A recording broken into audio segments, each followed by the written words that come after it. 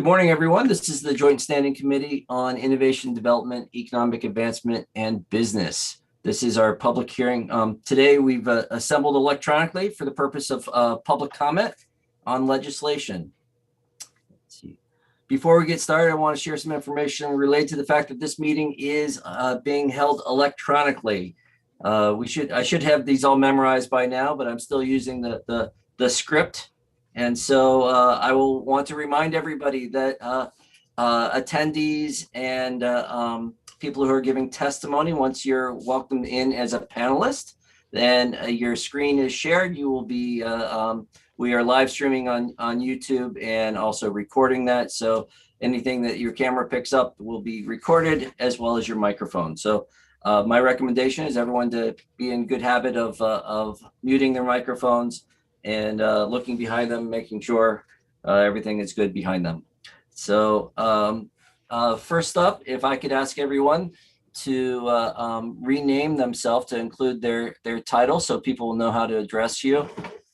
So, do that right now. And you can do that by selecting the three dots in the upper right-hand corner of your image. That's Zoom identifiers. And for attendees that are going to be joining us today, please include your name rather than iPod number 6 or something like that, so that we'll be able to address you as well. And also so that we can know who's in the waiting room ready to speak.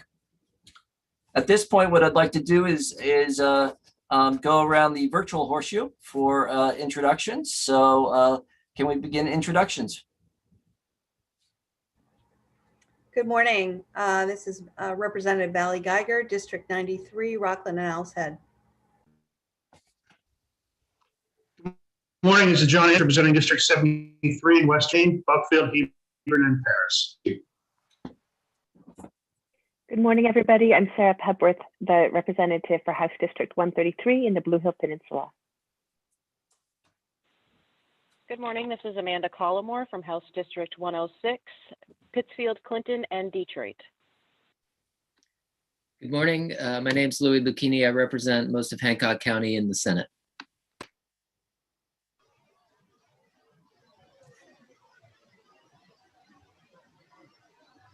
Good morning. I'm Senator Scott Searway, and I represent District 16, Waterville, Winslow, Fairfield, Benton, Albion, Clinton, and Unity Township. Good morning. I'm Representative Jack Ducharme, House District 111, Madison, Norridge, Walk, and Solon.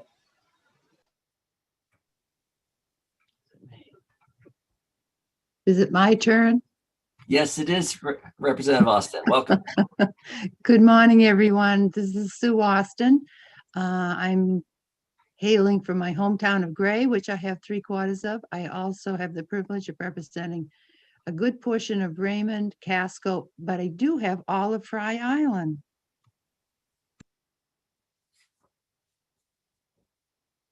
Representative Tavis Hassenfuss from House District 81, which is Winthrop, Reedfield, and North Monmouth.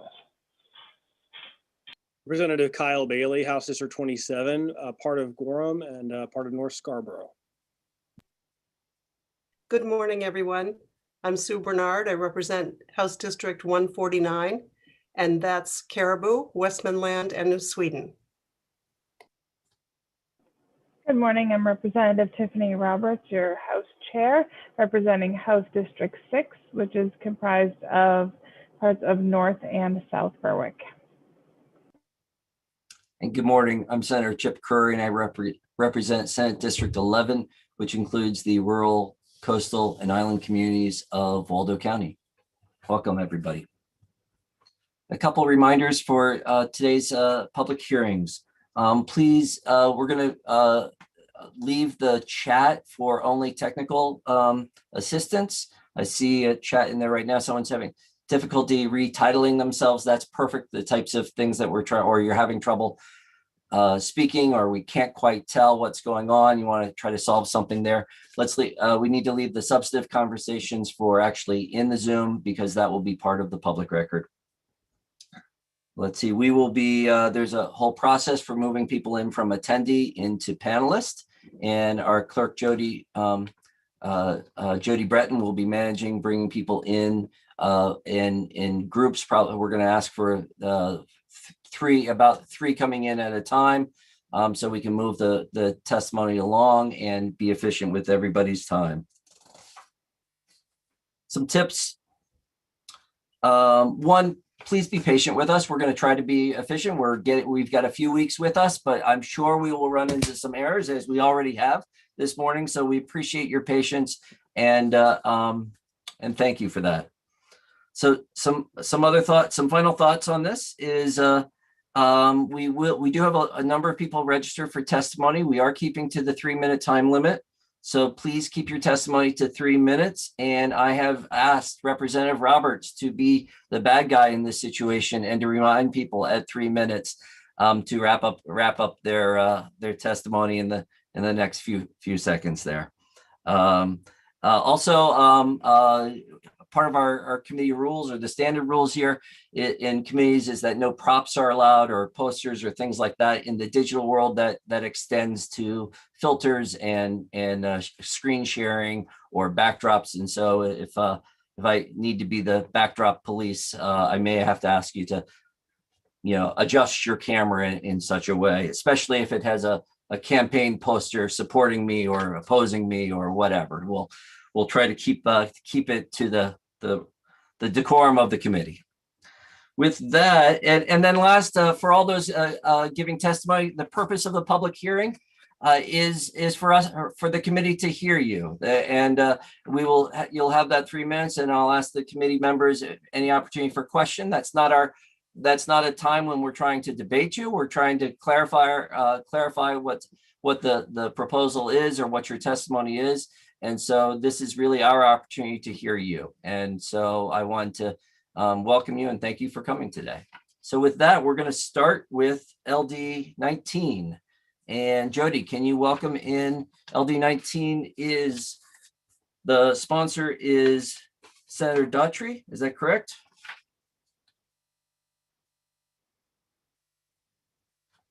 Make sure. Yep. I think I have that wrong. Sorry about that.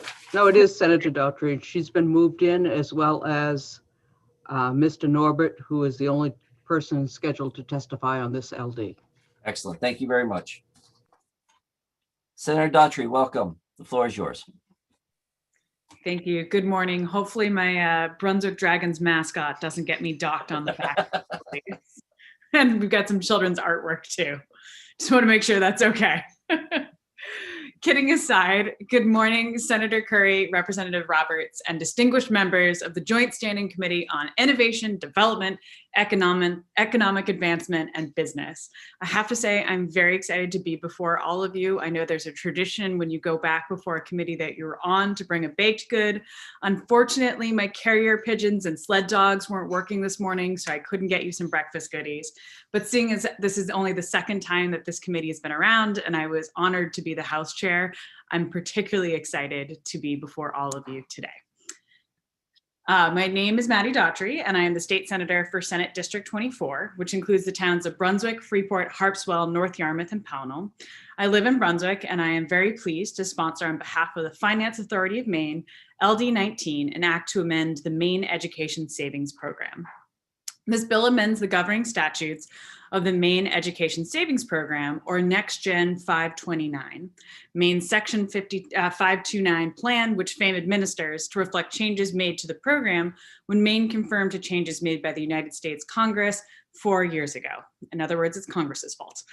It also makes other needed updates to the governing program statutes and makes permissive rather than mandatory the investment of fund dollars by FAME in state-based financial institutions. This bill was considered during the second session of the 129th Maine legislature and received a favorable vote out of committee. The bill was on its way to enactment on the floor when the legislature had to adjourn suddenly due to the COVID pandemic. The bill died upon adjournment of the legislature, and representatives from FAME are present today and can answer the questions you might have. Thank you for your consideration of the bill, and I hope it will gain the same favorable report that this committee did in the 129th Maine legislature. And I'm happy to try and take any questions, but would defer to Bill Norbert on the larger, more consequential ones. Does anyone have any questions before we move on to Mr. Norbert? Thank you, Senator Daughtry. You're all very easy. This is my first time testifying for a public hearing, so thank you very much. Good luck and have a great morning, guys. Mr. Norbert, the Good floor is morning. yours. Thank you. Good morning, Senator Curry, Representative Roberts, distinguished members of the IDEA Committee. My name is Bill Norbert. I'm FAME's Government Affairs Manager. I live in Brunswick as well, and I'm here today in support of our agency bill, LD 19. First, FAME would like to thank Senator Daughtry, the former House Chair, as she just mentioned to this committee, for sponsoring this bill this year. Last year, Senator Herbig, then Senator Herbig, sponsored it on our behalf. And as she noted, it was on its way to passage when the legislature had to adjourn. The bill amends and updates certain provisions of the Maine Education Savings Program, which is known as Next Gen 529. This follows recent federal and state law changes to so-called 529 savings plans. It also makes certain other needed updates to the program and makes permissive rather than mandatory the investment of program fund dollars by FAME in state-based financial institutions. The legislature established the Maine Education Savings Program back in 1999. Its main Section 529 Education Savings Plan. You may know that Section 529 plans provide opportunities for Maine residents to save and invest for eligible education expenses while realizing potential tax advantages. We are proud to note that NextGen is now the 6th or 7th largest 529 plan in the nation, with over $12.5 billion in assets under management. We sell it nationwide. The majority of accounts, in fact, are out of state. And about 4 years ago, let me get back, sorry, I lost my spot. Earnings grow and withdrawals are federal and Maine state income tax free when used for qualified education expenses. Assets can now be used for eligible K through 12 tuition purposes, for rollovers to ABLE accounts, and at eligible US accredited post-secondary institutions, including graduate schools, trade schools, and some foreign institutions. The aim of the bill is to update the governing program statute in light of Maine's decision a couple of years ago to conform to federal law regarding the expansion of uses permissible for 529 plans. About 4 years ago, Congress rewrote the tax code, allowing parents and other account owners to use 529 plans to cover tuition, not only at colleges and universities, but also at private elementary and high schools. Additional changes have been made by Congress since then, including allowing 529s to cover some expenses related to apprenticeships and student loan repayments for an account beneficiary and their siblings. Maine previously conformed with the federal law tax changes, but some language in the Next Gen statute remains inconsistent with those federal changes and thus need to be updated. This bill seeks clarification and consistency in the governing program. We also, since we were in the statute, took the opportunity to make some long overdue cleanups. Mr. Norbert? Yes. Hi. Can we just ask, we have a full schedule today. Can you summarize the rest in the next Absolutely. 15, 30 seconds? Yes. Thank you. No worries. Finally, we wish to make permissive rather than mandatory the investment of program fund dollars by FAME and state-based financial institutions. I'm happy to discuss that further if you have questions. Thank you for your consideration of the bill. I'm happy to answer any questions.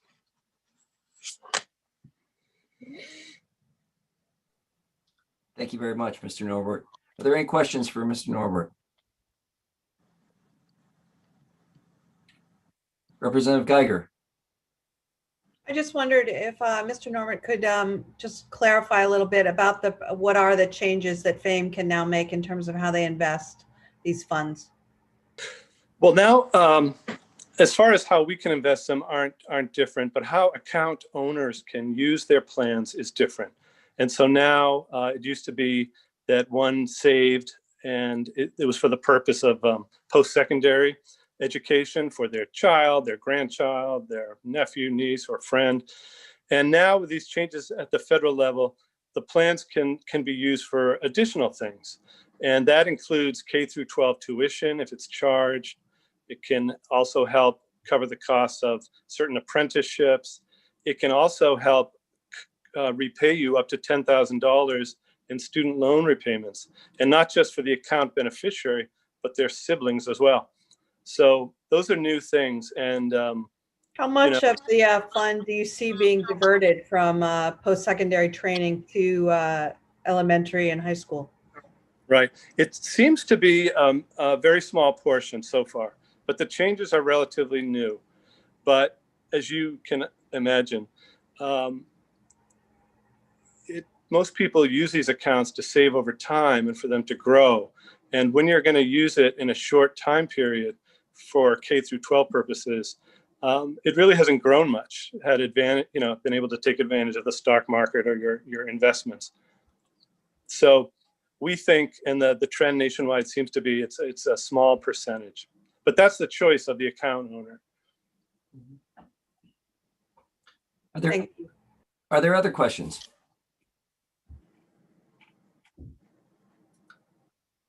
Seeing none, I thank you. Thank you very much. Please, when we go to work session, we're happy to invite you to the work session if we have further questions. Thank you very much.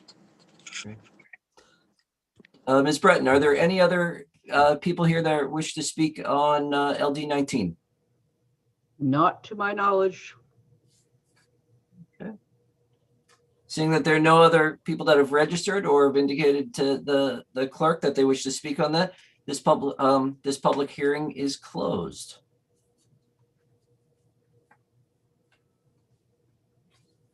Our next public hearing is LD 119. And Ms. Breton, if you could ask Representative Meyer to join, along with if there are any other co-sponsors that wish to speak this morning. Oh, I see Representative Meyer is with us already. Good morning. Welcome, Representative Meyer. The floor is yours. Thank you so much. Senator Curry, Representative Roberts, and esteemed members of the Innovation, Development, Economic Advancement, and Business Committee. I am Representative Michelle Meyer, serving Southern Maine's House District 2, which is Elliott and parts of South Berwick and Kittery. I am one of 6 nurse legislators serving in the 130th, and I am here today to proudly introduce LD 119, an act to increase faculty and nursing education programs by amending the Nurse Education Loan Repayment Program. It's a well-known fact that our state is experiencing a shortage of nurses. It's a troubling statistic that it's projected that if the current trend continues by 2025, in this, the oldest state in the nation, Maine will experience a shortage of 2,700 nurses. That we are 1 year into a pandemic makes the prospect of a nursing shortage even more troubling.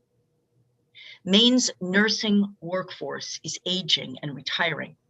The pipeline of new people coming into my profession to take these jobs and filling the growing void is not up to the task of replacing those who are leaving.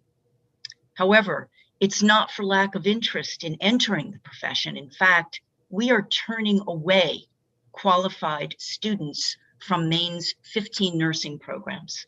Yes, we could be educating the next generation of nurses and stem the tide of the shortage, but we are turning them away for lack of nurse educators. This bill, which I've introduced with the support of a number of nursing organizations and Maine's 15 schools of nursing, is an update to the Nurse Education Loan Repayment Program, established by the legislature in 2005 at FAME and never funded. This bill modernizes the rules in that program to better reflect the true cost of hiring nurse faculty, who are by definition among the most qualified and best educated members of the profession. The bill changes and tightens the now 16-year-old program to require a full-time 5-year commitment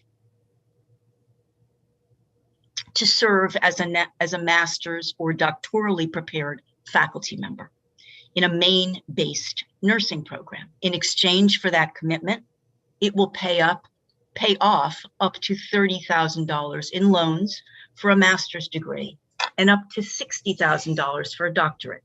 Certainly, this may not eliminate the entirety of a qualified nurse's debt load, but it will make the kind of dent that may attract nurse educators to fill our already short-staffed programs, where nearly a third of the current full-time faculty are approaching retirement. Funding the Nurse Education Loan Repayment Program represents an initiative in line with Maine's workforce and economic development goals.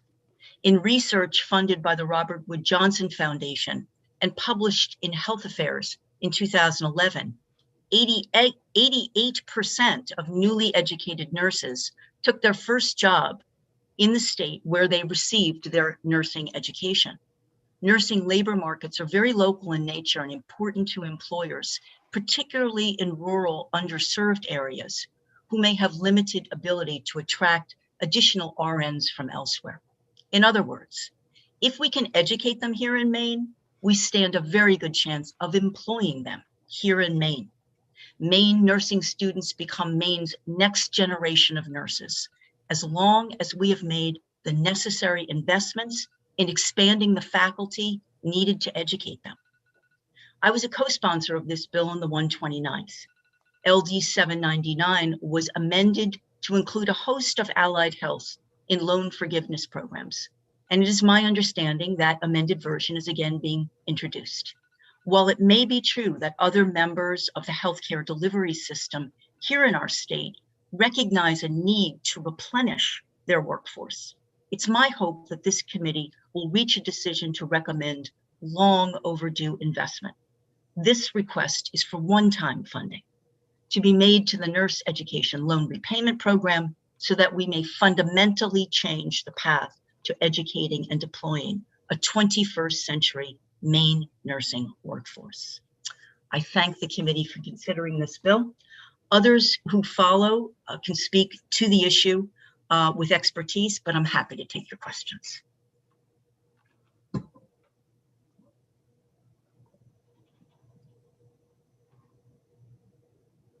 Thank you very much. Representative Collmore. Thank you very much, Mr. Chair, and thank you for speaking with us today, Representative Mayer. I have one question, and I'm just wondering what the fiscal commitment for this would look like should the increased funds be approved and then later funded. I believe, Representative, that it's just under $1 million, which, if I am correct, and I'm sure anyone behind me who can correct me if I'm in error, but that would fund 24 master's prepared and 4 doctorally prepared faculty, and would meet the need that we are currently experiencing.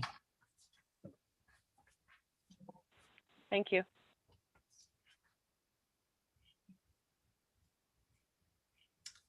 See no other questions, and so I will, Representative Myers, thank you very much for presenting on your bill. Mr. Chair, I believe Senator Searway had a question. Yeah, I'm just trying to find where I can raise the hand. I just couldn't find it on here. Senator Searway, thank you very much, and Representative Ducharme, thank you for pointing that out. It's under the if you click on participants, and then on the bottom you have a raise hand, lower hand, or you might have it on reactions. But if we miss that, you can also wave at me, and we'll figure it out. We'll get there. So go ahead, Senator Searway.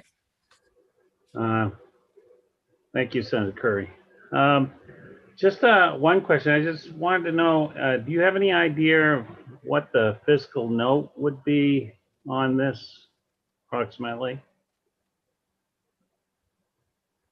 Thank you, Senator. Yes, Representative Collmore just asked the same question. I believe that it's just under $1 million, which would, and again, those coming behind me here in testimony can correct this if I'm wrong. I believe that would fund 24 master's prepared nurse educators and 4 or 5 doctorally prepared nurses with PhDs. And just to follow up on that, I just wondered if, where it's COVID related because of the shortage, if COVID money would possibly play into that. I really couldn't answer that question, Senator. Sorry.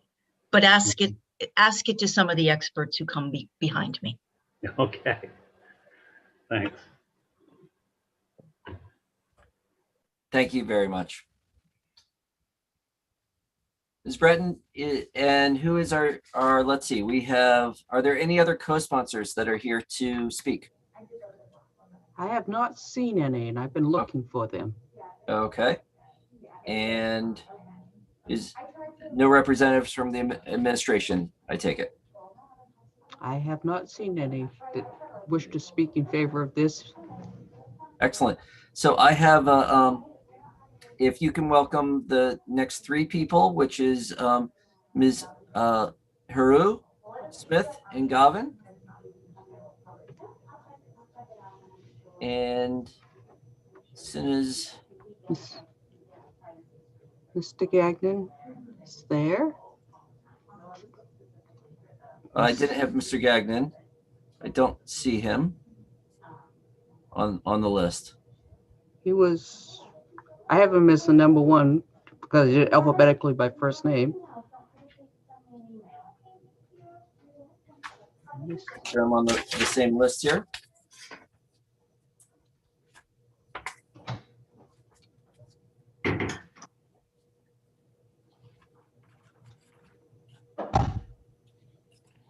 Should have Mr. Gagnon, Ms. Smith, and Ms. Morton now. Okay, let's go ahead with that. Mr. Gagnon, please go ahead. Please Sure. let us know your name and organization you're with and where you live. Great, thank you, thank you. My name is Andrew Gagnon. I am representing Omni. I am the current president of Omni, and I reside and live in Limestone, Maine. Welcome. The floor is yours. Perfect. Senator Curry, Representatives Roberts, and members of the Innovation, Development, Economic Advancement, and Business Committee. My name is Andrew Gagnon. I'm here today as president of Omni, speaking in support of this bill. Omni Nursing Leaders of Maine represents nursing leaders from patient to policy. It is a professional organization that directs the course for nursing by promoting sound healthcare policies within our organizations and at the local, state, and national level. Towards this mission, Omni creates an environment that encourages collaborative partnerships. Omni members were instructional and instrumental in the development of the Maine Nursing Action Coalition, whose work has focused on developing the nursing workforce data set that identifies supply and demands for nurses. That really allowed us to identify Maine nursing workforce shortage that we're facing. Omni recognizes that addressing the nursing shortage is multifaceted, starting at the nursing educational level.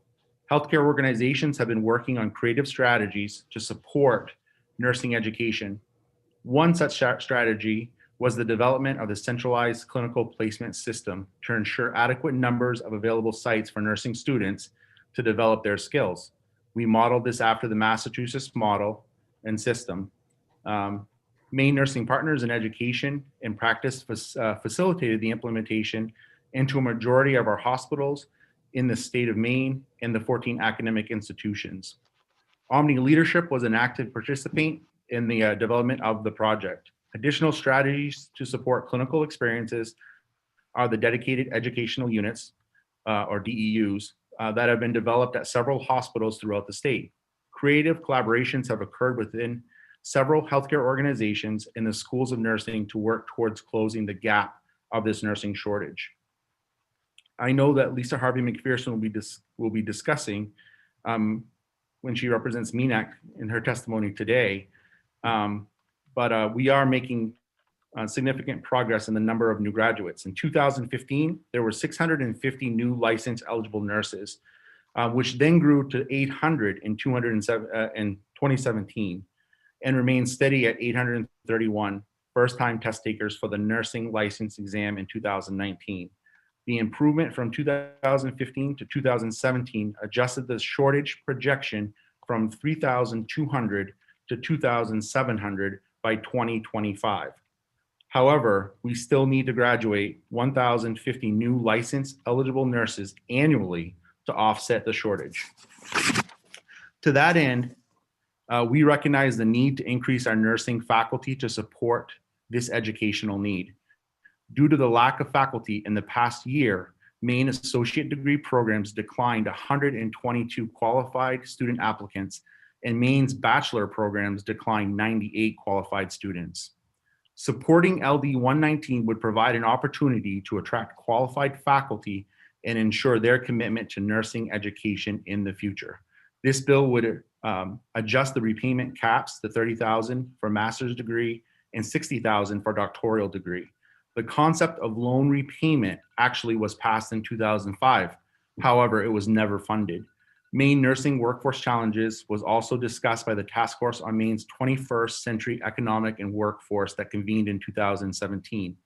One of the final recommendations of that task force was to provide funding for the Nursing Education Loan Repayment Program in order to increase the number of nursing faculty in Maine educational programs in the state and address Maine's critical nursing faculty shortage. Omni Nursing Leaders in Maine requests your support of this recommendation and encourages you to vote ought to pass on LD 119, which would then allow FAME to develop the implementation rules to accept qualified nurse faculty participants in the loan repayment program. Thank you. Thank you, Mr. Gagnon. Senator Curry's having some technical difficulties. Are there any questions from the committee? Representative Collmore. Thank you very much.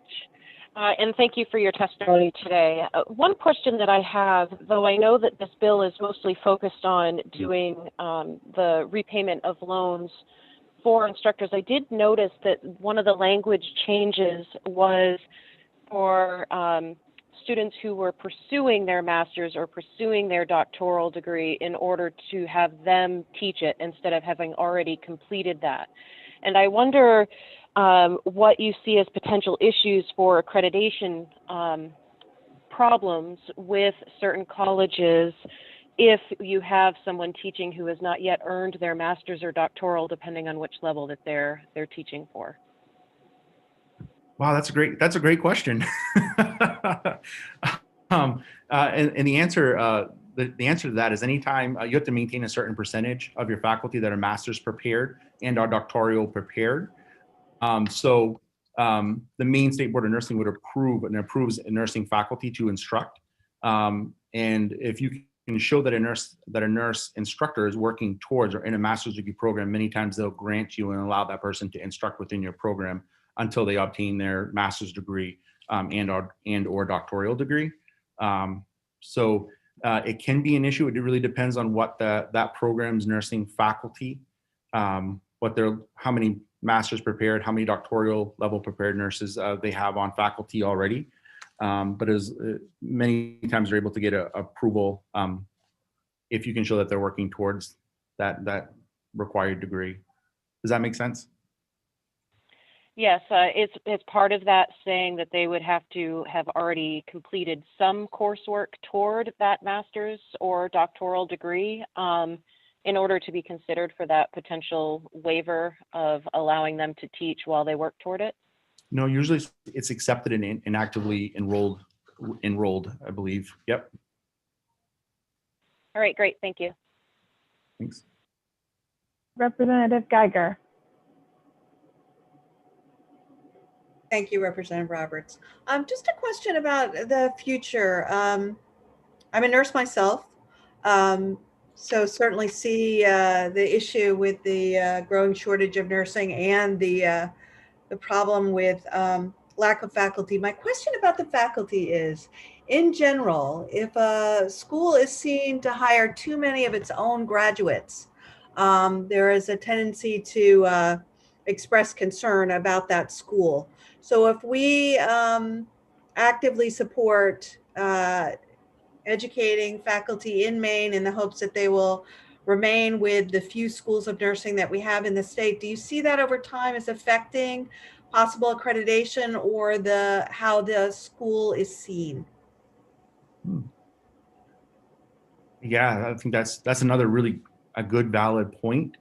To be honest with you, I guess I don't have a strong answer for you in regards to that, but I think that's a valid concern for sure.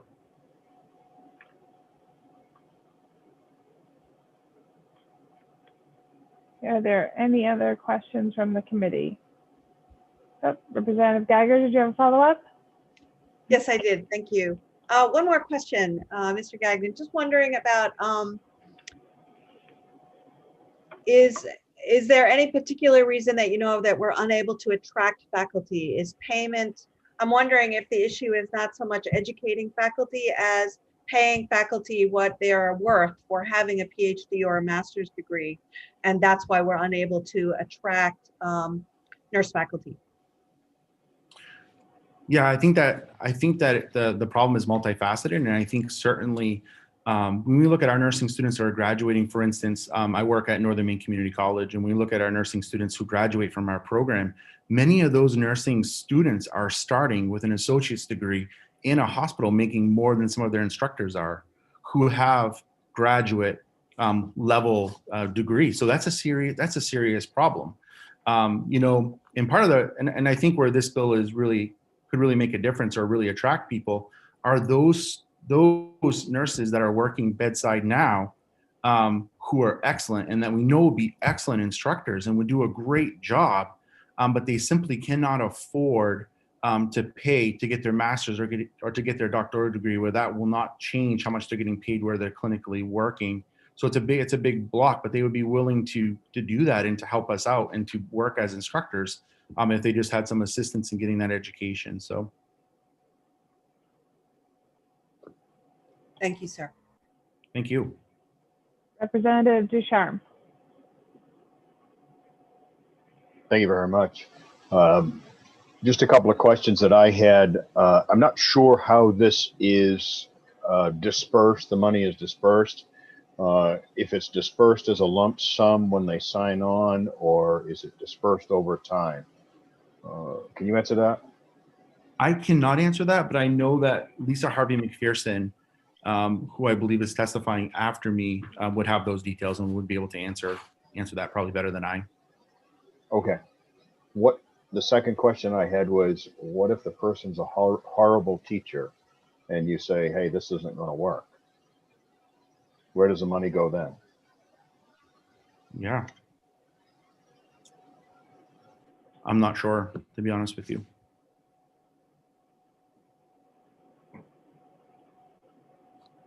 Do we have any other questions from the committee for Mr. Gagnon? Seeing none, we will call up Ms. Becky Smith next to testify. If you could just state your name and where you're from. Sure. Can you hear me okay? Yes. Okay, great. I've got you on one screen and my testimony on another. So Senator Curry, Representative Roberts, and members of the Committee on Innovation, Development, Economic Advancement, and Business, my name is Becky Smith. I'm the Director of Government and Community Relations for the Maine Community College System. I'm here to present testimony from Dr. Janet Sorter, who's the Community College's Vice President and Chief Academic Officer, and we are supporting LD 119, and my written testimony has already been submitted. As you have heard today, Maine has a nursing crisis. The Maine Community College System recognizes this crisis and is working to mitigate the shortage of skilled, high-quality nurses. However, we face a shortage of qualified instructors. 6 of our 7 colleges offer a nursing program, and the average age of our full-time master's prepared nursing instructors is 60 years old. That means we face a high likelihood of many instructors retiring in the next 5 to 10 years. We must act now to attract, train, develop, and nurture the next generation of instructors. Many programs hire nurses with bachelor's degrees in nursing to oversee clinical experiences. Some of these nurses may choose to transition into the teaching profession if there are financial resources available to assist them in paying for their education. The discrepancy between potential earnings for a floor nurse versus a nursing educator is significant, and meaningful loan forgiveness may provide the financial incentives for nurses to consider entering the teaching profession. Though employers such as Northern Lights support educational reimbursement, a loan forgiveness program would allow nurses to take more classes each semester, thus completing their degrees faster and ultimately entering the teaching profession sooner. New nursing educators could focus on their teaching and learning rather than having to work on the side to pay off their student loans. This opportunity could go a long way towards filling Maine's immediate nursing demand. Nursing educators are required by accrediting bodies to be credentialed at the master's level, MSN. The Maine State Board of Nursing will provide an exemption, as you've heard earlier, upon request by the nursing chair that allows newly hired nurse educators the time, usually about 2 years, to earn a master's. However, it's often difficult to find BSNs willing to make that commitment due to the cost. This opportunity would remove a significant barrier to pursuit of an MSN and recruiting nurse educators. Moreover, while up to 50% of the clinical requirements in a nursing program can be met through simulation, the remaining 50% must be met through a traditional clinical placement, which is supervised by a nurse educator. Nurse educators are the linchpin in our ability to educate the nurses Maine needs so desperately. We cannot educate the nurses of the future without them. We also appreciate that LD 119 requires the new educators to provide a 5-year commitment to their new field. We sincerely hope this may increase retention of nursing faculty, particularly at institutions such as the community colleges, where salaries are slightly lower than those found at private or 4-year institutions. Dr. Sorter's testimony included quotes from nursing faculty. I'm almost out of time, so I will only read a short part of one of the quotes. Typically, when we advertise for a master's prepared faculty, we might get 1 application. Then we have to use Facebook or other social media to reach out to nurses we know to see if we can find interest. Many of them do not have the degree, so we have to convince them it would be worth it to spend the money to get the degree, which it's not, because most of them are already paid more than we are as faculty without getting the advanced degree. It's really hard to get people to go back to school on their dime to get a job that pays less than what they're making now. In closing, LD 119 would help the Maine Community College system as we strive to fill the ever-widening gap between the workforce demand for qualified nurses and what we are able to provide. It is our sincere hope that you vote ought to pass on LD 119. And that is it. Thank you, Ms. Smith. I will now take questions from the committee. Representative Collmore. Thank you very much, and thank you for your testimony, Ms. Smith. I have 2 questions. The first question is the 5-year commitment. Is this as an adjunct faculty member or a full-time faculty member? You know, I'm not aware. I'm not sure how those details would be worked out. I am happy to go back to Dr. Sorter or to Lisa Harvey McPherson, who you'll hear from in a little bit, and get those answers for you prior to the work session. Okay. And my second question would be, if they leave before the 5-year commitment, is this money coming to them after they've finished their 5-year commitment, or is it coming to them before the 5-year commitment is done, and then they would then have to repay it should they leave before that commitment is completed? Again, I think Lisa Harvey McPherson can answer that question, but if not, I will double check and make sure that you get that answer prior to your work session. Great. Thank you very much. Sure. Representative Geiger. Thank you, Representative Roberts. Ms. Smith, can you help me understand what it is that prevents the community college system and the other nursing schools throughout the state from raising the pay of their professional teaching staff? I'm a little confused here that we seem to be creating a program to encourage nurses to get advanced education so that they can make less for the rest of their working lives than they were making before they made that commitment. Help me understand what's going on here. Absolutely. And you know, I don't have the full picture for the university system and the private colleges that will follow me, I'm sure, in testifying. But quite frankly, the Maine Community College system is a publicly funded institution. We have low tuition on purpose so that Maine residents can afford to attend our colleges. And we quite frankly do not have the resources to pay our faculty, our nursing faculty, at a level that has made it easy to recruit and attract. We have some flexibility and we have used that, but we have many other programs that we need to fund. Our funding in the biennial budget that you'll be hearing about in the coming weeks is flat funded.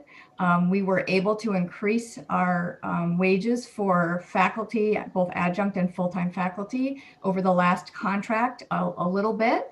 And we've been trying to do that as we move forward, but unfortunately, due to the constraints of the amount of money we are provided by the state and the necessity to keep our tuition level at levels where regular Mainers can afford to advance their college aspirations, we don't have the resources to pay what nurses would get working for a health system. Thank you very much. You're welcome.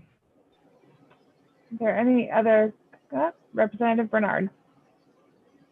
Yes, I just wanted to follow up on the second part, I think, of what Representative Geiger had to say, and that was the second part of your question, I believe, was why would a nurse want to go ahead and take more, have more education in order to teach, in order to make less, as has been fully explained by Ms. Smith, understandably, that you're not going to make, if you were to go back, for example, to the community college to teach, we understand that that's not going to be paid at a very high level. So the second part of the question, I believe, was why do we think it's going to work to encourage, and I'm all about encouraging nurses to get further education and become an educator, but will that in fact do this if they know that how they will be paid as an educator will be less in the years to come?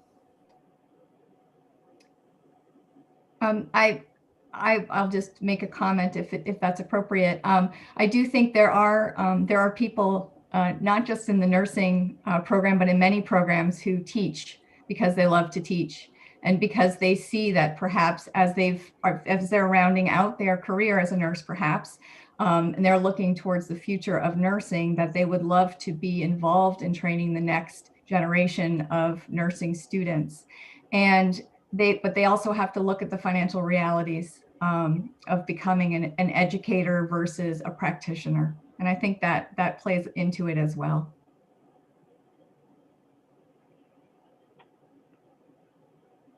Did you have a follow-up, Representative Bernard? Okay. No, Any that's it. other? Thank you very much. Okay. Any other questions from the committee for Ms. Smith? Representative Caldmore, you had a follow-up? Yes, I just thought of a question.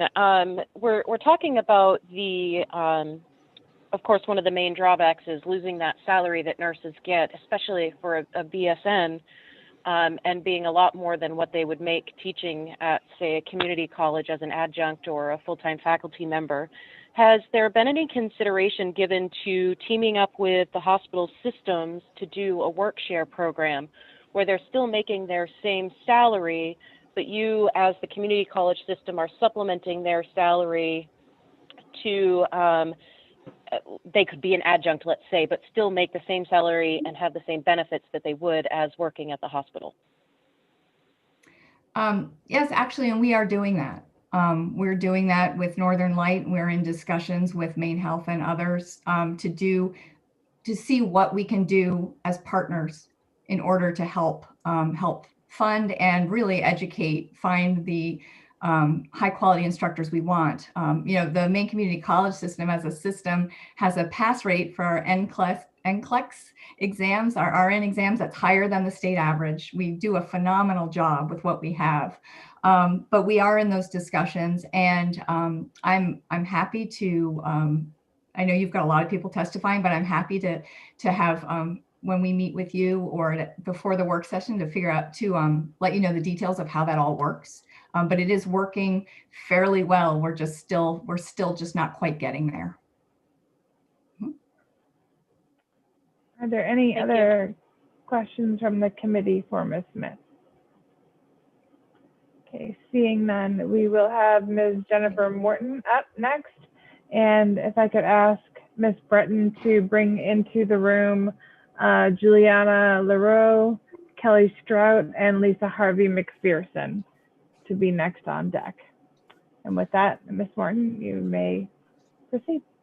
Well, good morning, and I want to thank Representative Meyer for bringing this forward again, and thank Senator Curry and Representative for having me here today on behalf of the Committee on Innovation, Development, Economic Advancement, and Business. So, as I said, I'm very grateful for the opportunity to support LD 119, an act to increase faculty and nursing education programs by amending the Nurse Education Loan Repayment Program.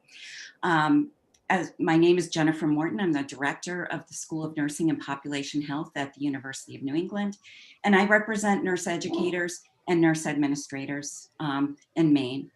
We're home to two unique pre-licensure nursing programs, a 4-year traditional and a second degree accelerated program.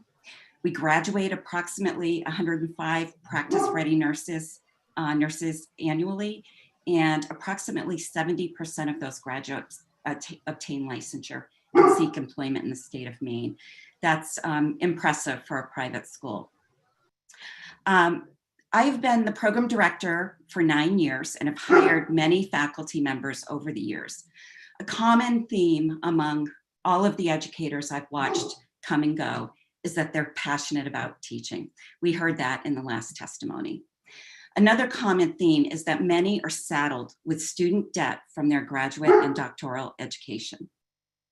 Consistent with nursing practice, nursing educators work extremely hard, often 7 days a week, maintaining and improving the quality of programming that includes preparing lectures, grading, remediating gaps for students with learning needs, and much more. The difference is they are salaried with wages well below their clinical practice counterparts. In fact, it is common that nurse educators following graduate study enter academia and take a significant cut in pay from clinical practice. On top of that, they acquire student debt while often trying to help their own children with college expenses. In preparing for today's testimony, I talked with a number of faculty at UNE. Educator 1, the federal faculty loan forgiveness program has made a small dent in my expenses for my PhD program, but still leaves me with a 4-figure monthly student loan payment. Universities and colleges typically do not provide any type of tuition reimbursement or loan repayment, as hospitals and other employers often do. With increasing class sizes and trying to meet the growing demand for new nurses, we are all stretched beyond our capacity to maintain the quality and meaningful didactic and clinical experiences, even more now exacerbated by COVID-19. Service, scholarship, and maintenance of clinical competency requirements further strain our limits. Those requirements are often fulfilled outside normal work hours as a result. Speaking of normal work hours, nursing education doesn't happen in a 9-to-5 vacuum or a 5-day work week. Faculty often need to make themselves available to students during evening and weekend hours.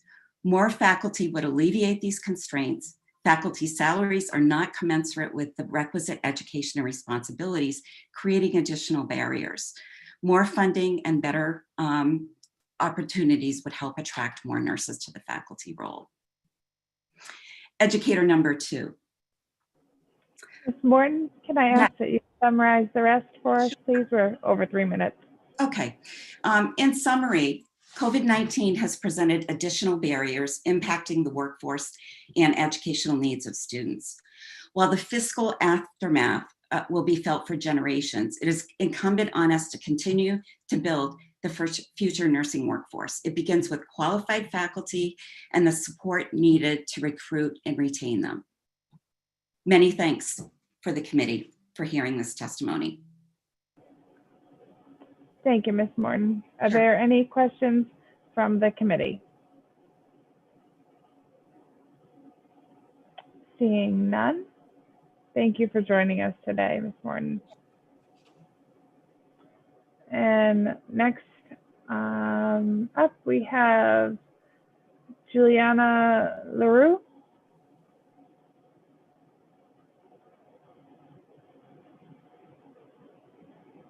turn your camera on.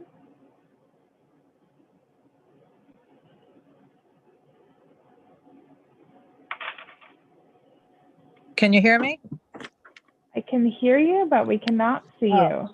Okay. How about that? Oh, there we go. Perfect. Okay, great. Okay. Thank you very much. I really appreciate the opportunity to support LD 119. Senator Chip Curry, Representative Tiffany Roberts, and to the members of the Innovative Development, Economic Advancement, and Business Committee. I'm here to strongly support LD 119, an act to increase faculty and nursing education programs by amending the Nursing Education Loan Repayment Program. My name is Juliana LaRue. I am the president-elect of the American Nurses Association of Maine. I am a registered nurse and I'm a resident of Topsom, Maine. ANA Maine is a 501c3 nonprofit membership association representing all of Maine's licensed nurses with 635 members, and we are a state affiliate of the American Nurses Association. And we are pleased to join with the coalition of our Maine nursing colleagues in support of LD 119. And I really want to thank Representative Mayer, Senator Brenner, Representative Geiger, and Representative Perry for supporting this very important legislation and investment in nursing education. I think it's important to know that nurse educators are helping nurses who are not only hospital based. I mean, nurse educators are needed so we can supply nurses in the increasingly diverse settings and models of care throughout Maine.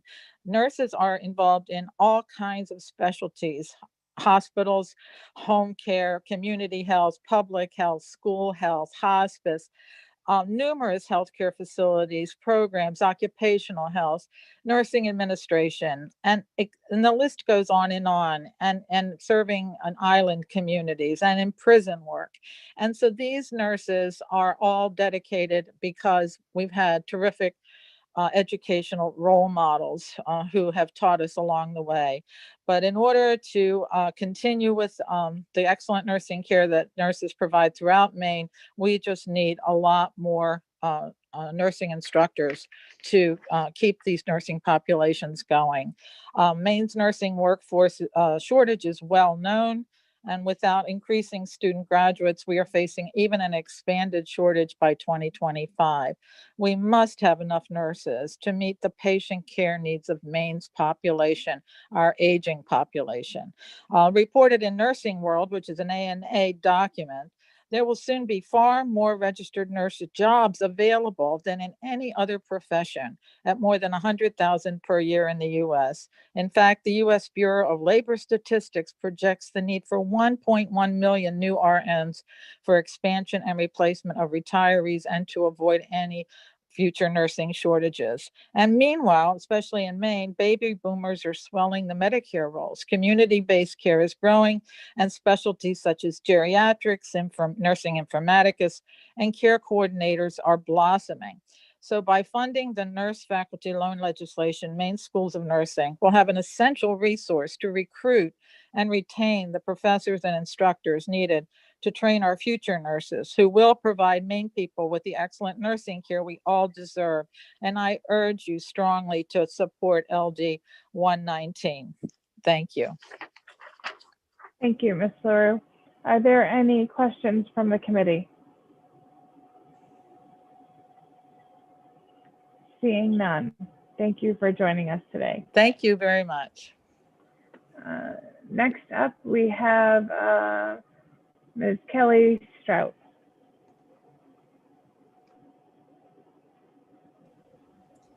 Good morning. Senator Curry, Representative Roberts, and distinguished members of the Joint Standing Committee on Innovation, Development, Economic Advancement, and Business. My name is Kelly Strout, and I'm a proud registered nurse and the director of the University of Maine School of Nursing. On behalf of Maine's public universities and their programs, I am here to offer our strongest support for addressing the state's acute nursing workforce shortage by investing in nursing education and educators as proposed by LD 119.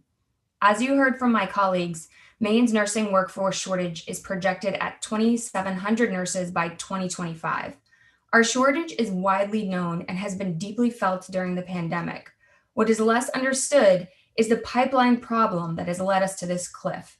Our state isn't producing enough nurses to keep up with the growing demand, and it's not due to a lack of Mainers who want to become nurses. Maine's public universities are receiving a record number of applications, more than 3,100 for the current academic year, to our high-quality programs offered in person and online through our universities in Augusta, Fort Kent, Orono, and Southern Maine. That's a 16% increase in applications from just 2 years ago. Yet we are forced to turn away hundreds of qualified applicants due to faculty and facility capacity constraints. At the University of Maine School of Nursing alone, we received 1,401 applications this academic year for 80 spots in our fall cohort. All of our nursing programs have critical faculty vacancies, including 3 unfilled full-time faculty positions at both UMaine and University of Southern Maine, and 2 at University of Maine Augusta, with another anticipated in the fall due to retirement. More than 1/3 of nursing faculty teaching at Maine's colleges and universities are over the age of 55, further compounding the current challenge, even before addressing the additional positions needed to support our enrollment growth. Since I began at UMaine 6 years ago, 80% of the nursing faculty had either retired or passed away. Faculty wages are tens of thousands of dollars lower than those of practicing nurses, so recruiting qualified faculty is a constant struggle. Registered nurses who may have interest in transitioning from the clinical setting to the classroom, despite the lower pay, often lack the educational qualifications for a nursing faculty position. Just 7% of registered nurses in Maine hold at least a Master of Science in Nursing, the minimum degree required by national accreditation and the State Board of Nursing to work as a full-time lecturer in a Baccalaureate of Science in Nursing degree program. And it's a risk many Maine families can't afford to walk away from a stable, good-paying job to go back to school for a job, especially as we have discussed, to a career that will pay them less than they would earn in a clinical practice. Despite these difficulties and our own financial resource constraints, Maine's public universities are getting creative and collaborating in new ways to meet the state's need for nurses and faculty who are training them. We're expanding online programs in the MSN in nursing education offered by UMaine, USM, and soon University of Maine Fort Kent, making it more convenient for practicing nurses to earn these in-demand degrees that will allow them to advance in the field into a faculty position. And because national accreditation standards require faculty who teach in Master of Science in Nursing programs to hold a minimum of a doctoral degree in nursing. Next year. Ms. Strauss, can I ask you to wrap it up, please? Sure. Thank you. The 122nd Maine Legislature was wise to establish the Nursing Education Loan Repayment Program to increase nursing faculty recruitment and retention. Maine's public universities urge you to join us in investing in our future nursing workforce and the health of our communities by supporting LD 119. Thank you for the opportunity to speak to you today, and I'm happy to answer any questions. Do we have any questions from the committee for Ms. Strout? Representative Geiger. Thank you, Representative Roberts. Ms. Strout, just a question getting to the income. How many other of the professions which teach in the university system are paid tens of thousands of dollars less than they would make outside the university system? Is this sort of an old historical issue with the fact that most nurses are women?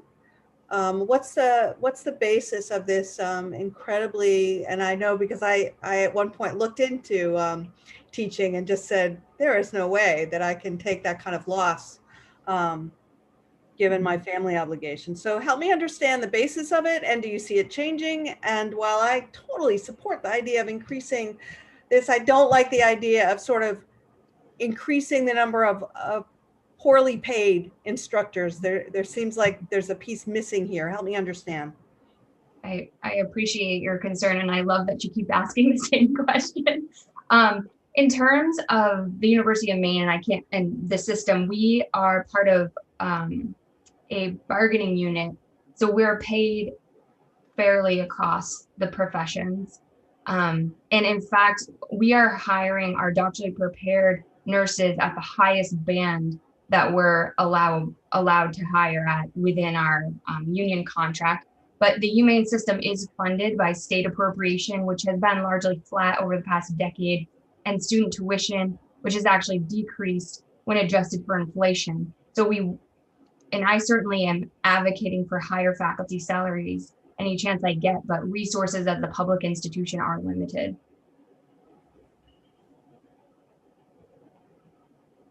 Thank you so much.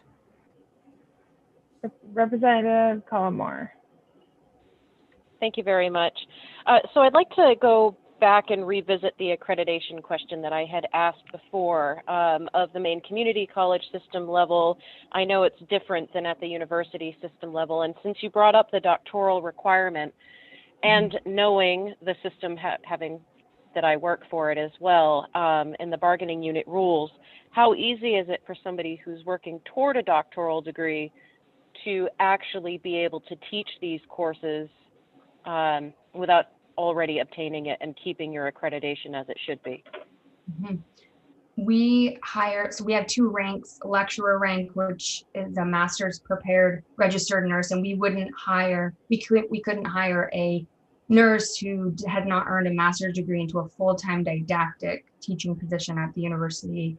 However, many, if not most, of our MSN prepared lecturers are enrolled in doctoral programs either at the University of Maine or elsewhere, and slowly work on obtaining their doctoral degree while they're employed with us at the university.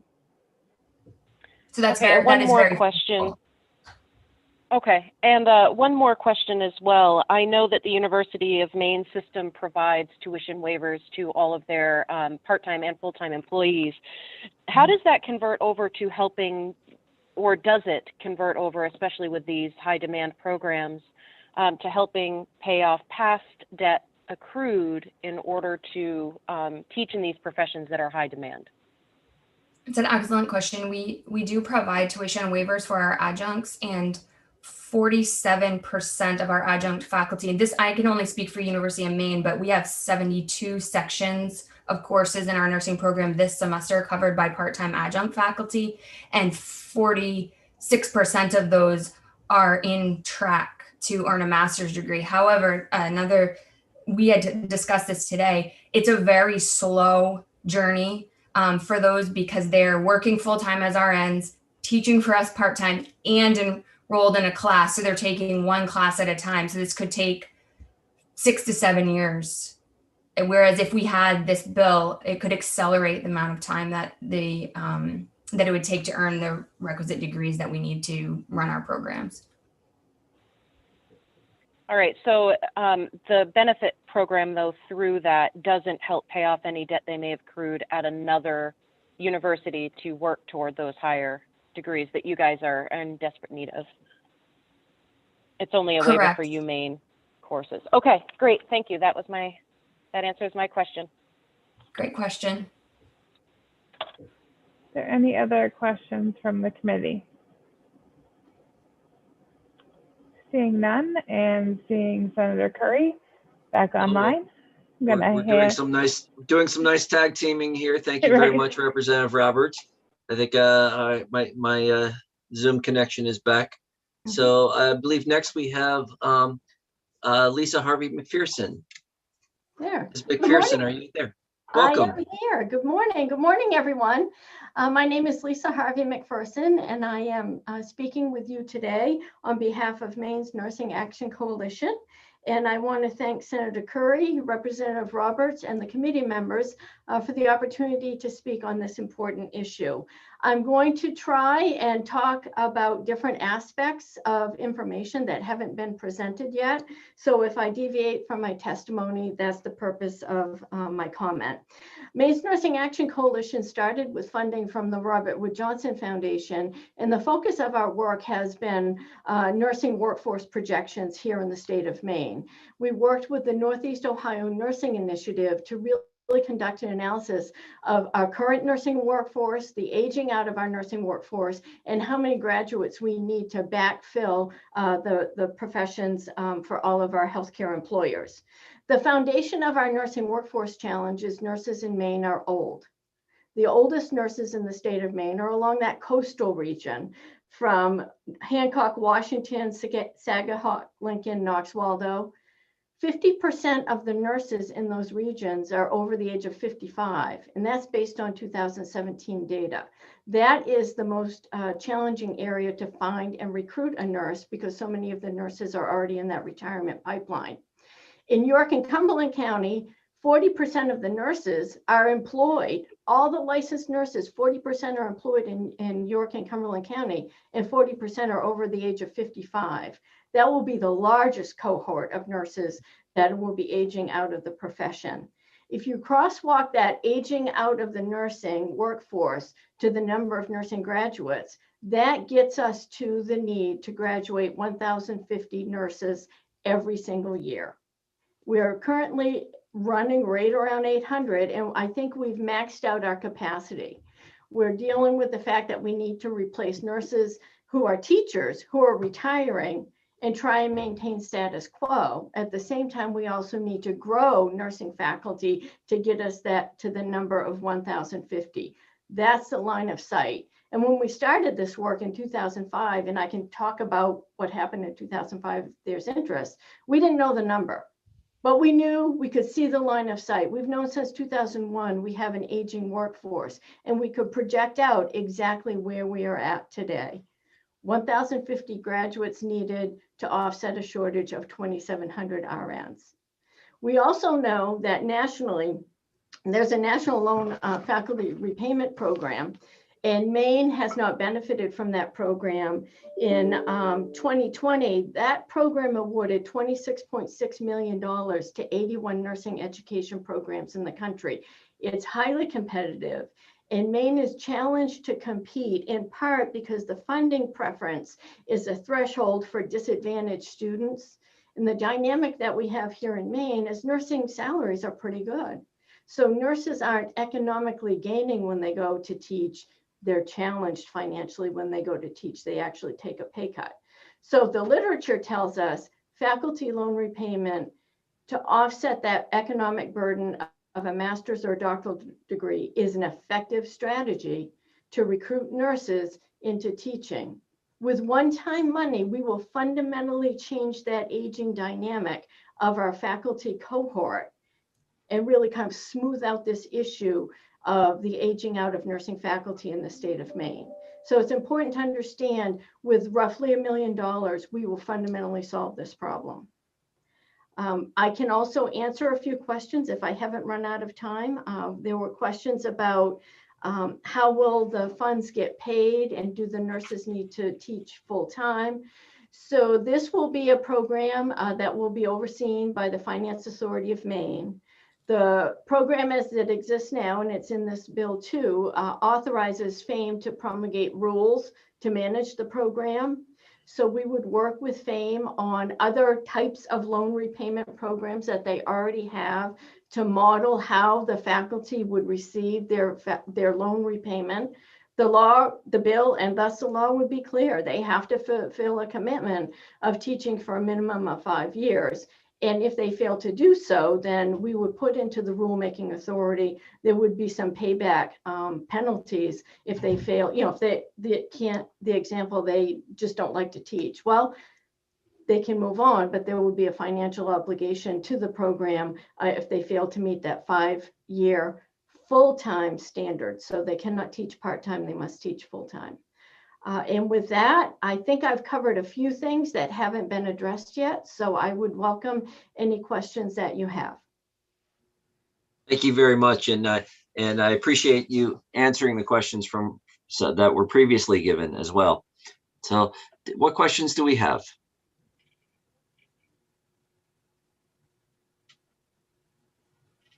Not seeing any hand up. Representative Cullimore. Hi, thank you. I just would like to clarify, you said the teachers must teach full-time, which makes sense.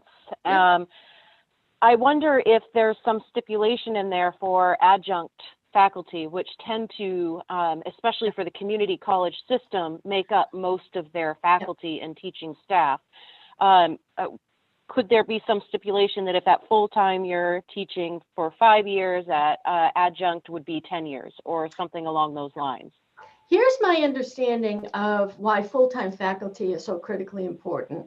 The large healthcare systems, and I am a nurse with Northern Light Health, and Northern Light and other large healthcare employers are supporting nursing education programs with adjunct faculty. That is a significant contributor. But what I understand about kind of the real academic burden is full-time faculty that fulfill full-time obligations as a teacher. And there's didactic components, there's clinical components, and there's administrative components. Those are the hardest positions to fill. So I think the employer community is doing a really good job helping to support adjunct. I think the nut we're trying to crack is this full-time faculty. Okay, great. Thank you.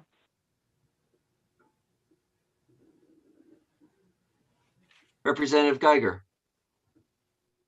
Thank you, Senator Curry.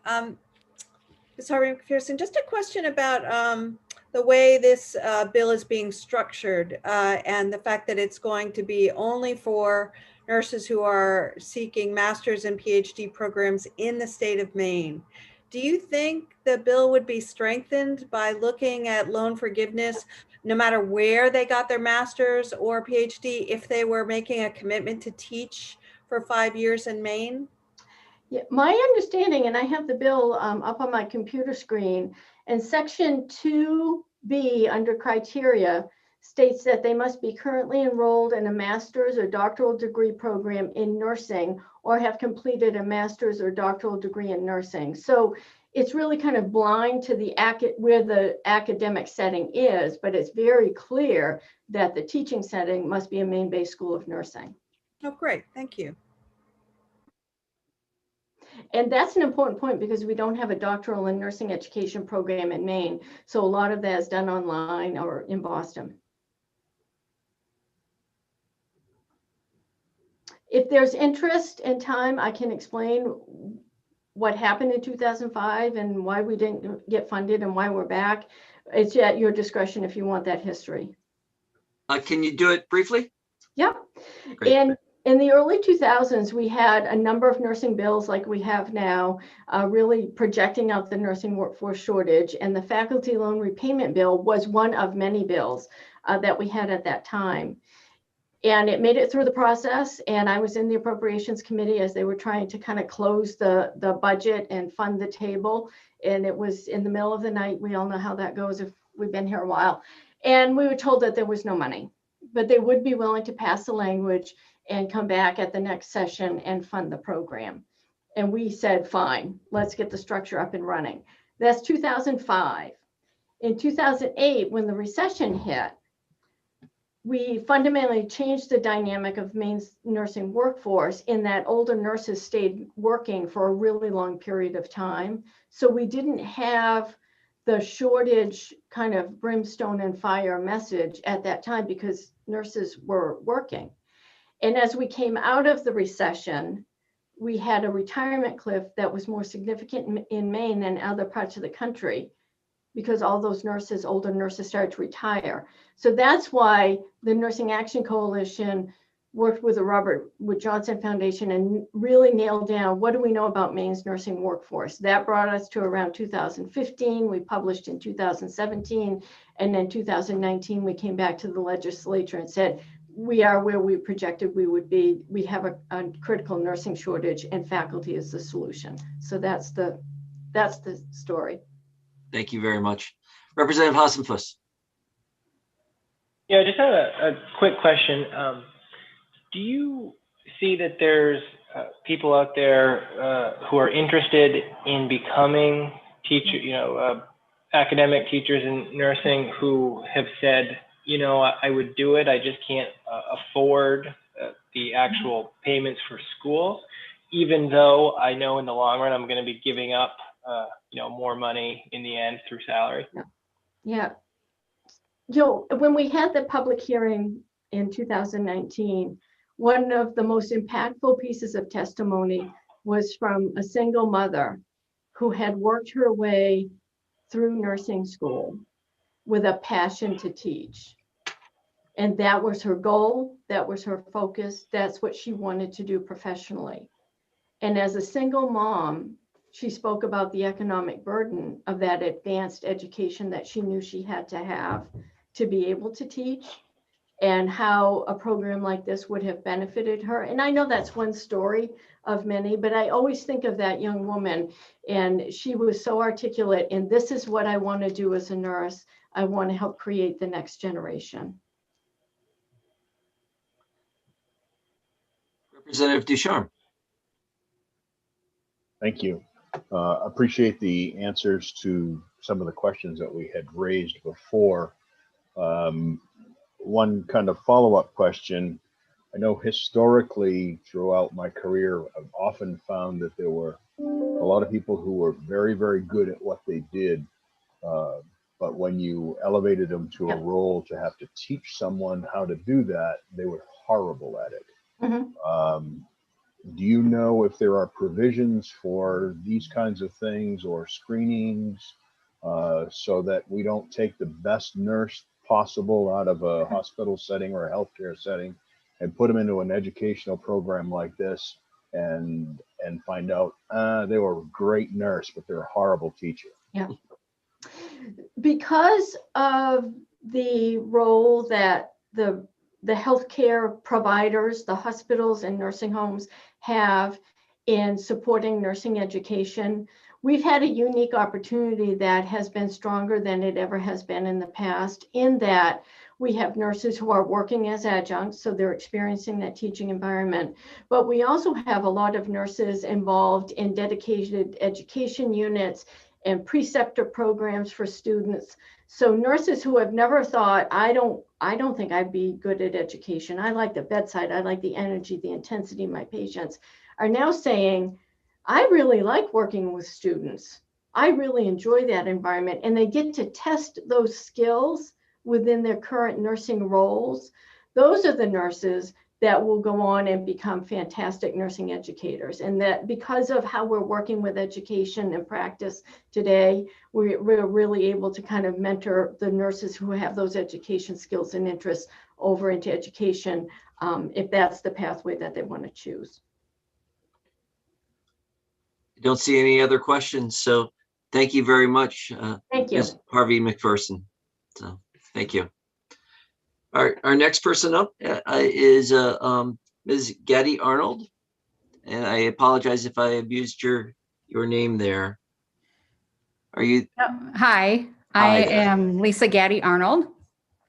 Senator Curry, Representative Roberts, and members on the Committee of Innovation, Development, Economic Advancement, and Business. I am a member of the nursing faculty at Southern Maine Community College. And I am here speaking not only for myself, but also on behalf of my nursing education colleagues, specifically Brianna Conrad and Jessica Dreves, who are teaching this morning and are unable to be here. So I have for you my perspective as well as theirs. And we wanted to let you know why we became nurse educators, as well as the impact of the burden of student debt. So I became a nurse in 1994 and began to look at life through a nursing lens, and knowing that taking care of people is not just people who are ill, but also creating opportunities for health and wellness for each and every human being. And I consider this my way of life, and desiring of teaching this way of life to other students is why I became a nurse educator. And I'm currently enrolled in a doctoral program with a goal to help create nursing curriculum that is teachable, learnable, relevant to healthcare. And we are certainly in need of excellent nurses in this state. And my colleague Brianna says that she has always wanted to make a difference. She's had a lot of ambition and strong desire to care for others. So she, at age 18, enrolled in a Bachelor of Nursing program at Simmons College. And becoming a nurse is not only her proudest accomplishment, but also the single hardest thing she's ever had to do. Becoming a nurse has given her a new perspective on all aspects of life. However, shortly after working as a nurse, she developed rheumatoid arthritis, which made direct patient care very difficult to perform. So she decided to continue her education further. And as a nurse educator, there's nothing she enjoys more than when students have an aha moment of enlightenment through learning and to start to develop those problem-solving skills that will set them and the patients they care for up for success. She's currently enrolled in a doctoral program to further her education to better lead future nurses and nurse educators. And our colleague Jessica, when she was in 3rd grade, she remembers being inspired to teach. Her teacher, Miss Elsmiller, made her excited to learn. She was fun and instilled curiosity. Life circumstances then led her to nursing. When she was 14, her father was injured in Iraq, and her family lived at an Army medical hospital for over a year. At that age, the nurses were the ones who impacted Jessica the most. They were the ringleaders, the advocates, and the ones who were there when all other disciplines left for the night. After becoming a nurse, she knew she still wanted to teach. And after 2 years of experience at the bedside, she became an adjunct nursing instructor. In one semester, it became clear to Jessica, that her passion was in education, and she was excited every day to go to work and instill curiosity in new nursing minds. Since obtaining her Master's of Science in Nursing Education and working in academia full-time, there's no doubt that Jessica has chosen the right path. And so here we talk about the burden of student debt. As we've heard, yes. We've hit the 3 minutes. Can you summarize it in the next 15? Sorry, we still have more to go after you. Yeah. Thank you. So I know that my particular doctoral program will cost approximately $50,000, and that as a nurse working in academia, I make approximately 20% less money than I made when I worked in the healthcare industry. We have all worked several jobs to pay for our education in the past. We have lengthened our education, spread it out to spread out the cost. And, you know, to have the opportunity to have some of the loan repayment would be a little bit more of incentive to continue in full-time and be able to get to those more advanced degrees more quickly. Thank you. Thank you. Any questions? See no questions. Thank you very much. Thank you.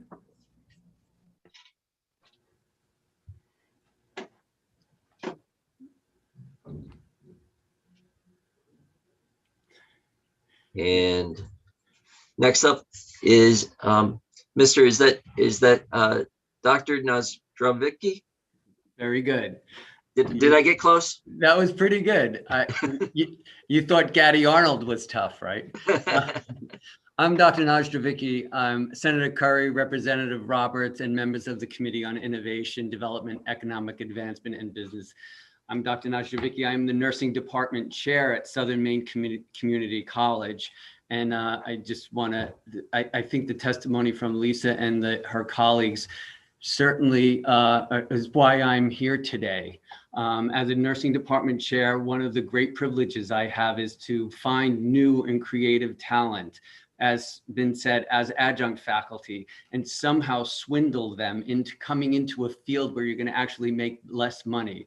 And the truth is, I get to see the joy that teaching brings to them. I know the joy that teaching has brought to me. I am certainly the great recipient of different grants and different educational opportunities. Single mom, 8 kids growing up in the projects. I knew at 17 I wanted to be a nurse. I worked hard to be a nurse. And throughout all of my career, I knew that educational standards would be raised. And if I ever wanted to improve my nursing career and the standards and the care that I deliver to my patients, education was primary. Whether I end up in nursing education or another area of education or nursing, it would be a vital part of my growth. And since I came to Southern Maine Community College from New York, moved to Maine, and that was about 8 years ago. And I wasn't sure where. I had always taught adjunct faculty while having an amazing career in hospital administration, leadership, chief nursing officer. I held many, many exciting roles and always maintained an adjunct position because I knew that I could never survive basically on a nursing education salary. When I moved to Maine, I shifted gears. This opportunity presented itself, and I came into a workforce here where 70% of the nursing faculty were ready to retire. So it felt like a mass exodus. I arrived and people retired, and then more people retired. And the challenges of recruiting are just vast. Finding the talent, retaining the talent. I see this bill as an opportunity to help me retain the faculty that I have worked so hard to recruit. I want them to be able to go on to their education, and I'm confident that without this, they may not choose to stay here in Maine. They may choose to go to other institutions that are outside of Maine that are recruiting them and could leave Maine. And so I have 70% of a workforce turnover. I have done it with, the help of the community college system. We've recruited, we've managed to bring in faculty. I have about 30 adjunct faculty that I work with that I could hand pick and select, many of them who would want to go back and continue their education just to be able to stay here and teach. So again, I'm confident that this could help so many nurses. I'm watching them struggle with this full-time nursing position, and many of them have young children. That's unique for a nursing program. So my program, I have many young nurses who are interested in teaching. I want them to stay. They're paying $1,200 a month in childcare. And yes. So I do want to say that thank you so much for hearing us. I wanted to leave most of the details that others have previously expressed, and really make this a personal plea to all of you on behalf of the wonderful faculty that I work with every day. So thank you. Thank you very much. Any questions? Representative Collymore. Hi, thank you very much. We've heard a lot of really passionate pleas, and I think we still have more on our list to hear. But one of the things that I guess kind of is sticking with me is every one of these universities or community college systems that needs these positions, and I know they're needed because I used to work at KVCC. I watched how little staff there was in that nursing program and how successful they were still able to be even with that.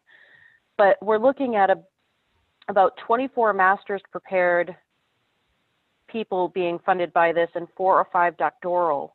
And how are we going to fill all of the needs with only 29 additional people getting covered by this? And where do we help, not necessarily fill that gap on our end, but help you fill that gap on your end with the recruiting? I have no doubt that there are future nursing educators amongst us. And given the opportunity to reach out to them, to provide the support, I believe in partnership with our clinical partners, as you've already heard, we are very creative. We are nurses. Our programs have been building. The more support that we receive from legislation, the greater our nursing programs can grow. And so of course, I can say based on where we've come from in the last few years, that with the data that was presented of the number of new nurses that have been graduating, we've been able to graduate the nurses. If we have the faculty and we can recruit them, retain them, help educate. Not everyone is an educator, as Representative has mentioned, but we have tools to help them and develop them into better educators. And that is part of our jobs together. We help to keep and retain them. So yeah, we are facing a steep drop off, but the truth is, I believe there are plenty of opportunities if we give people the incentive to do so and not make it a burden to go to continue their education. Thank you. Thank you very much. Appreciate it. Next up, we have Ms. Bissell. Correct. You got it right on the second time. Thank you very much. Good morning, Senator Curry, Representative Roberts, and honorable members of the committee. I won't be adding a lot of new information here, just adding my voice to the chorus. I welcome this opportunity to provide testimony this morning, and as the president of Maine College of Health Professions in Lewiston, I have a very intense interest in this subject. MCHP has been providing nurse education for 130 years in this state, and as such, we've played a very significant role in sustaining Maine's health professions workforce, and we've been doing this for a very, very long time. Currently, MCHP graduates about 75 health professionals every year, and about 50 of those are nurses. While our numbers are healthy, there's dire need, as you've heard, for even more nursing graduates, and as you well know, Maine is in the midst of a critical nursing shortage. We're doing our best to help mitigate that shortage by graduating as many people as we possibly can from our nursing programs. Factors are at play, though, as you've heard, that threaten our ability to increase our output. Indeed, there is rising concern that we will even be able to sustain current levels of output. Nurses whom we want in the classroom, those who have mastery and depth of knowledge that we so desperately need in order to optimally educate the next generation of healthcare workers, are in high demand in not one, but two industries, as you've heard. I must note here that in order to teach at the college level, nurses are required to be at a minimum master's prepared, and I'd like to give a little bit more context about that. That means I want to put that in terms of years. One can enjoy a very successful and lucrative career as a hospital or practice nurse by virtue of completing a 2-year associate's degree program. In order to become a nursing faculty, though, one must have completed at least 6, and that's at the master's degree, and optimally 10 at a minimum if you're going to get a doctorate. So as you know, this education is expensive. Couple this added expense to the delta between staff nursing compensation and compensation that you get as a faculty member, and the result is clear. In short, it costs to be a nursing faculty in this state. By passing the proposed amendment, the state would be doing itself a great service. We don't have the luxury of waiting for our aspirant nurse faculty to complete graduate education. Therefore, the amendment to expand eligibility to nurses who are in the process of earning master's and doctoral degree programs is wise. It will serve to eliminate some of the stress and the burden that's always part of graduate education. And it will most certainly motivate some individuals to enroll in these programs. The same logic holds true regarding the benefit increase. Raising the amount will be compelling, especially in light of the opportunity cost of not working as a staff nurse or a practice nurse.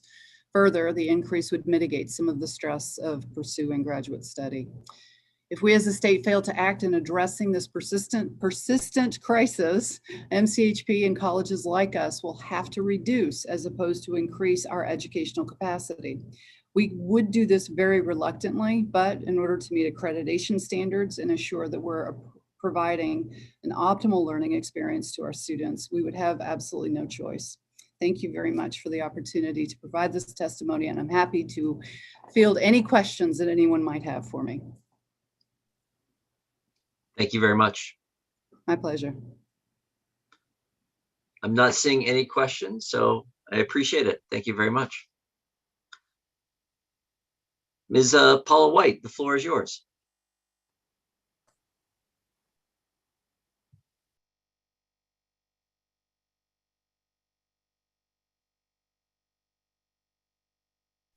I think you're muted.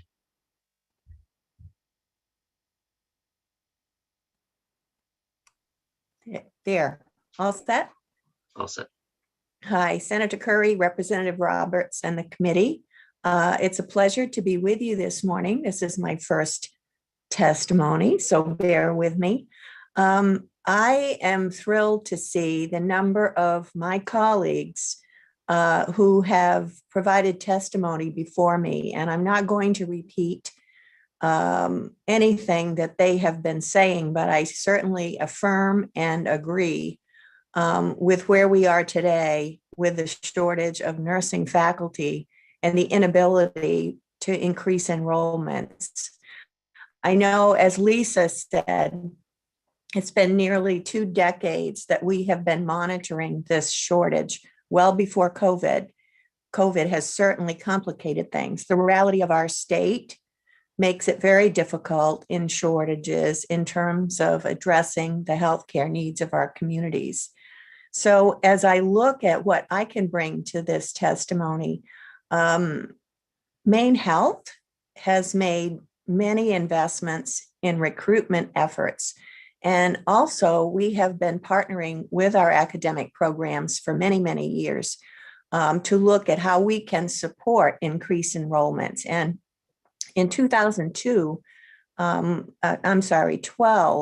we actually adopted a centralized electronic clinical placement system from the Department of Massachusetts Education, which had proven in Massachusetts and New Hampshire to increase nursing placements in clinical sites by about 30%. So phase 1 was Maine Health, phase 2 was Beyond Maine Health, and all of our, at the time, 13 programs were on board as well. As far as other efforts, we have tried programs for our staff in Maine Health that really desire to become nursing professionals. And we have supported not only their entry-level enrollment, but also the progressive development of staff who want to go on for master's and doctoral degrees. I would also say that we've had partnerships with several of our partners, including USM, Southern Maine Community College, and St. Joe's, to look at creative strategies to provide instructors for clinical education at our own costs, providing them to preserve the integrity of their salary as well as their benefits. And we are knee-deep in a partnership right now that's providing all of the clinical instruction, to the point that the tuition reduction has been markedly a point where our students have received some definite benefit. We also, in terms of recruiting for faculty appointments, retention is just as high. And the turnover, especially of adjunct faculty, is very high, in part because of the disparities in finance, but also having challenges with the burden of educational debt. Yep. We wrap things up. Thank you. Okay. I just would like to finalize this by saying in November of 2020, I reached out to the directors of every one of the 15 programs in Maine to look at the obstacles to increasing enrollment. And there were a number of priorities, but by far across the board, faculty and recruitment and retention of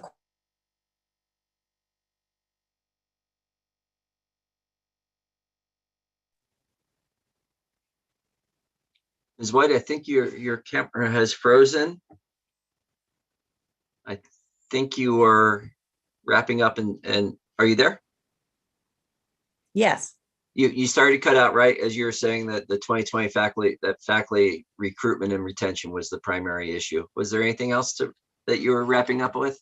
No, I do want to just mention, I guess, that in 2020, Maine Health filled 759 RN positions and 457 are still vacant. Thank you very much. Are there any questions? Yep. Seeing none, thank you very much, Ms. White. Mm-hmm. Our next testimony is from Richard Erb. Go ahead. Good morning. Just a clarification. Obviously, I'm not Richard Erb, but I am sitting in for him today. We are tag teaming, having competing priorities. So with that, I am using his Zoom.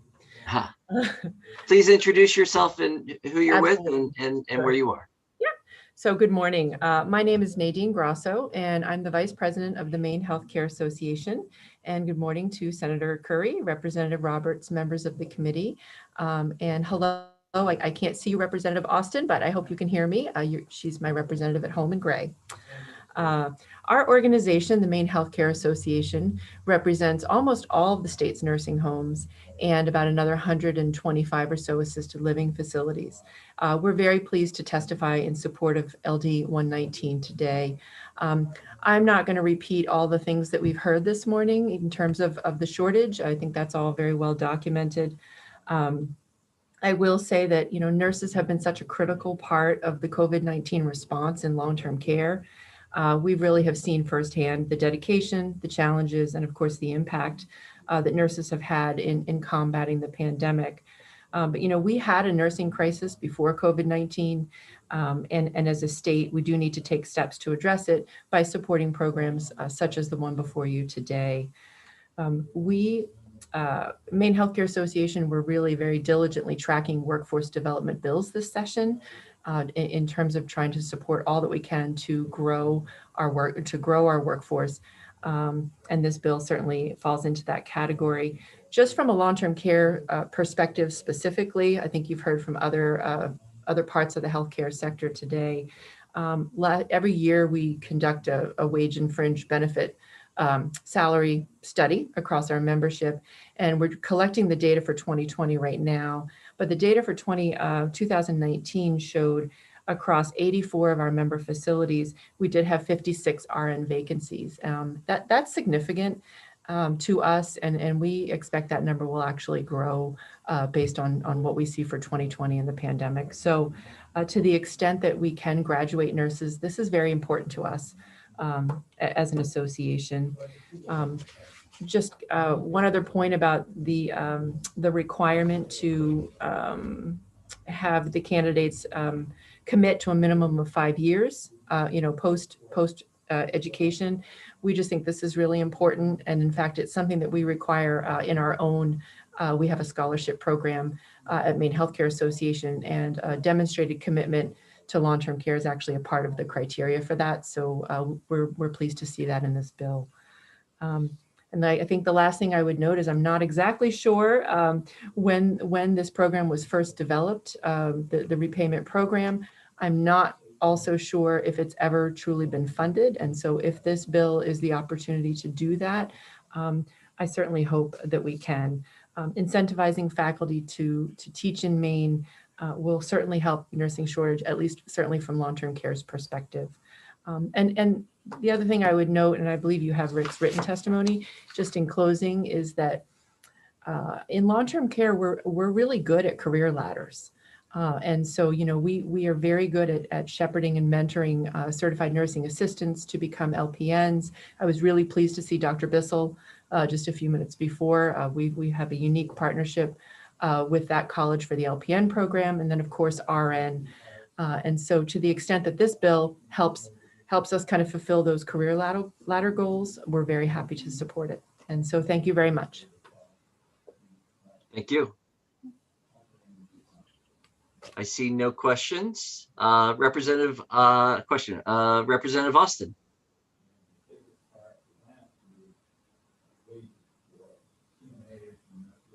You're on there, yes, there you are. Representative Austin, I think you're on mute. I said I don't have a question. I just wanted to give you a warm welcome, even though we're not all in the same centralized area. But thank you for being with us. Thank you. Excellent. Thank you. And next up is it Sherry Rogers? Is that correct? Yes, Ms. thank Rogers. you. Go ahead. Senator Curry, Representative Roberts, and members of the committee, thank you for letting me speak today. My name is Sherry Rogers, and I'm the Chief Nursing Officer at Redton Fairview General Hospital. Now I'm here speaking in support of this bill. And Redton Fairview is an independent community hospital. We're located in Skowhegan, Maine, and we serve Somerset County primarily along the 201 corridor that runs north through Solon, my hometown, all the way up to Jackman, Maine. Now, we're a small hospital. We're 25 beds, but we're kind of busy for a small hospital. We see 23,000 patients in our emergency department every year, and we register about 160 people every year at Renton Fairview. Now, I employ much fewer nurses, about 200 nurses. 25% of them are over the age of 55. But as a small hospital, even though we have fewer numbers of nurses compared to larger hospitals like Paula White was saying, each and every vacant position can have a significant impact on our ability to provide services. In fact, in the last 2 years, the calendar years 20 and 19, we spent over $1 million in travel nurses to fill vacancies. That kind of speaks volumes about how thin we can be if somebody leaves or goes out for a medical reason. Now, as a nurse and leader in Maine, my colleagues and I have known for a long time that nurses are getting older than other parts of the nation, and that we're going to be impacted by the retiring out of our nursing workforce. In fact, in the last 3 years at our hospital, 45% of the nurses in leadership positions retired here. So we're very eager to hire new nurses so they can gain experience and knowledge to fulfill our future vacancies. One of the things that we do to keep nurses and grow nurses is we offer student loan forgiveness. We provide tuition assistance. So we spend about $100,000 every year to support our nurses. But there are waiting lists for them to get into the local nursing schools. Prior to the pandemic, we even considered hiring foreign nurses to fill some of our vacancies. As a small hospital, we try to support nursing education. We offer clinical rotations for students. We partner with our local schools. We even pay our staff to be their adjunct instructors. This is great, but all the costs really shouldn't fall on small hospitals to fix this. We know the problem is nurse and faculty, and we need to increase their numbers so that we can increase the number of graduating nurses. Despite all these efforts, we simply cannot increase the number of nursing graduates without replacing the retiring faculty and increasing the number of overall faculty in Maine's nursing education program. So I want to thank you for letting me speak today. Again, I'm in support of this to help bring in more nurses to take care of people in our community. Thank you very much. I'm scanning the participant list to see if we have a question from a committee member. I am not seeing any, so Ms. Rogers, thank you very much. It does not appear that Susan Stepples is here. And so I will check. I'm just confirming that before we move forward. And then, so Ms. Bonnie Corson. Good morning, Senator Curry, Representative Roberts, and members of the committee.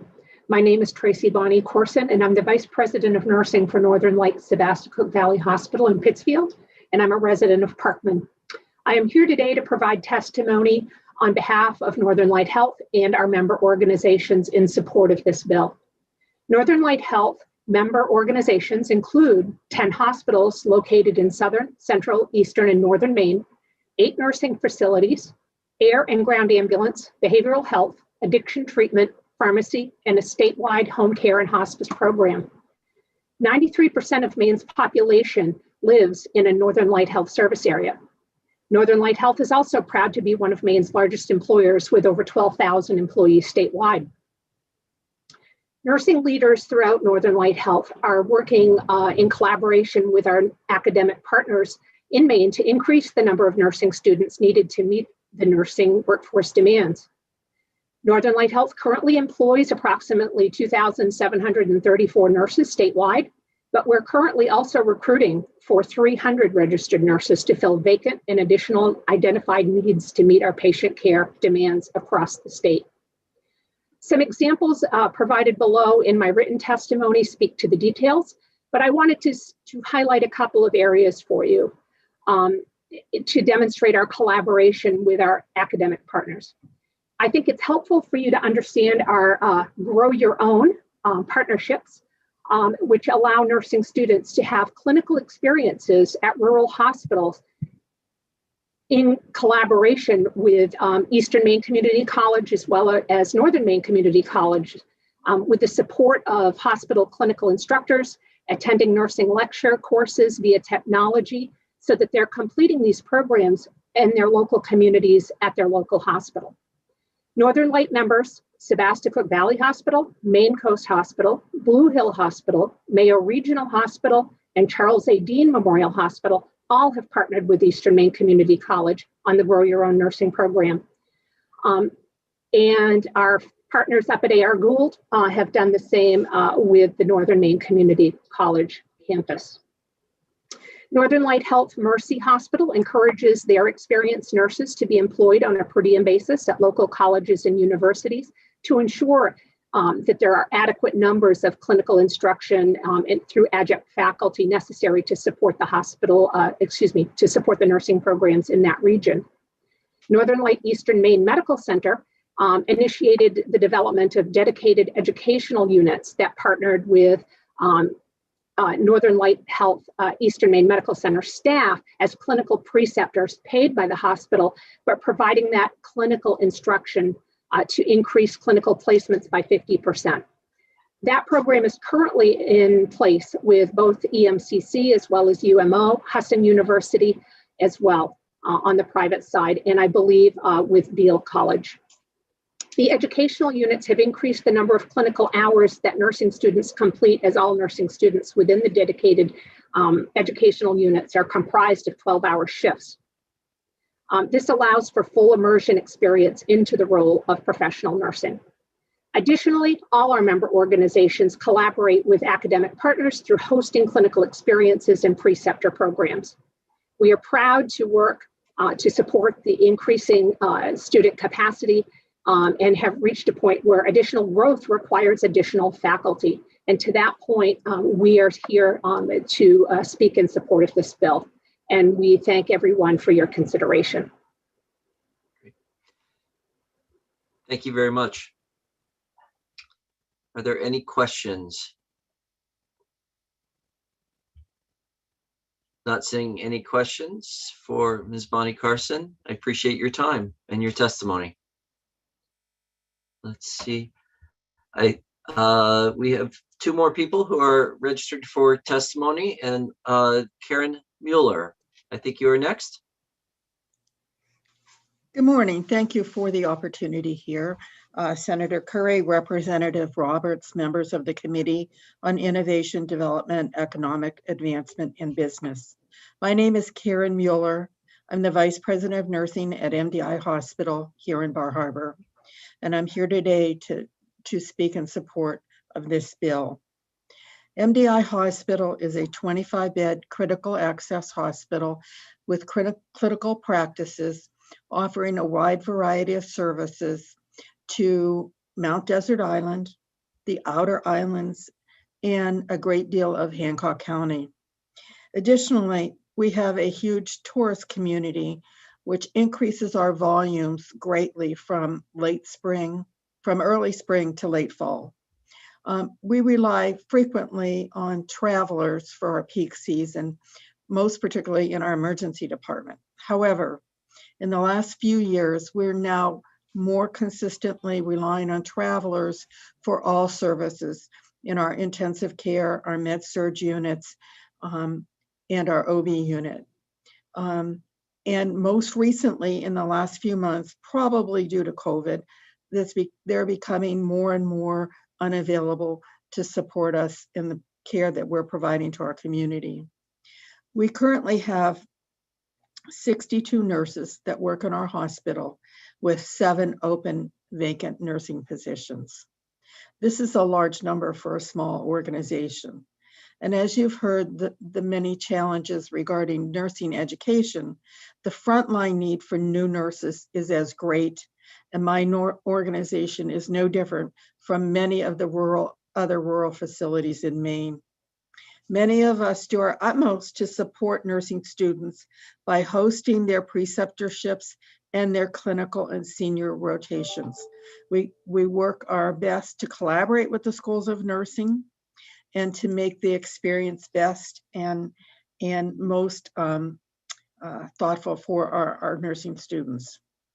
Here at MDI, the average age of our bedside nurse is 49, and the average age of our nurse managers are 58.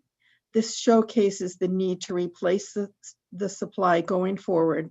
And as you have already heard, the many myriad of reasons for support for this bill, please see the connection of supporting faculty education and how that will translate to supporting the care that we give to all the residents of Maine. It's now time to fund this bill. Thank you for allowing me this opportunity to speak in support of this very important legislation.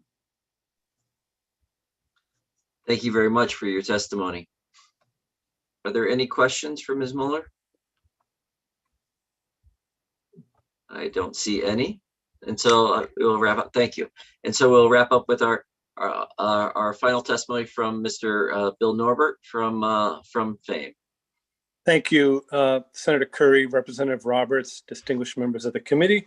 I am still Bill Norbert with FAME, and I know you've had a long morning, so I'll just summarize my testimony. You have it before you.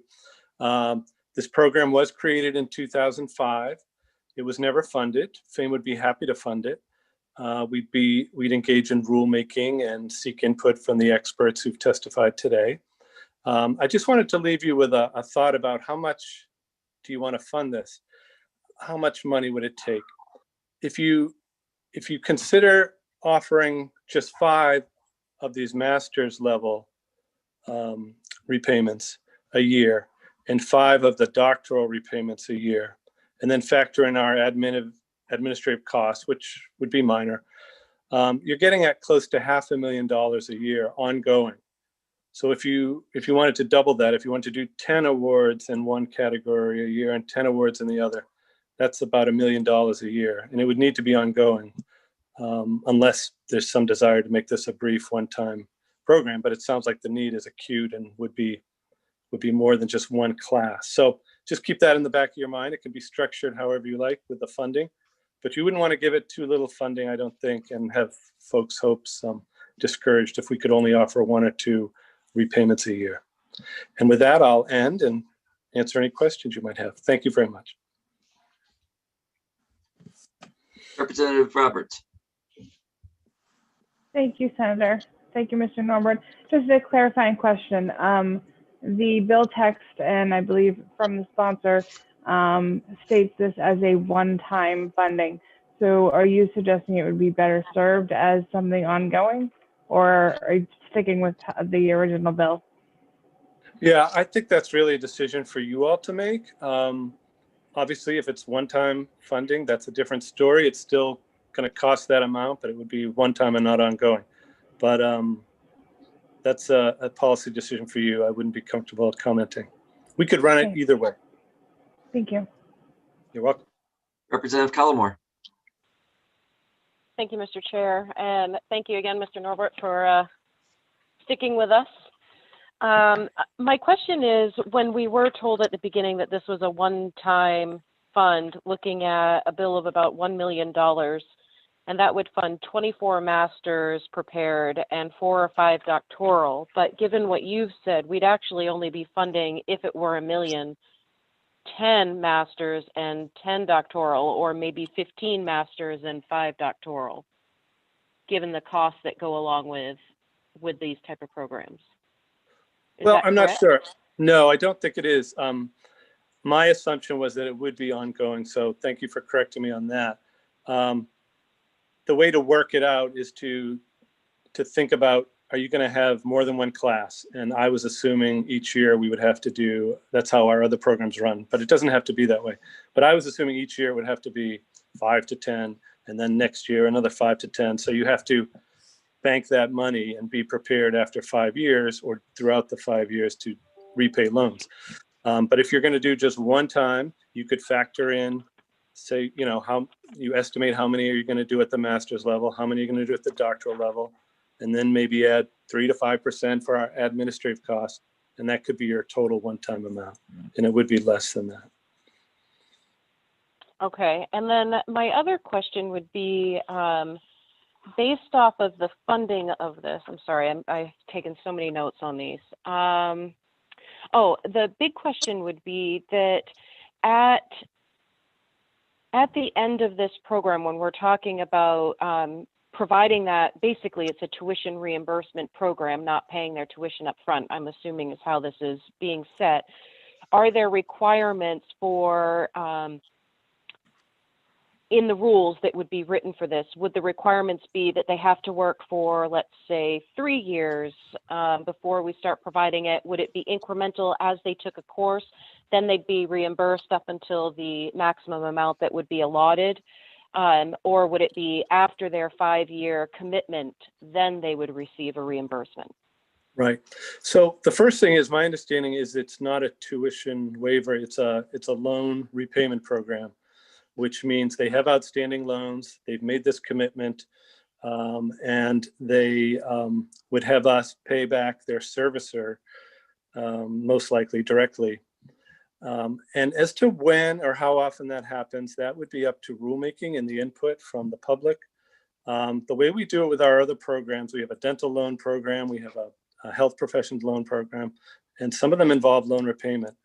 And how that can work is you can pay, say it's $50,000 and they agree to work 5 years, you could pay 1/5 of that loan repayment back each year.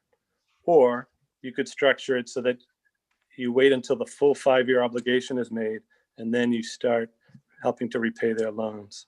But as you know, a lot of people need their loans to be repaid each month. And so if we're not making, annual payments, that might not work well for them. But we would take input. And if the legislature wants to specify it in the statute, well, you're welcome to do that too. Thank you very much. Representative Bailey. Thank you. Mr. Norbert, given that this is a proposal for temporary funding with a long-term gain for Maine, is this something that could be achieved in terms of funding through workforce development bonding? And are you aware of any conversations happening developing workforce bonding this session that those of us on the committee should be aware of? No, I'm not particularly, but that doesn't mean there isn't discussion going on. As far as could it be bonded? That's another question that has been debated around the halls of the legislature for many years. There are some who don't believe you can use general obligation bond money for higher education purposes up to a limited amount. There's language in the Constitution. I forget if it's 3 million or 4 million. And then there are others who think, you can. So I really can't answer that. But our traditional programs like this have been paid through appropriations, and bond funding we haven't used for programs like this. We have used it for some of our commercial loan insurance and other programs. Thank you. You're welcome.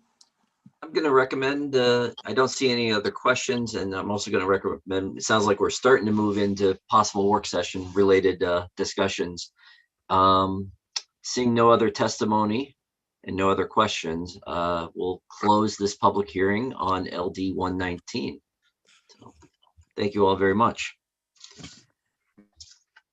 We'll now open the public hearing for LD 235. Let me just double check. That is next on our agenda, 235. That's what I have.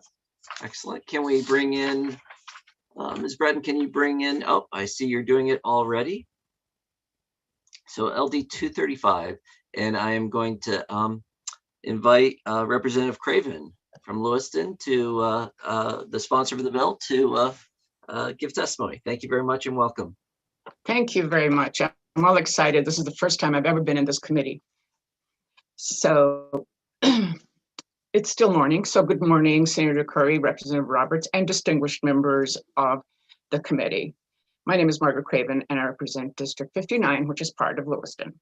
I'm pleased to be with you this morning to introduce LD 235. an act to require furniture sellers to accept cancellations before delivery. To explain the purpose of this bill, I'd like to share an experience that I had with a gentleman in Lewiston this past summer when he purchased a new mattress and box spring from a nearby furniture store. So the furniture store is called Furniture Superstore, and it's on Lisbon Street in Lewiston. So Mr. Guimond, who is 79 years old, made his purchase and paid for it with his debit card. He was told the furniture was at the warehouse and to expect the delivery in a few coming days. But within a few hours, Mr. Guimond decided that he no longer wanted the purchase and returned to the store to cancel his order. He did not expect there to be an issue with cancellation with the order that wasn't already delivered or in the process of delivery. So when he got there, he found that the manager was very unsympathetic, and in the fine print of his invoice, it says no return policy. While I could understand a no return policy on furniture once it's used or damaged, I do not believe it is a fair business practice to refuse or cancel an order within hours after it's been placed. In this particular case, my constituent not only couldn't get back his $1,475 he paid for the bed, but he no longer wanted, just hours after the order was placed and paid for. LD 235 would put into statute specific guidelines for the cancellation of furniture sales before delivery. First, it would require a business that sells and delivers furniture to disclose at the time of their about their cancellation policy.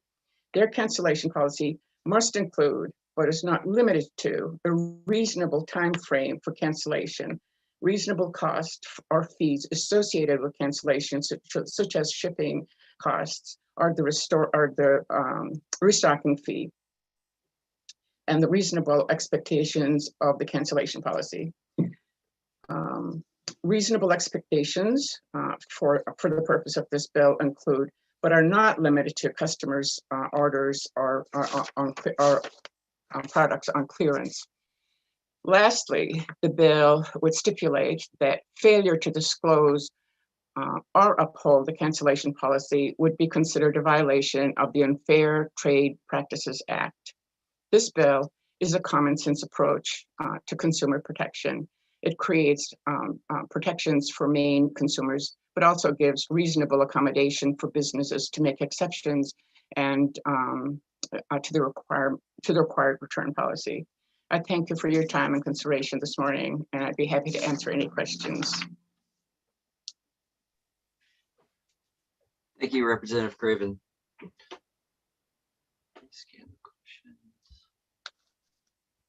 Representative Geiger. Thank you, Senator Curry. Representative Craven, just a question: is the furniture store's current policy about refusing returns even prior to delivery common across the industry? Is it unlike most others? Like, is there? I think there's currently. I do not. My son bought a bed at Agrins, which is a privately owned local store, and after a couple of days, they decided that wasn't what they wanted, and Agrins was very gracious, and they accepted the cancellation. So I just feel like this is a store that's owned on a national level, and that they have very little interest in satisfying people. And it just felt to me, after I talked to Mr. Guimond, that because of his age or other situations that he was taken advantage of. Thank you. I'm just trying to get a sense of what the industry standard is, for instance, with appliances, with cars, with other things that are likely to be bought and picked up or delivered.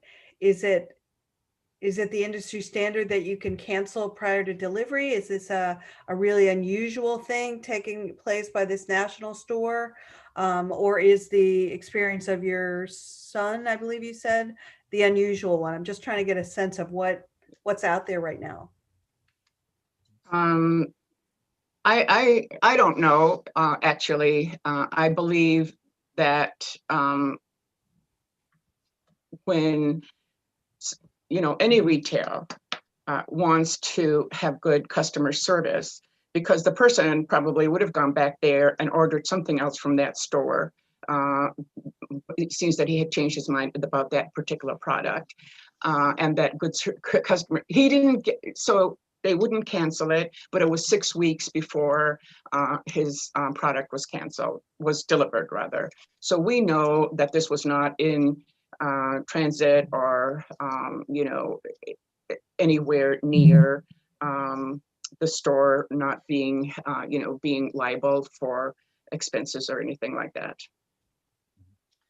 Representative Collmore. Thank you, Mr. Chair, and thank you, Representative Craven, for giving your testimony today.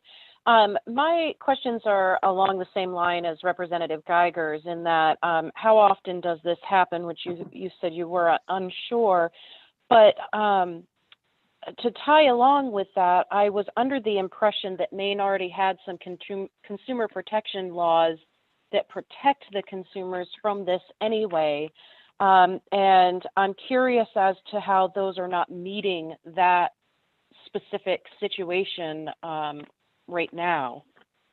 Actually, that's what shocked me as well, because I understood that there are consumer protection laws in the state of Maine, and that this store was an outlier. But he is not the only person that I've had complaints about. There was another instance where a person had bought a fireplace that they really liked, and it turned out that I think that he thought that the fireplace was a 2020 model, and the fireplace was actually like 10 years old. And when he tried to replace a part of it, that's what he found out from the manufacturer. So I think that this particular store is just a little bit unusual, and that they don't provide a good customer service, or that they're not honest about their product. Thank you. Representative Roberts. Thank you, Mr. Chair. Thank you, Representative Craven. I have a question and a follow-up. Just for clarification, I'm just reading the bill. And knowing that there are some consumer protections in place, is this already unfair trade practice, and what you're doing is defining it more so that it's more enforceable, or the other way around? Would be the intent that it would be more enforceable, because when Mr. Guimond actually inquired about it, and I think that what he was told was because that it was in print, that there was no returns, that they then weren't liable. And I think, and I'm guilty of this as well, I often don't look at the little fine print at the bottom of an invoice or whatever.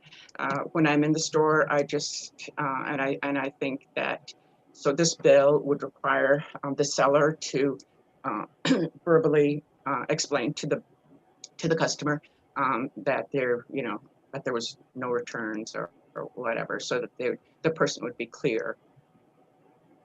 Okay, thank you. And I'm not sure, you probably don't have this data, but maybe Ms. Breton, if you could put this on the list for the work session as far as how often this is happening, as far as who the offenders are, and what the AG and Consumer Protection's opinion is on this. Have you spoken with them at all?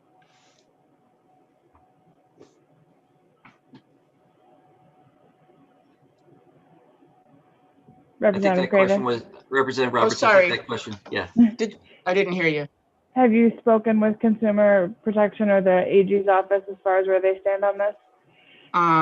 No, I didn't personally know. Okay, we'll get there. Thank you. Thanks. I see no other questions, so thank you very much. Appreciate your Thank you. testimony. Thank you. So, Ms. Breton, if you can let in Mr. Picard.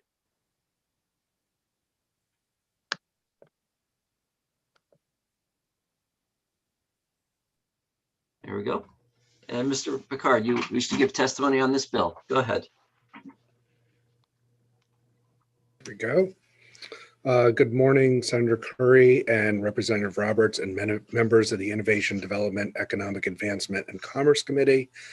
My name is Curtis Picard, and I'm President and CEO of the Retail Association of Maine. I'm a resident of Topsom, and we have more than 350 members statewide and represent retailers of all sizes. Maine's retailers employ more than 85,000 Mainers, and I'm here today to testify in opposition to this bill, LD 235. I reached out to Representative Craven to learn the genesis of this proposal, as we had not seen this topic in the Maine legislature before. My understanding, as Representative Craven just discussed, is she had a constituent who ordered a piece of furniture from a local retailer, but later changed their mind.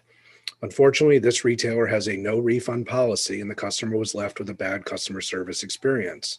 While we understand the frustration, it does not seem that this issue would rise to the level of needing a legislative fix. In preparation for this public hearing, we reached out to a number of other furniture retailers in Maine to learn their refund policies.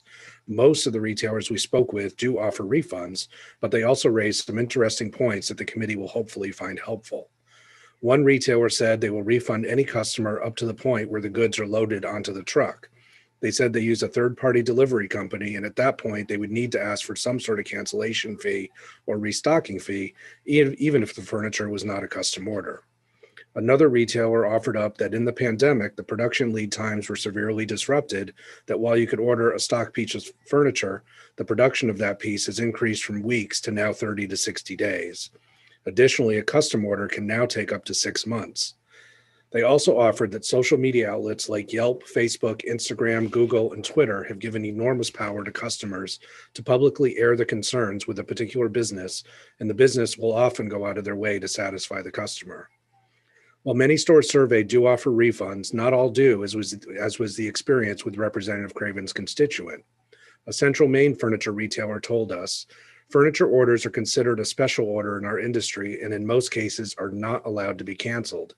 With most furniture manufacturers, once an order is placed, we're not able to cancel it. Many furniture orders are very specific to the purchaser. They come in and choose finishes, fabrics, pillow covers, so the ability to cancel would be unreasonable. All that being said, I wanted to seek some clarity in who is considered a furniture retailer. Certainly many furniture retailers are obvious, but you can also buy furniture at Target, Martin's, Big Lots, TJ Maxx, Macy's, LL Bean. Are retailers that sell lamps or carpeting or mattresses or appliances considered furniture retailers? The bill also asks for reasonable costs or fees and reasonable exceptions to the policy, but it doesn't say who's defining what is considered reasonable. And most importantly, I wanted to share with the committee, and I attached this to my testimony, which I submitted this morning electronically, Maine's existing consumer laws, which are on the website of Maine's Attorney General. Attached to my submitted electronic testimony is Chapter 1 of the Maine Consumer Law Guide, How to Resolve a Consumer Complaint. That guide highlights 3 steps to follow. Number 1, complain directly to the business. Number 2, try mediation through the Maine Attorney General's Consumer Mediation Service. And number 3, consider bringing a case to small claims court.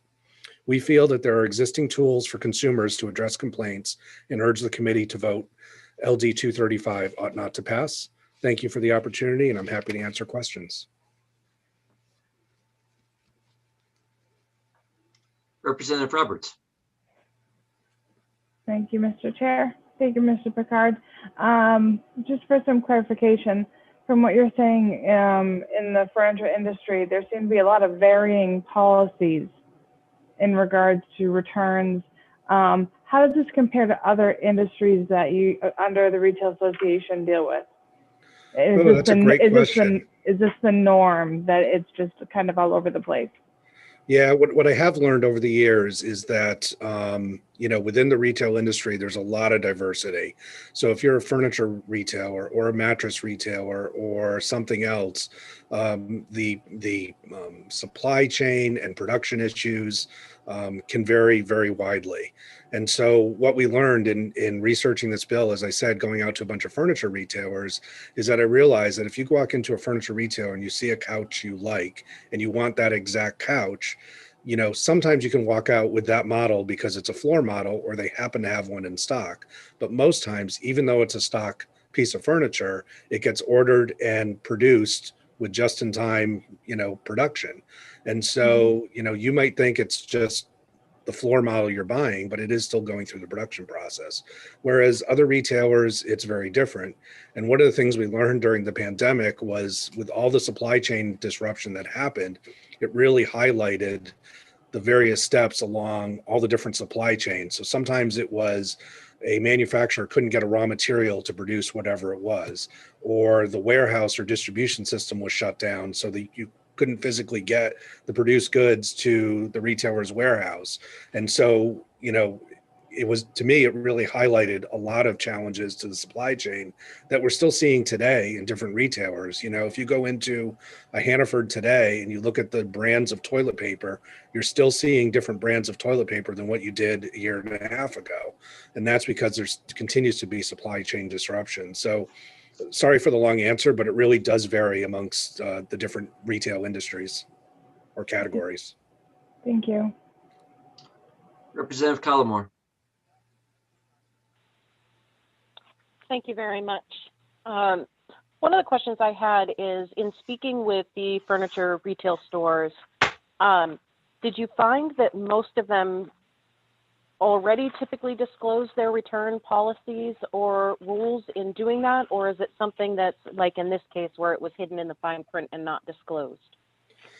Yeah, they actually all do disclose it both on the invoices and in signage in the store. And in particular to the furniture retailer that Representative Craven mentioned, Furniture Superstore in Lisbon, not only is it on their invoice, but it's posted on the sign where you deal with the customer service people in the back of the store. Thank you very much. I see no further questions and no other people seeking testimony. So at this point, I'll thank you, Mr. Picard, and I will close this public hearing for LD 235. Our last public hearing that we are opening now is for LD 239. LD 239, and I'll give you a moment to get situated with that. Let's see. And I welcome Representative Hepler. Representative Hepler is the sponsor. The floor is yours. Thank you very much. I have to say I love my committees, the both that I'm on, but it's nice to see some new faces. So and this is my first time before the IDEA Committee.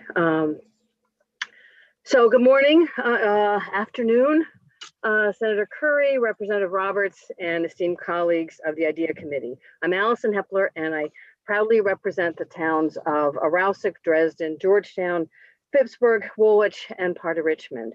And I'm here today to present LD 239, an act to improve transparency of real estate appraisals.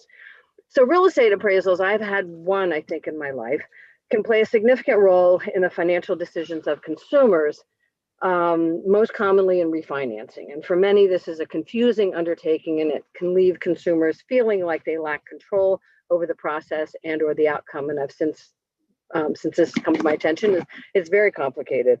So this bill is about helping consumers understand and learn about the appraisal process, as well as informing them of their rights should a dispute occur.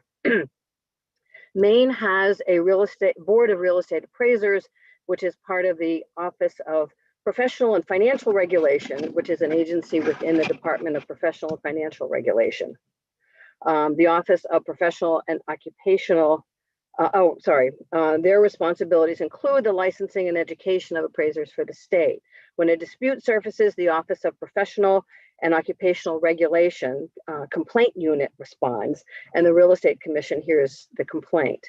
In some cases, the complaint is the result of a lack of transparency that exists in the current process and what the consumer's rights are. However, helping the consumer understand the process and even acting as an advocate is beyond the current scope of the Real Estate Commission, of the real estate appraisers and staff. And so this is the genesis of this bill. This proposed legislation would create an advocate for real estate appraisal within the office of the Maine Attorney General. And this person would act as a clearinghouse, an ombudsperson, and an advocate for Maine citizens. This addition would give consumers a point of contact when they need help, when they would like to learn about the process and be informed of their rights. The bill would also require the Board of Real Estate Appraisers to provide more consumer information and more guidance. So it's not about regulating appraisers, it's about educating consumers and providing them with a needed resource. Financial decisions and processes can be overwhelming enough. So this bill would ensure that Mainers have access to information and support that will aid them in well-informed and educated financial decisions. So thank you for your time, and I'm happy to take any questions. Thank you very much, Representative Hepler. I am scanning for questions. Representative Hassenfuss. Thanks, Representative Hepler. Can you just clarify what the problem is that people are seeing that having an advocate in the Attorney General's office would help with? Part of what I've learned is that the Board of Real Estate Appraisers licenses the appraisers and does not provide any information about what could, when a consumer gets the results of his or her appraisal. There can be, I have a list of some of the things, but some of the things can be factually incorrect information, failure to take in to account current comparables, but mostly it's that it's very hard to find information about this. It's governed by state law. It's also governed by federal law. Find information about what? About how to contest the value of an appraisal? Mm-hmm. Okay. And is that a problem that you're seeing regularly, where people go to get a refinance, they get an appraisal, it comes back, it's below where it needs to be, and they have no recourse? Well, they don't know that they have recourse, I guess, is the issue. Okay. Representative Collmore. Thank you, Mr. Chair, and thank you, Representative Hepler, for your presentation. My question would be, what is the fiscal responsibility for creating this new position? That's, I was expecting that question, and I don't know, because I've been watching you guys all morning. I don't have the answer to that, and I found out what I understand is that the fiscal notes often come after the bill is presented, so I don't have that information. Okay, thank you. And we would expect that with the summary that would be delivered by Mr. Semp and prepared by our OFPR person when we get to work session. And so Representative Ducharme. Good afternoon. Thank you for your introduction to this bill. Just for context, I'm a former community banker and have looked at thousands of appraisals. Part of my world for many, many years. A couple of things that kind of stand out to me. It just seems like the Attorney General's office is an odd place to have something like this end up. If the true aim of this bill is to provide information, then it would seem that the Board of Real Estate Appraisers would be the place to go with that, as opposed to creating some kind of a almost adversarial situation by making it go through the AG's office. The AG's office is wonderful when it comes to determining facts and so forth and so on. But when it comes to determining things like opinions of value and nuance in assessing a particular property, I don't know that they're going to be particularly adept at that or willing to do that. I know for a fact that the numbers of appraisers, like many other professions, they're dwindling, and this bill purports to have a licensed appraiser become this advocate, and I think that that's going to be a problem. Representative Ducharme, can you push that towards a question for? Yep. Thanks. It would seem to me that it would make sense to put this in the Board of Real Estate Appraisers. I know as a community banker, I've counseled many people on short appraisals, light appraisals, and why it is and so forth. But part of it is the law states that the appraiser has to be able to justify the number. And if they don't feel they can, then they're not going to give you a number. So would it make more sense to have this go totally towards the Board of Real Estate Appraisers? That's a really good question, because when I met with the people in that office, they suggested the Office of AG.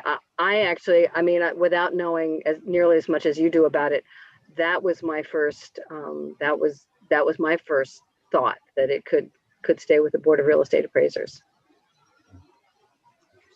Thank you. Representative Geiger. Thank you, Senator Curry, and thank you, Representative Hepler, for introducing this bill. Just to follow up on Representative Collimore's questions, it seems to me there's sort of two ways to approach a fiscal note, and how do we decide this? One is to ask it to come out of the general fund, and the other is to raise the revenue through some of the things attached to real estate transactions. Which are you moving toward or recommending, or have you thought that far? I haven't thought that far. You raise a good question though about where that money would come from. I'll leave it in the good hands of this creative committee. It looks like we have a few folks in the queue for testimony. So I'd like to, I see a question. Is that a new question from Representative Bernard for Representative Hepler? Yes, it is. Go ahead. Representative Hepler, just for my clarification, is it correct that appraisers work primarily for banks to help them determine how much they would be able to offer for a loan or for a refinance, as opposed to the consumer? You're right. They work for the lender. So the bank, yeah. Okay, thank you. Representative Hassenfuss, do you have another question? Yes, I do. Thanks. So this position, is this primarily to inform individuals that they don't have to accept the appraisal that has been provided to them verbatim, or is it to advocate for them to somehow get a different appraisal or change the appraisal numbers? What is the role of this position, so to speak? From what I've been able to gather from this process, it's to act as an ombudsperson, sort of an information, providing somebody of their rights under this in this process. And hold on, I'm actually looking at the language that we. So the process, the options available, and individual guidance, which seems to be, to get back to Representative Ducharme's question, seems to be beyond, we were told was beyond the scope of the Board of Real Estate Appraisers. I want to, Ms. Brett, if you could, Ms. Breton, if you could go ahead. So that's, no, I don't see any more questions. So Representative Hepler, thank you very much. And next to testify is Ms. Marge Kilkelly. Go ahead. Thank you, Senator Curry, Representative Roberts, and members of the Committee on Innovation, Development, Economic Advancement, and Business. And thank you, Representative Hepler, for submitting LD 239. My name is Marge Kilkelly. My husband, Joe Murray, and I live on a small farm in Dresden, Dragonfly Cove Farm. I'm pleased to be here to testify in support of this important legislation.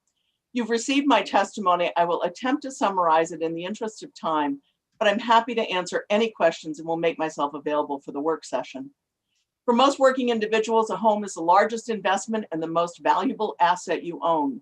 It consumes our time, money, energy, and is base camp for our family. It also is a significant value for the inheritance of our children or equity for education, repairs, retirement, or whatever. This bill seeks to address the issue of transparency in real estate appraisals and the dire need for an advocate to assist consumers as they wind their way through the myriad of federal and state statutes, regulations, guidance, and circulars. I realize some of these concerns cannot be addressed at the state level. My husband and I had a horrific experience with an appraisal in 2019. We have since then had another appraisal, which was done in a professional, accurate, and in our opinion, fair manner, and we've closed on a refi. One of the things I would urge anyone going through this is to use a local broker who knows the area and the market and can answer questions. And a special thank you to Tori Doucette at Acadia, who was amazing and so helpful. Real estate appraisers have been given a significant amount of power over our lives. They have the advantage of being both the final say and non-culpable for their decisions as they're only offering an opinion. There are two parts of this legislation that seeks to create a system of checks and balances. First, the creation of an Office of Advocacy, and second, transparency in the complaint process. I'm going to spend my testimony, most of my time speaking on the latter, because I believe the complexity of the process will point to the need for an advocate. The Maine appraiser complaint process is fascinating.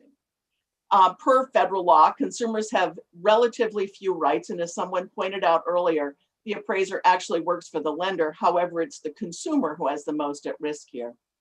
If you go to the complaint process, if you go to the Maine appraiser website, you will find the complaint process is included under frequently asked questions, consumer questions. How do I file a complaint? It's the last one. In my testimony, there's a link to it. That link will take you to file a complaint. The consumer now chooses between Real Estate Commission Administrative Complaint Procedure or Administrative Complaint Procedure for all other. I went to real estate. I was having a concern about real estate. It turns out that's for brokers. So you go back to the same place you were, file a complaint, and select Administrative Complaint Procedure, all other programs. The Administrative Complaint Procedure for all other program links to a generic complaint form. Again, I've linked to that. The most significant part of it is the complaint description. Number 2, please thoroughly describe the incident or incidents that led you to your complaint. Be as specific as possible, noting all times and dates that events occurred and listing the names of individuals involved. When we filed our complaint against the appraiser that did our first appraisal, it was 2.5 inches thick. It was not, in fact, in that little box because it really does require significantly more information, especially since we were concerned about some factual issues. The suggested changes at the state level, I think the board of appraisers, their purpose. Ms. Kelly? Yeah. Hi, we've hit the 3-minute. If you could just summarize, please. Sure. I think there needs to be a change in the Board of Appraisers charge. I've got that outlined. There needs to be a better complaint process. It needs to be more responsive to the needs of consumers. And I'm happy to answer questions. Thank you very much, Ms. McKilkelly. I also want to assure you that we do receive all written testimony. So we have that. We have your full testimony in writing. And now I'd like to open it to committee members for any questions. Are there any questions? I see no questions. Oh, Senator Searway, I see your question.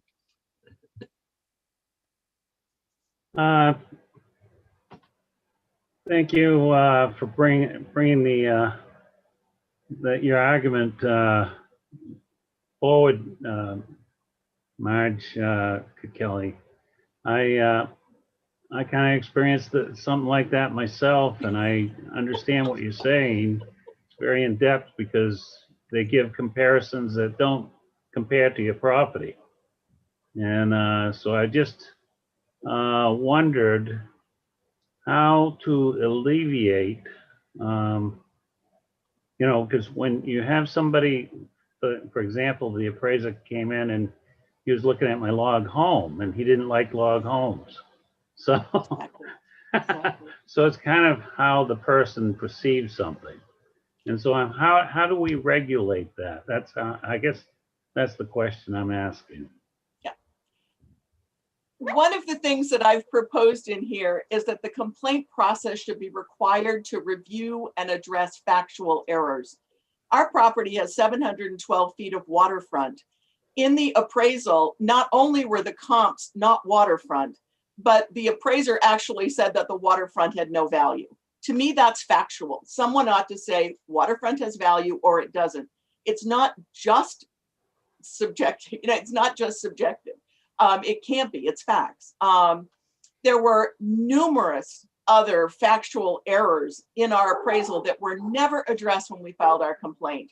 And one of the things in the Uniform Standards of Professional Appraisal Practice, which I have read, God forbid, it says that you should not render appraisal services in a careless or negligent manner, such as by making a series of errors that, although individually might not significantly affect the results, in the aggregate affects the credibility. I can tell you that appraisal had no credibility for us because of all of the errors, the multitude of errors. And those were never addressed by the board when we filed our complaint. The person got a letter of guidance, which is supposedly public, but the public can't see it. And that's all that happened. And that person is out doing appraisals again, and who knows what mistakes are being made. Sorry about the dog.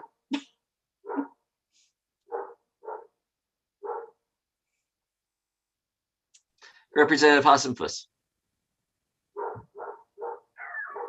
Yes, thank you. Do you think this is more of a problem of minimum competency on the part of the appraiser, especially the one who was making factual inaccuracies?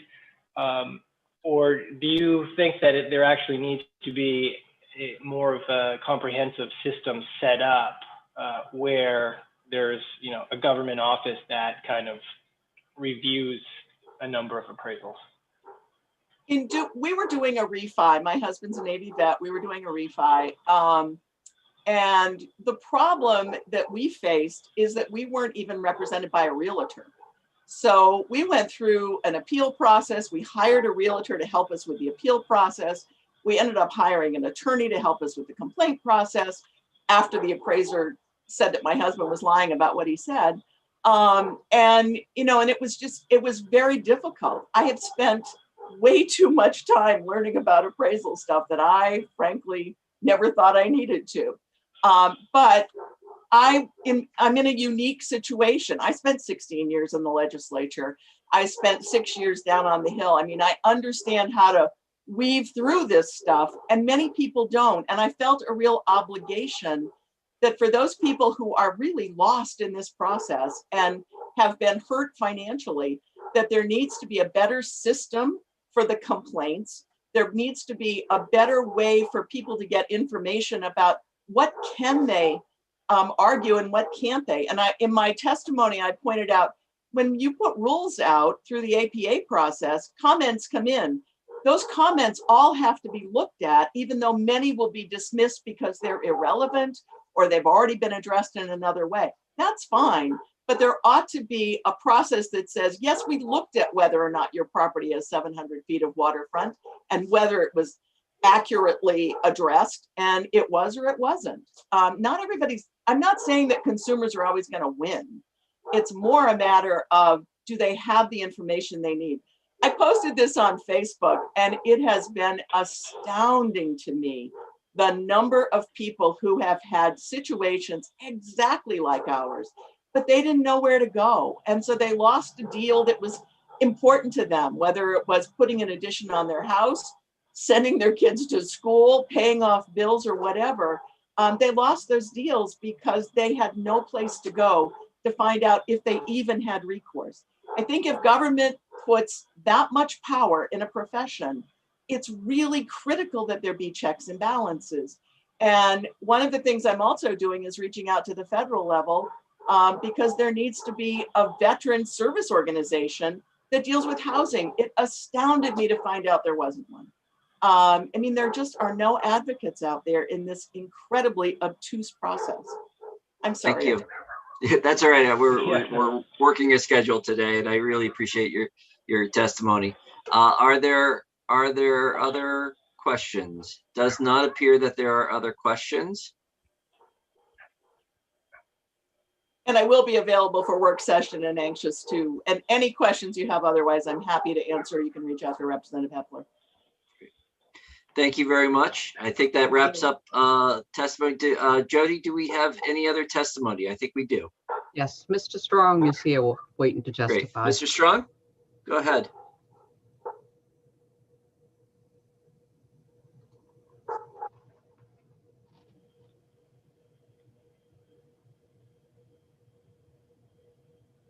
Mr. Strong, are you there?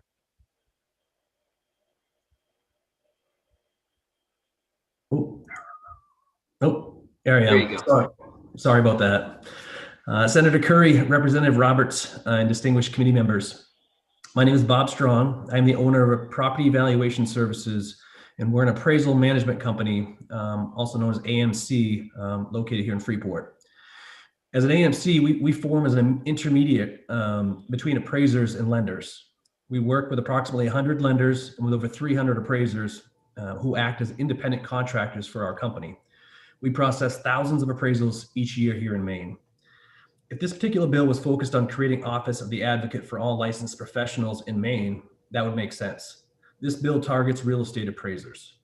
It gives the impression that our industry has some systemic issues that require special oversight. In our business of appraisal management, if a consumer has concerns about the validity of accuracy of an appraisal, they are given the opportunity to request what's called a reconsideration of value. The consumer is afforded the right to present in writing their concerns, questions, and any supporting documentation. If the consumer is still unsatisfied after reviewing the amended appraisal, we complete a process called dispute resolution. That process includes a licensed appraiser reviewing the appraisal and the consumer complaint, and in turn providing a written summary of review. There are two possible outcomes from this endeavor.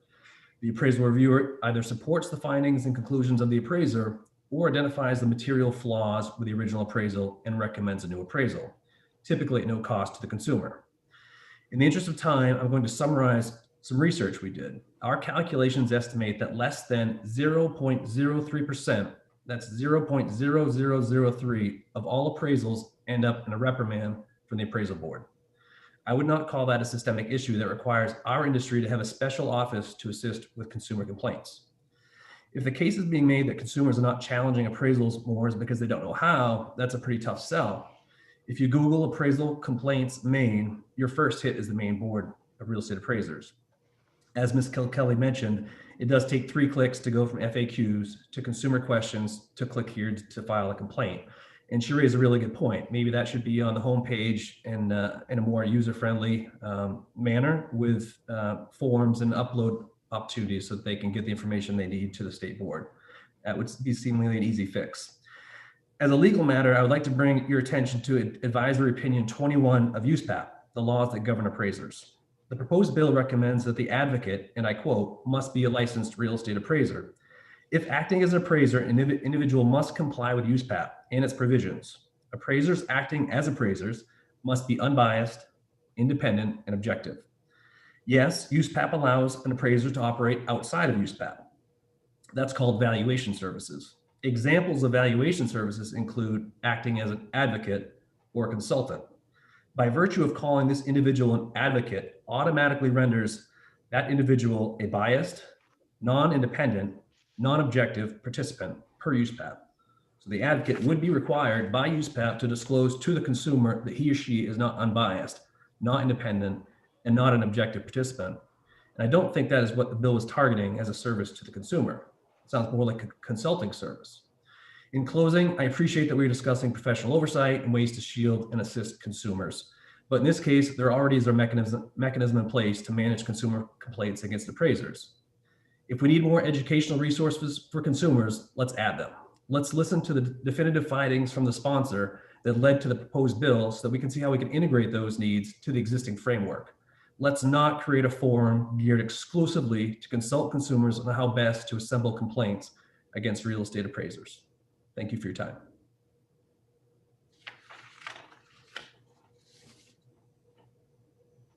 Thank you very much. I'm not seeing any questions. Representative Callamore. Thank you very much, Mr. Chair, and thank you, Mr. Strong, for your testimony. So just to clarify, you are testifying in opposition to this bill, correct? Correct. Okay, Correct. And I would ask, how many reconsiderations or appeals do you tend to receive out of the percentage of appraisals that are done?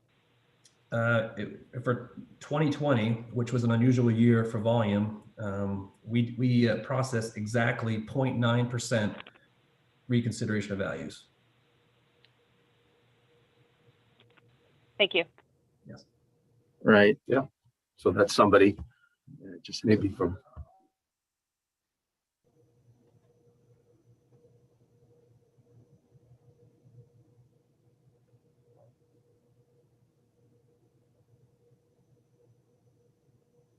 Representative Hasselfuss. Yes, I have a question, which it's somewhat speculative, so you may not know, but how do consumers know that they can ask for this reconsideration of value if, for instance, the appraisal comes in too low to give them the equity loan or purchase or what they're asking, whatever they're asking for? So every consumer works with a loan officer or lender, and lenders are informed that there are opportunities to question the contents, credibility of an appraisal. So that would fall in the arms of the bank, credit union, mortgage company. As she mentioned, Tori Doucette, who I also respect highly, directed Ms. Kilkelly to how to formalize a complaint. Do you know how the banks are informed? Informed by whom? Do you know how they're informed of the process? Oh, do you know? Well, I mean, it's inherent in lending that, I would say that the majority of lenders work with companies like ours, appraisal management companies. So it's within our service level agreement to explain to them our role and how to help consumers, because it's our job to help provide independent appraisals, but also to follow the process. So it's, for lenders that don't use appraisal management companies, I would hope it's inherent in their training.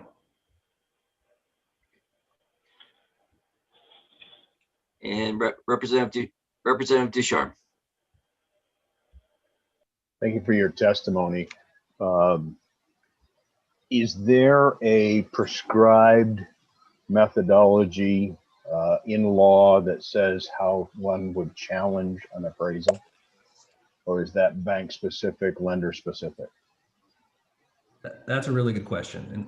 And now in today's world, obviously there's a lot of technology and information at the fingertips of consumers. So, but still it comes down to, how best to challenge an appraisal. And I understand that looking at an appraisal isn't something that consumers do every day. So it is a foreign, process.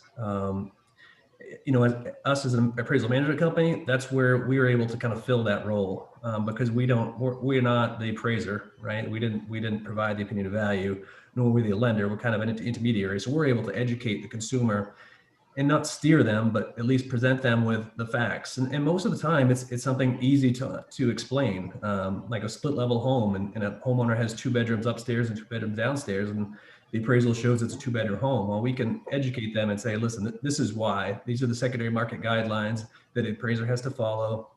And you reported them correctly. They're just on a different part of the form. So a really high percentage of the time, we're able to explain that to the homeowner. Thank you very much. Thank you. I think that wraps up our questions, and I will, I appreciate your time. Let's see, I've lost you there, Mr. Strong. There you are. Sorry. I will check in with Ms. Breton. Are there any other to give testimony on this bill? I have no other people to give testimony. You do have a lot of written testimony with no oral testimony, so. We'll remind everybody to make sure to have that ready for when it comes time for the work session. So with that, I will, we will close this with no other testimony or questions. We'll close this public hearing for LD 239. And I do need to check in with, let's see, I think we are closing the public hearing. I need to check in with Mr. Semp or Ms. Olson in terms of process. Do we need to close the public hearing before we move on to the confirmations at 1 o'clock, scheduled to begin at 1? Yes, yes, Senator. Okay, so we will, I will entertain a motion to adjourn. So move from Senator Searway and Make a motion to adjourn.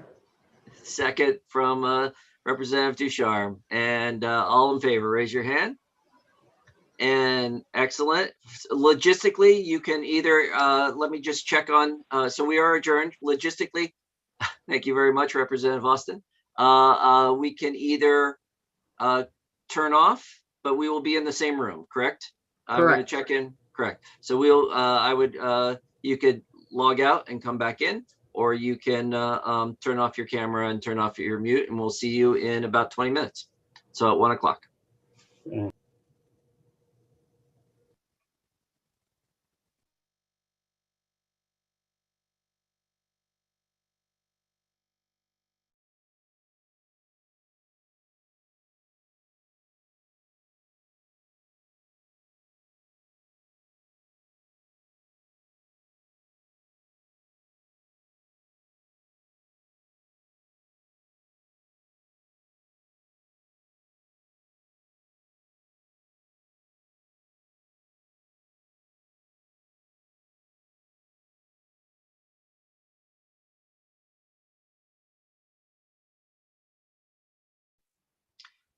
Senator Searway, would you like me to turn your camera off?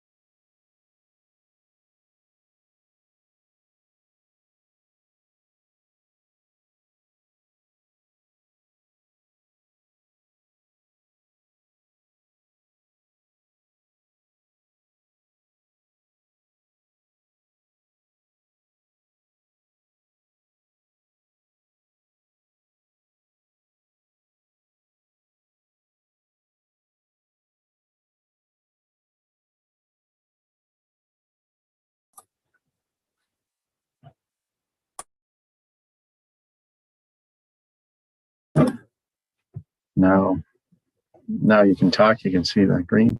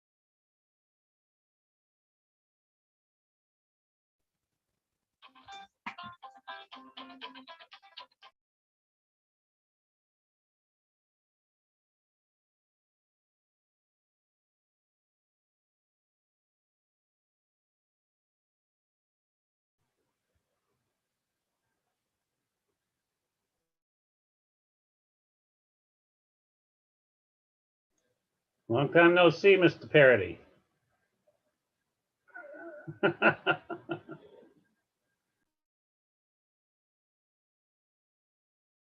that's it. Can you hear me now, Senator? Yes, I can. Okay, great.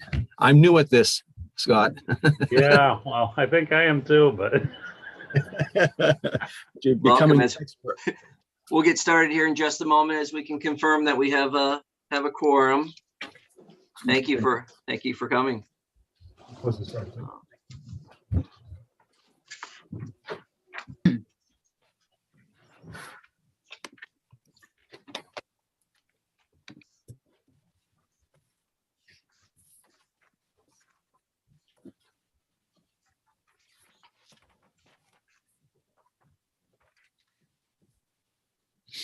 like as people are coming on, I did want to let everyone know that we do have, I hope you have gotten an order of for the afternoon. And so and you are welcome to step off or put us on in the background. And when it's your turn, when it's your time, come back to us. Try to be really respectful of everybody's time. So with this, so please feel free to step out or step back or have us on in the background. So we're waiting for everyone to come on. Representative Austin, I wanted to check in with you before we get started and see if it's possible for you to also call in on a phone, another device where the camera is working. We are running into the issue where we will be voting, needing to be able to have a camera on it. Our rules require both voice and video. Are you back with us, Representative Austin?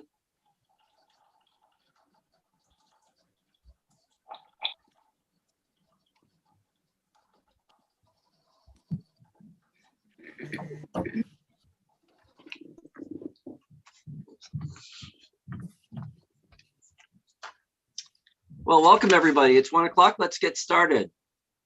This is a public hearing of the Joint Standing Committee on Innovation, Development, Economic Advancement, and Business for the purpose of considering the nomination by the governor. And we will start with the nomination for Mr. David Degler of Portland I want to make sure that everyone has, it looks like everyone has gotten the order from our clerk. And so as I mentioned a moment ago, please feel free to mute your camera and your mic and come back in when it is appropriate. So I will, again, this is for consideration of nomination by the governor of Mr. David Degler of Portland for reappointment to the Finance Authority of Maine. The meeting today is being conducted electronically, as you can tell. Under the law and joint rules of the legislature, this committee is required to hold this public hearing and to recommend confirmation or denial of the nominee by majority vote of the committee members present and voting.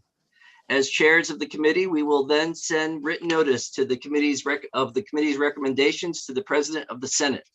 The committee will hear testimony from and have an opportunity to question the governor or her representative, the nominee, and any other persons present who wish to speak for or against the nomination. Before we get started, I want to share some information related to the fact that this meeting is being conducted using an electronic format. This meeting is currently live streamed on the committee's YouTube channel.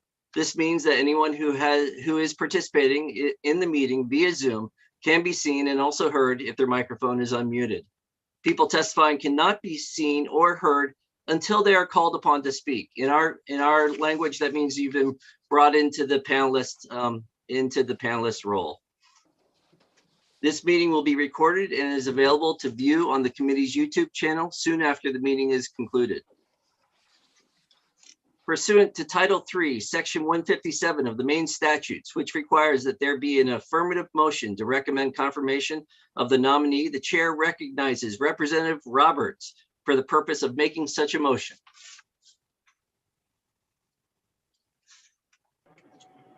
Thank you, Mr. Chair. I move that the Joint Standing Committee on Innovation, Development, Economic Advancement, and Business recommend the reappointment of David Degler of Portland to the Finance Authority of Maine. Statutory requirements for this position are posted on the committee's webpage. The chair now recognizes, and I believe it is Melissa. I'm looking for you on our, there you are, Melissa O'Neill. And one second.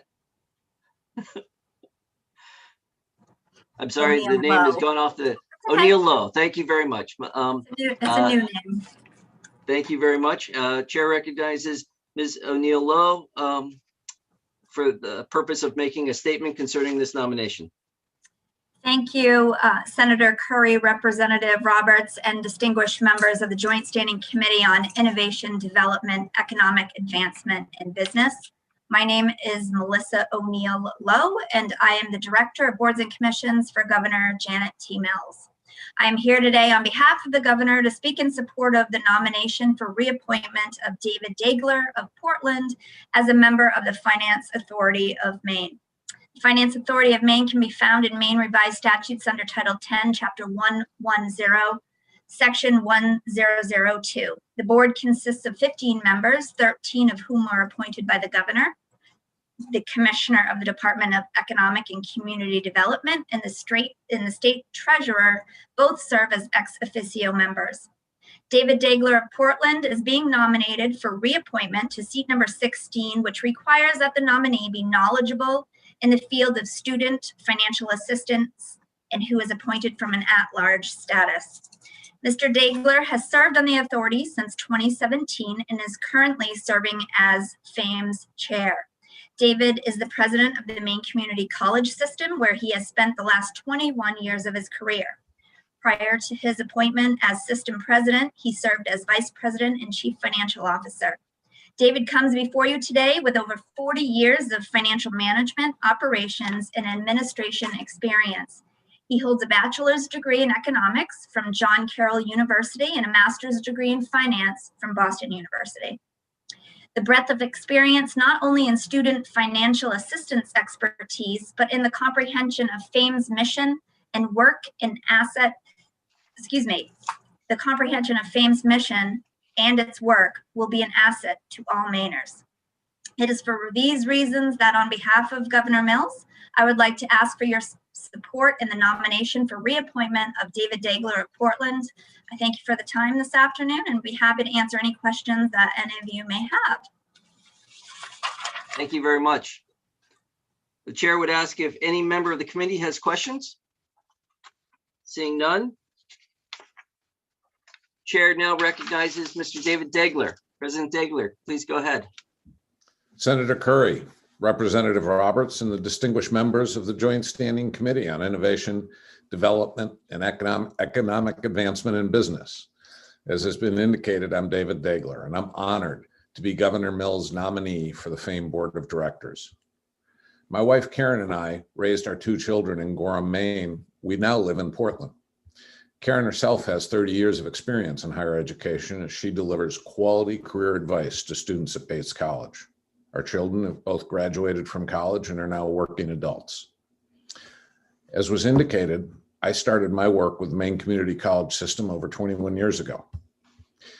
In the late 1990s, I worked at then SMTC as the Director of Finance. In that position, I saw firsthand the challenges our students encounter and the commitment those students demonstrate to achieving personal success. For the last 17 years, I've worked with the System Office, where I'm now the president of the system. More than 70% of Maine's community college students get some form of grant aid. As the system's chief financial officer, I was responsible for the technical aspects of that financial aid, so I understand its complexity. As a parent of 2 children who filed for and received financial aid, I understand the challenges students encounter when navigating the financial aid system. As president of the Maine Community College System, I'm keenly aware that students who need financial aid the most have stopped completing their financial aid forms during this pandemic. Given that brief personal and professional background, I hope the committee can see why I'd be honored to continue on the Fame Board of Directors. Fame's programs help families like mine understand financial aid, file for financial aid, and they support families' efforts to save for college. Of course, Fame's mission is broader than just their student financial aid programs. I know this because, as indicated, I've served on the Fame Board for the past 4 years. And in that time, I've served as chair of the Education Committee, treasurer of the Fame, vice chair of the board, and I am now serving as the chair of the Fame Board of Directors. So I hope you will consider my nomination favorably, and I thank you for your time and your consideration. Thank you very much. The chair would ask if any members of the committee have questions for the nominee.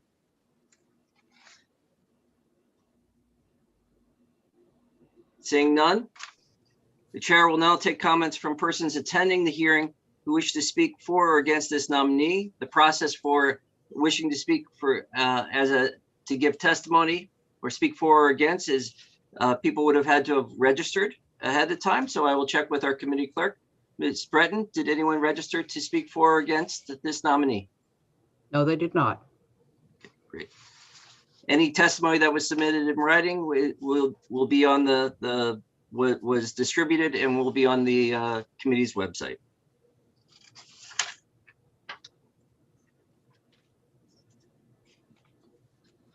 Recognizing that all public comments have been taken, the committee will now proceed as follows.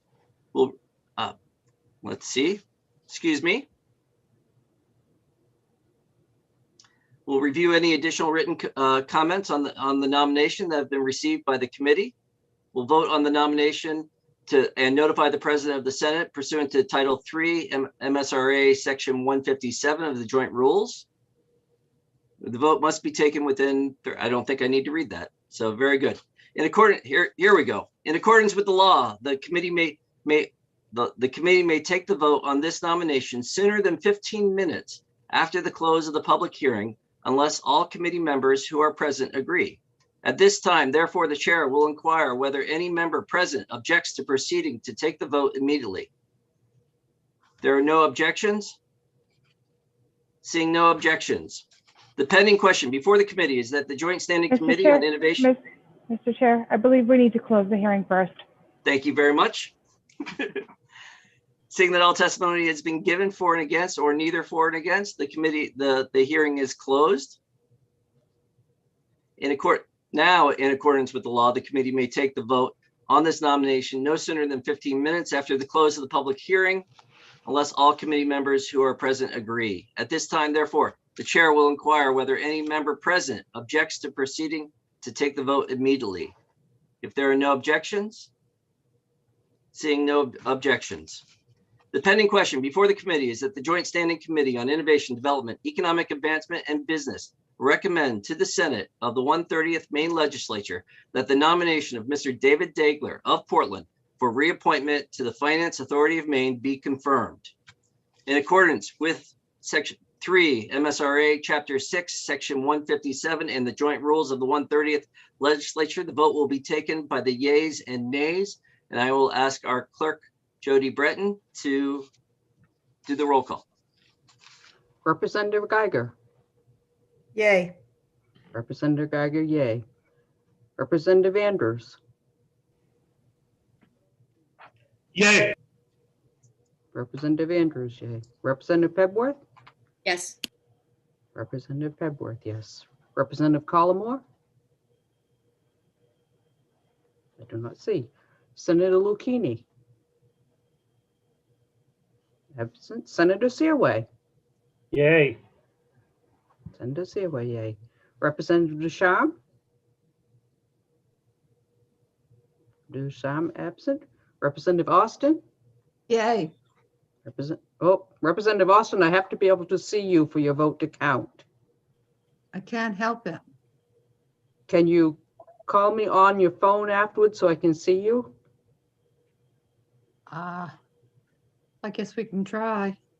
Okay, because I do have to be able to see you for consideration. I'm sorry. I'm sorry, my video just won't share. Representative Hassenfuss? Yay. Representative Hassenfuss, yay. Representative Bailey? Yay for my former neighbor. Representative Bailey, yay. Representative Bernard? I think you're on mute, Representative Bernard.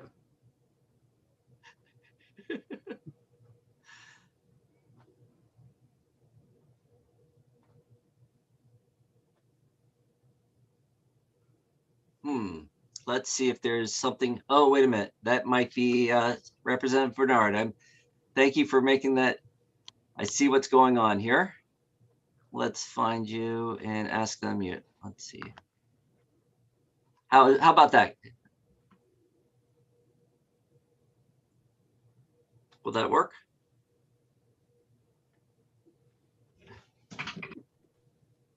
Let's see. As Jody, are you able to ask her to unmute? And I think there is a problem she's having with the system. So it's not just that she needs to press it. We've got to get her. Can you set her as a co-host? That might solve it.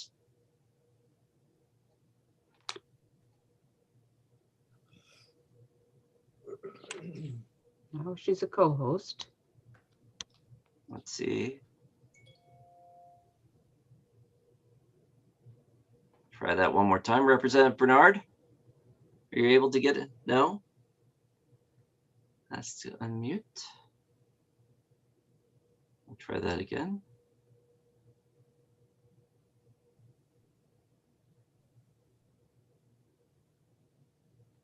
That is a new issue. We have not run into that in the past. So, okay. Representative Bernard, can you give a phone call to our clerk? Let's do it. We can work that around. 287-4880. Representative Roberts. Yes. Representative Roberts, yes. Senator Curry? Yes. Yes. I'm sure that's Representative Bernard. Jody Breton? Hi.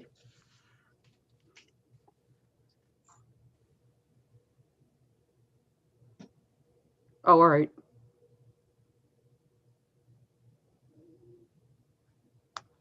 Okay, so you're going to abstain? Okay, I have a column for abstaining. All right, thank you. Representative Bernard abstained. Yes. So we have 1, 2, 3, 4, 5, 6, 7, 8 yeses, no nays. So it's 8, 0, 1 abstain.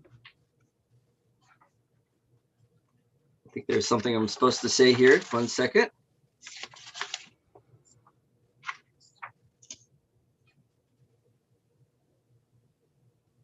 So at this point, given the yeses and the 1 abstention, it is the vote of the Joint Standing Committee on Innovation Development, Economic Advancement, and Business that the nomination of Mr. David Dagler of Portland for reappointment to the Finance Authority name be confirmed.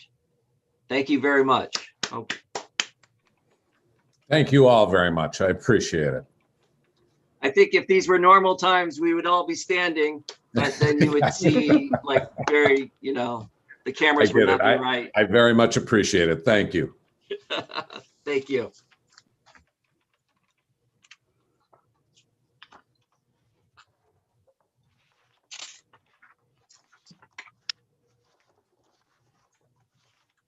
Now we'll open up. This is a public hearing of the Joint Standing Committee on the Innovation, Development, Economic Advancement, and Business for the purpose of considering the nomination by the governor of the Honorable Betty Ann Sheets of Auburn for appointment to the Finance Authority of Maine. The meeting today is being conducted electronically. Under the law and joint rules of the legislature, the committee is required to hold this public hearing and to recommend confirmation or denial of the nominee by majority vote of the committee members present and voting. As chairs of the committee, we will then send written notice of the committee recommendations to the President of the Senate. The committee will hear testimony from and have an opportunity to question the governor or her representative, the nominee, and any other persons present who wish to speak for or against the nomination. Before we get started, I want to share some information related to the fact that this meeting is being conducted in the electronic format. This meeting currently is being live streamed on the committee's YouTube channel. That means everyone who is participating in the meeting via Zoom can be seen or heard if their microphone is unmuted. Please testify. People testifying cannot be seen or heard until you are called upon to speak. This meeting will be recorded and available to view on the committee's YouTube channel soon after the meeting has concluded. Pursuant to Title III, Section 157 of the Maine statutes, which requires that there be an affirmative motion to recommend confirmation of the nominee, the chair recognizes Representative Roberts for the purpose of making such a motion. Mr. Chair, I move that the Joint Standing Committee on Innovation, Development, Economic Advancement, and Business recommend the confirmation of the Honorable Betty Ann Sheets of Auburn for appointment to the Finance Authority of Maine. The statutory requirements for this position are posted on the committee's webpage. The chair now recognizes Melissa O'Neill Lowe for the purpose of making a statement concerning this nomination. Thank you, Senator Curry, Representative Roberts, and distinguished members of the Joint Standing Committee on Innovation, Development, Economic Advancement, and Business. My name is Melissa O'Neill Lowe, and I am the Director of Boards and Commissions for Governor Janet Mills. I'm here today on behalf of the Governor to speak in support of the nomination of the Honorable Betty Ann Sheets of Auburn as a member of the Finance Authority of Maine. The Finance Authority of Maine can be found in Maine Revised Statutes under Title 10, Chapter 110, Section 1002. The board consists of 15 members, 13 of whom are appointed by the Governor. The Commissioner of the Department of Economic and Community Development and the State Treasurer both serve as ex officio members. The Honorable Betty Ann Sheets of Auburn is being nominated to seat number 1, which requires that the nominee be a veteran. Ms. Sheets is a graduate of the United States Military Academy at West Point and served in the U.S. Army as a captain and helicopter pilot from 1984 to 1991. She is a small business owner in Androscoggin County and served 2 terms in the Maine House of Representatives. Betty Ann is also very active in her community, serving on the Lewiston Auburn Chamber of Commerce, St. Mary's Food Pantry, and is a member of the American Legion Post 31. She works to assist veterans in whatever way possible and has given her expertise time and time again to myself when I've needed assistance with appointments to various boards or commissions that involve the appointment of a veteran. She is well respected in her community and has been active in her church at St. Michael's Episcopal Church in Auburn, where she's a former vestry member, warden, and board chair. She is a community volunteer for the Taylor Pond Lake Association and Meals on Wheels. She is no stranger to hard work and commitment to her causes. Thank you for your service to the citizens of this nation and to the Mainers. Betty Ann. Ms. Sheets, it is because of this reason that on behalf of Governor Mills, I would ask that you all support the nomination of the Honorable Betty Ann Sheets of Auburn. I thank you for the time this afternoon. I'd be happy to answer any questions that any of you may have at this time.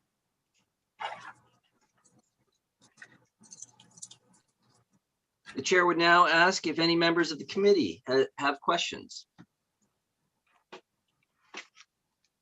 Seeing none.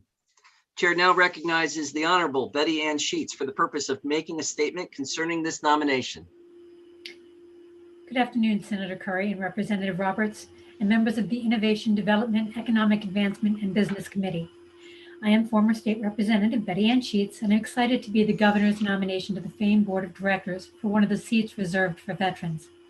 This is my first time before the IDEA Committee, and I hope I am not making a bad first impression by breaking the tradition and not sharing chocolate. That will have to come later. Breaking tradition is something I don't mind doing in pursuit of good goals. Others will mention my non-traditional past, from being among the first classes of women to graduate from the Military Academy at West Point to being a helicopter maintenance test pilot. I've remained active in the military community. Most applicable to the Board of FAME is my involvement with the Maine Military Community Network. The network meets monthly at a few locations throughout the state to share resources and information. It is where I learned about the Silhouette Project to bring awareness to veteran suicide. As a representative, I had the honor of hosting them at the State House.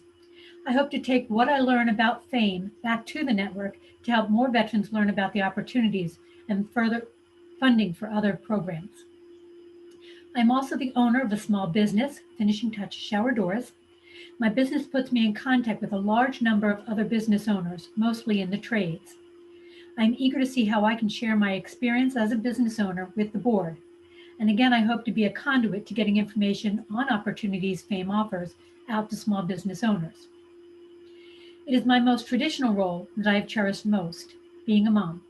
And with one recent graduate from the University of Maine in Borno, and one who recently earned her master's degree, I'm well versed in the concerns around the cost and financing of higher education.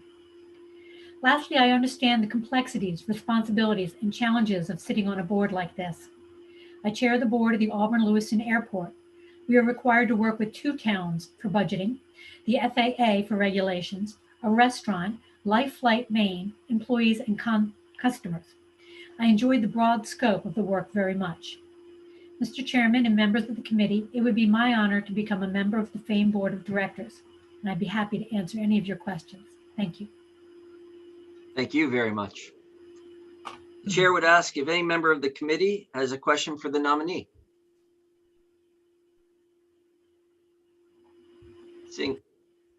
Seeing none, the chair will now take comments from persons attending this hearing who wish to speak for or against this nomination. And I am going to look to Ms. Breton. Do we have anyone here who wishes to speak on, is registered to speak on this nomination? I believe Senator Diamond is here to speak on this nomination. Excellent. The chair recognizes Senator Diamond. Thank you very much. Good afternoon, Senator Curry, Representative Roberts, and members of the Innovation, Development, Economic Advancement, and Business Committee. I am State Senator Bill Diamond, and I represent District 26. I live in Windham, and my towns pretty much circle Sebago Lake. I'm pleased, enthusiastically actually, to speak in support of the nomination of the Honorable Betty Ann Sheets to the FAME Board of Directors.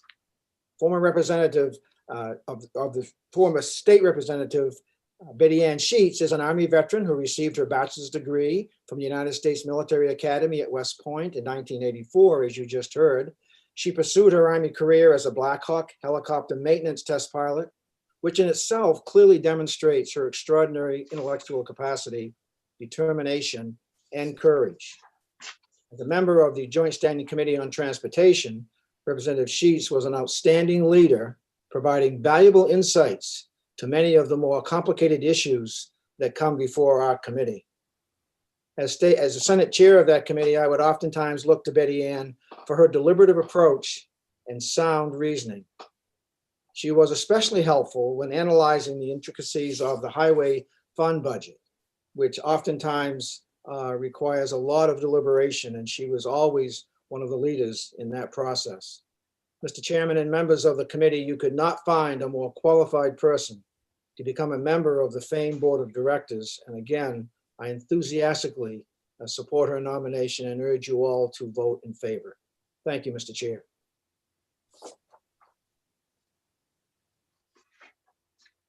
Thank you, Senator Diamond. Ms. Breton, are there any other people here ready to give testimony for or against this nominee? I do not have anybody else registered. Excellent. Recognizing that all public comment have been taken, the committee will now proceed as follows. We'll review any additional written comments on the nomination that have been received by the committee, vote on the nomination, and notify the President of the Senate pursuant to Title III MRSA Section 157 of the Joint Rules. Vote will be taken within 35 days of the date of the governor's written notice. The hearing by the Joint Standing Committee on Innovation, Development, Economic Advancement, and Business for the Honorable Betty Ann Sheets of Auburn for the appointment of the Finance Authority of Maine is closed.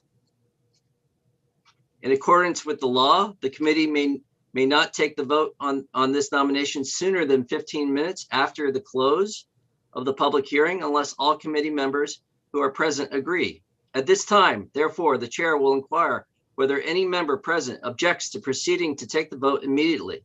If there are no objections, seeing none, the pending question before the committee is that the Joint Standing Committee on the Innovation, Development, Economic Advancement, and Business recommend to the Senate of the 130th Maine Legislature that the nomination of the Honorable Betty Ann Sheets of Auburn for appointment to the Finance Authority of Maine be confirmed.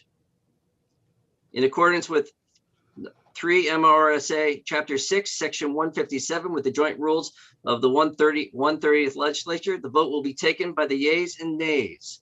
Vote of yes will be in favor of recommending confirmation. A vote of no will be against the motion to recommend confirmation. Is the committee ready for the question? The committee clerk will call the roll call. Representative Geiger? Yay. Representative Geiger, yay. Representative Andrews? Yes. Representative Andrews, yes. Representative Pebworth? Yes. Representative Pebworth, yes. Representative Collmore?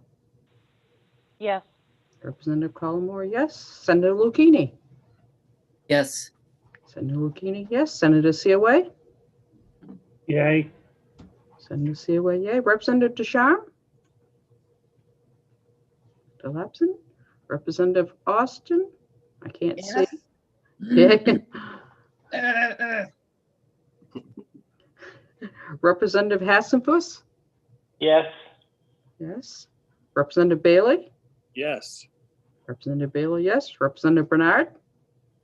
Happy to be back in business to vote yes. Yeah, good. Representative Roberts? Yes. Representative Roberts, yes. Senator Curry? Yes. That's 11 yeas, 2 absent. 11 members of the committee have voted in the affirmative and 0 members in the negative. It is the vote of the Joint Standing Committee on Innovation, Development, Economic Advancement, and Business that the nomination of the Honorable Betty Ann Sheets of Auburn for appointment to the Finance Authority of Maine be confirmed.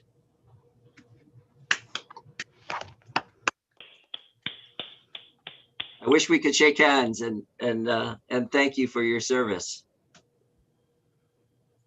We will when I bring chocolate. And Senator, before we move on, may I ask, being I have not submitted yet, how Representative Collmore and Senator Lucchini would like to be respond on Mr. Daigle? Excuse me? Oh, since they have, They since have joined us and I have not yet submitted it and I'm still in possession of Representative it. Collmore, Mr. Degler for FAME previously went through. Would you like to cast a vote? Yes, in favor. Thank you. Okay. And Senator Lucchini? Yes. Sorry, my connection's pretty bad. Okay. Excellent. Senator Thank you very Bernard? much, Ms. Breton. Yep. So that will be 10, 1 abstain, and 2 absent.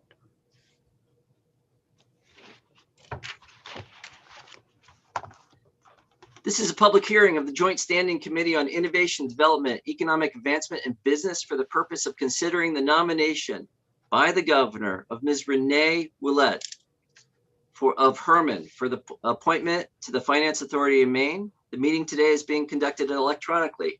Under the law and the joint rules of the legislature, the committee is required to hold this public hearing and to recommend confirmation or denial of the nominee by a majority vote of the committee members present and voting. As chairs of the committee, we will then send written notice of the committee's recommendation to the President of the Senate. The committee will hear testimony from and have an opportunity to question the governor or her representative, the nominee, and any other person present who wish to speak for or against the nomination. Before we get started, I want to share some information related to the fact that this meeting is being conducted using an electronic format. We are being live streamed on the committee's YouTube channel. This means that your camera and anyone who is participating in the meeting via Zoom can be seen and also heard if their microphone is unmuted. People testifying cannot be seen or heard until they are called upon to speak. This meeting will be recorded and available for view on the committee's YouTube channel soon after the meeting has concluded. Pursuant to Title III, Section 157 of the Maine statutes, which requires that there be an affirmative motion to recommend confirmation of the nominee, the chair recognizes Representative Roberts for the purpose of making such a motion. Dear Mr. Chair, I move that the Joint Standing Committee on Innovation, Development, Economic Advancement, and Business recommend the confirmation of Renee Willett of Herman for the appointment to the Finance Authority of Maine. The statutory requirements of this position are posted on the committee's webpage. The chair now recognizes Melissa O'Neill Lowe for the purpose of making a statement concerning the nomination. Thank Ms. you, O'Neill Lowe. Senator Curry, Representative Roberts, and distinguished members of the Joint Standing Committee on Innovation, Development, Economic Advancement, and Business. I am Melissa O'Neill Lowe, and I am the Director of Boards and Commissions for Governor Janet T. Mills. I'm here today on behalf of the governor to speak in support of the nomination of Renee Willett of Herman as a member of the Finance Authority of Maine. The Finance Authority of Maine can be found in Maine Revised Statutes under Title 10, Chapter 110, Section 1002. The board consists of 15 members, 13 of whom are appointed by the governor. The Commissioner of the Department of Economic and Community Development and the State Treasurer both serve as ex officio members. Renee Willett of Herman is being nominated to seat number 5, which requires that the nominee be a certified public accountant. In addition to being a certified public accountant since 2005, Renee Willett is the current president and CEO of University Credit Union. Prior to her appointment as president, she served as the senior vice president for finance. Throughout her career, Renee has worked as a staff auditor, account manager, and controller, giving her the ability to bring those unique experiences to the Board of Fame in a manner that will benefit her participation in a multi-level sense. She received her bachelor's degree in accounting with a concentration in public accounting from Huston University in Bangor, and has an advanced certificate in finance from the Association of Management Information and Financial Services Institute, a comprehensive performance measurement school that focuses on the performance measurement and profitability analysis of financial institutions, a skill that will undoubtedly be tapped into by this board should she be confirmed. Renee also holds an associate's degree from Eastern Maine Community College in Applied Science and Business Management. Ms. Willett's unique background in finance and accounting have made her an excellent choice to fill the CPA seat on Fame's board. And it is for these reasons that on behalf of Governor Mills today, I would ask that you support the nomination of Renee Willett of Herman. I thank you for your time this afternoon, and I'd be happy to answer any questions with regard to this nomination at this time. Thank you. The chair would ask if any member of the committee has questions. Seeing none. Chair now recognizes Ms. Renee Willett for the purpose of making a statement concerning this nomination. Good afternoon, Senator Curry, Representative Roberts, and distinguished members of the Joint Standing Committee on Innovation, Development, Economic Advancement, and Business. My name is Renee Willett. I'm honored to have been nominated by Governor Mills to serve on the Finance Authority of Maine Board of Directors. By way of my background, I live in Herman, as you have heard, with my husband and 2 children. I've been a CPA for 15 years and began my career in public accounting, performing audits of nonprofit institutions. As I transitioned out of public accounting, I pursued an opportunity in banking and found I enjoy the inner workings of financial institutions. After developing a strong foundation in the finance arm of banking, I found my passion in the credit union industry, helping members advance their personal financial goals by way of the credit union philosophy. I have since been able to use my leadership skills to bring that passion deeper into the culture of the credit union with our employees and our members. Since 2009, I've worked at University Credit Union, first as the Senior Vice President of Finance and now as the President and CEO, and have been a member of the senior leadership team for all 11 years. Back in 2013, I was a credit union representative in collaborating with FAME to launch the Maine Private Education Loan Network Student Loan Insurance Program. This program has been instrumental in assisting college students with the cost of secondary education. This past year has certainly been a time of need for community and economic support. I have worked with our lending team at the credit union to assist members in need through the pandemic, particularly small businesses, with the offering of the PPP loans, SBA and other types of relief loan options, as well as educating those affected by COVID-19 of other available means of assistance, including FAME resources. Additionally, we collaborated with the town of Orono to guarantee businesses in town with a 0% interest loan with no payments for 6 months to provide some additional relief. My volunteer work currently includes the Board of Directors for the Special Olympics of Maine, the Steering Committee for the New England Financial Executive Council, and a member of the Audit and Finance Committee for the Maine Credit Union League. I also volunteer for Special Olympics through various events throughout the state. I'm interested in FAME and wish to serve on the board to help advance the economic well-being of our communities through the expansion of financial resources and assistance. If communities are strong, then people within them can thrive, and that's a strong belief of mine. Thank you for your consideration of my nomination, and I'd be happy to answer any of your questions. Thank you very much, Ms. Willett. The chair would ask if any member of the committee has questions for the nominee.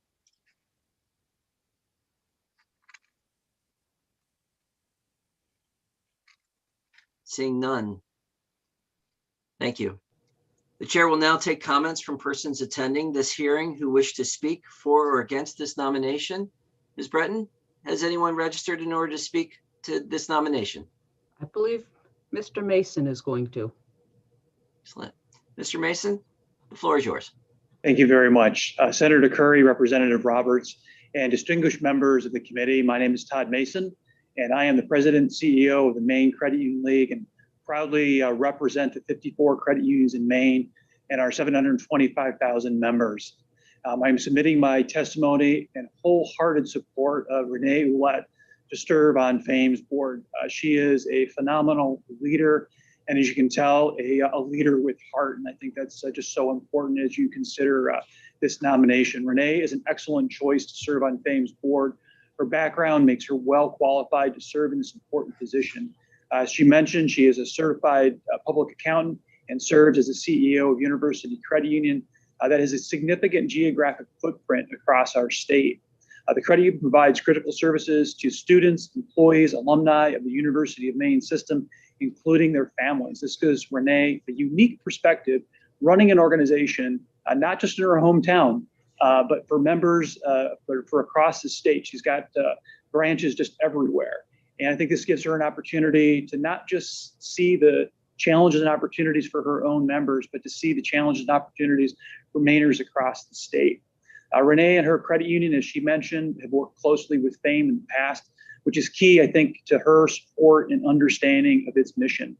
In addition, she mentioned she has a public history of public service, serving on the steering committee of the New England Financial Executives Council, volunteering on the board of Special Olympics of Maine, and serves an integral part of the Bangor chapter of credit unions, and just a good sounding board for me personally, and appreciate the relationship that she and I have developed over the years.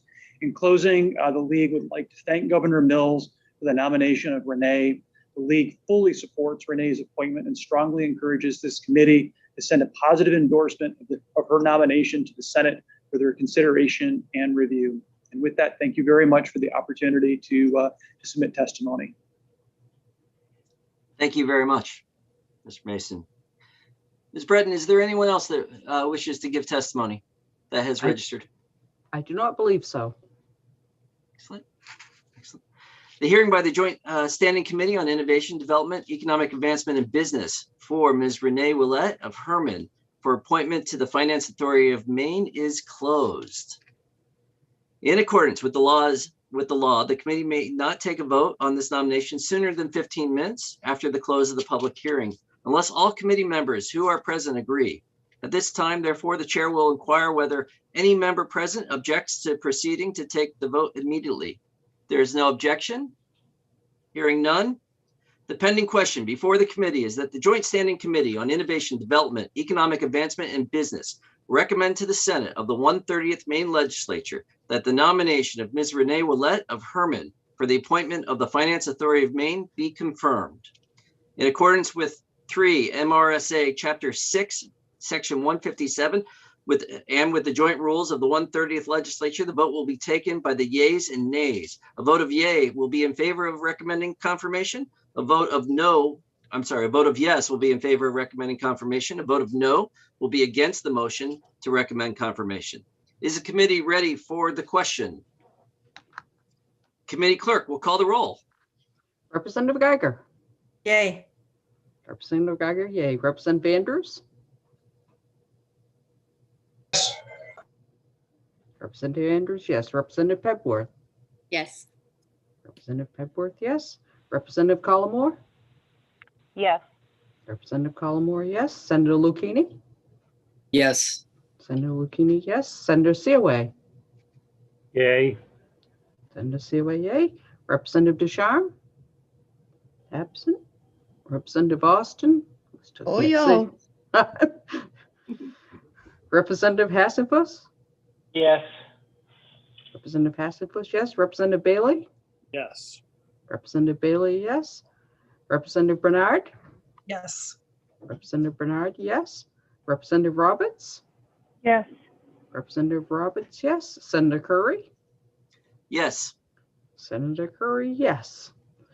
So we have 11 yes, no nays. 0 in the negative. Yep, So 0 in the negative. 11 members of the committee having voted in the affirmative and 0 in the negative. It is the vote. The Joint Standing Committee on Innovation, Development, Economic Advancement, and Business that the nomination of Ms. Renee Willett of Herman for the appointment to the Finance Authority of Maine be confirmed. Yay. Thank you very much. Thank you for your service.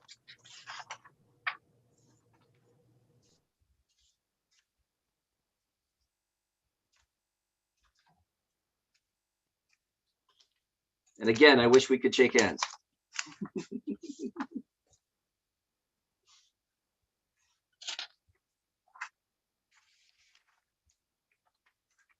We'll now open our next public hearing. This is the public hearing of the Joint Standing Committee on Innovation, Development, Economic Advancement, and Business for the purpose of considering the nomination by the governor of Ms. Chris Duty of Caribou for the appointment to the Loring Development Authority of Maine. The meeting today is being conducted electronically. Under the law and the joint rules of the legislature, the committee is required to hold this public hearing and to recommend confirmation or denial of the nominee by a majority vote of the committee members present and voting. As chair of the committee, we will then send written notice of the committee's recommendation to the President of the Senate. The committee will hear testimony from and have an opportunity to question the governor or her representative, the nominee, and any other persons present who wish to speak for or against the nomination. Before we get started, I want to share some information related to the fact that this meeting is being conducted using electronic format. The meeting is currently live streamed on the committee's YouTube channel, which means that anyone who is participating in the meeting via Zoom can be seen or heard if their mic is unmuted. People testifying cannot be seen or heard until they are called upon to speak. This meeting will be recorded and available to view on the committee's YouTube channel soon after the meeting has closed. Pursuant to Title III, Section 157 of the Maine statute, which requires that there be an affirmative motion to recommend confirmation of the nominee, the chair recognizes Representative Bernard for the purpose of making such a motion. Thank you, Senator Curry. I'm honored to move that the Joint Standing Committee on Innovation, Development, Economic Advancement, and Business recommend confirmation of Ms. Chris Duty of Caribou for appointment to the Loring Development Authority of Maine. The statutory requirements for this position are posted on the committee's webpage. The chair now recognizes Melissa O'Neill. I've messed up your name once again. I'm terribly sorry. O'Neill Lowe, Melissa O'Neill Lowe, for the purpose of making a statement concerning this nomination. I've only had that last part of my name for the last 7 months, so it's okay.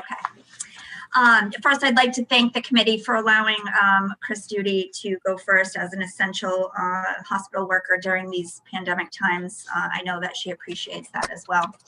So with that said, Senator Curry, Representative Roberts, and distinguished members of the Joint Standing Committee on Innovation, Development, Economic Advancement, and Business, my name is Melissa O'Neill Lowe, and I am the Director of Boards and Commissions for Governor Janet T. Mills. I am here today on behalf of the Governor to speak in support of the nomination of Chris Duty of Caribou as a member of the Loring Development Authority.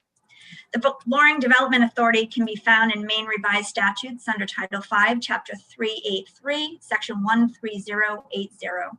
The board consists of 13 members appointed by the governor. 7 members must be residents of Aroostook County. At least 4 members must be non-Aroostook County members. The last member is a designated commissioner who is a voting ex officio member. Chris Duty of Caribou is being nominated to seat number 2, which requires that that nominee be a resident of Aroostook County. Ms. Duty is a native of Aroostook County. She holds a bachelor's degree in science from the University of New York, as well as an associate's degree in the science of nursing. After completing her associates, Ms. Duty went on to get a master's degree in business from Hudson University. Ms. Duty is currently the CEO of Cary Medical Center and Pine Health Services in Caribou. Outside of work, she serves on several boards, including the Caribou Chamber of Commerce, United Way of Aroostook County, the County Federal Credit Union, and the Aroostook Shelter for the Homeless. She is also the chairperson of the American Hospital Association's Rural Health Task Force and is a member of the Maine Hospital Association. Along with all of this, Ms. Duty has been recognized for her work on numerous occasions and has expertise surrounding Maine's healthcare system that will be valuable to Loring Development Authority. As we are all aware, those in healthcare in our current environment have been held to the fire with high standards of performance, a task that Chris Duty does not take lightly and holds in the highest of regards. Her dedication to her hospital and to the people of Aroostook County, as well as her deep understanding of the demographics of the county, make her an excellent, ideal choice to serve on the authority. And it is for that reason that on behalf of Governor Mills, I would ask that you support the nomination of Chris Duty of Caribou. I'd be happy to answer any questions that anybody may have at this time. Thank you. Chair would ask if any member of the committee has questions. Seeing none, the chair now recognizes Ms. Chris Duty for the purpose of making a statement concerning this nomination. Welcome. Thank you, sir. Good afternoon, and I'd like to thank the committee chair, Senator Curry, and Representative Roberts, as well as distinguished members of the Committee on Innovation, Development, Economic Advancement, and Business. Thank you for the opportunity to meet with you this afternoon. I am honored to be considered for appointment to the Loring Development Board of Directors. I'm a lifelong native of Aroostook County, the youngest of 8 children. My father, Lee Duty, a retired colonel, was the longest standing commander of the 152nd Field Artillery Battalion for the National Guard here in Caribou. Both my dad and mom brought us up with strong family values, and my dad mentored us on the importance of public service. He served for many years on the Caribou City Council and was the former mayor of Caribou. I have served as the Chief Executive Officer for Cary Medical Center for more than 2 decades. Cary is an independent, award-winning rural community hospital in Caribou.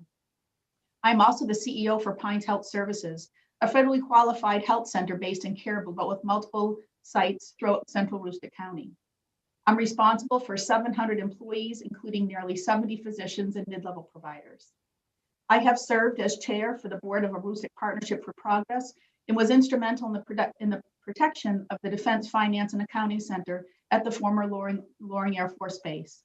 DFAS is now the largest employer in the region.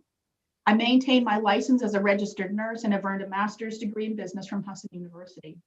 I am past chair of the Maine Community College System Board of Trustees and the past chair of the Maine Hospital Association Board of Directors.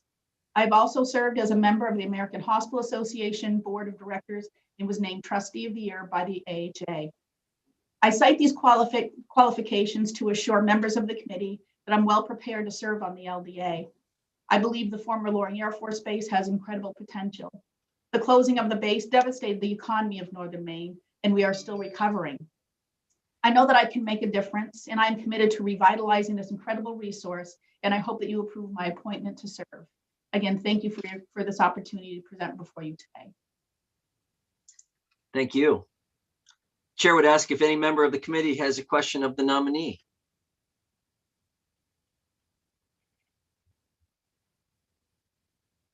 Representative Austin.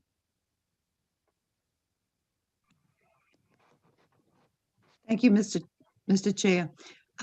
Good afternoon, and I feel compelled to share with you that we hold a lot of potential in Limestone, and I'm very pleased to see that you will be joining that perhaps in an extra extended capacity than you already have been. So thank you very much, and thank you for your family's contribution. Thank you, Representative Austin. Seeing no other questions, the chair will now take comments from persons attending this hearing who wish to speak for or against this nomination. Ms. Breton, has anyone registered or in order to speak? I believe President Jackson would like to speak. Excellent. President Jackson, the floor is yours. Thank you, Senator Curry and Representative Roberts, member of the IDEA Advancement Business Committee. I am State Senator Troy Jackson. I represent Senate District 1, which has Loring obviously in it. And, you know, today we have a great group of people that's being nominated to serve on the LDA. I certainly wanted to lend my support to Chris Duty. Chris is like one of the most dynamic people I've met in Aroostook County and probably in the state. She holds multiple hats for the Pines, as you said, and Cary, which are both 2 major health organizations in the Aroostook County. She's just been, you know, a great asset to the entire state, but certainly Aroostook County, and her work on the LDA is much needed. You know, I believe Thursday I have a bill to try and help with Loring, and you know, having the people that's being nominated today to serve on this is definitely going to be a real jump start for the Loring development. And like I said, Chris is just an exceptional person. I'm very happy to be here in support of her today. Thank you so much, sir. Thank you very much. Ms. Breton, is there anyone else that wishes to speak? I do not have anybody else signed up to speak. All public comments having been taken, the committee will now proceed as follows with review of any written comments and then proceeding to a vote and a vote on the nomination and notify the President of the Senate.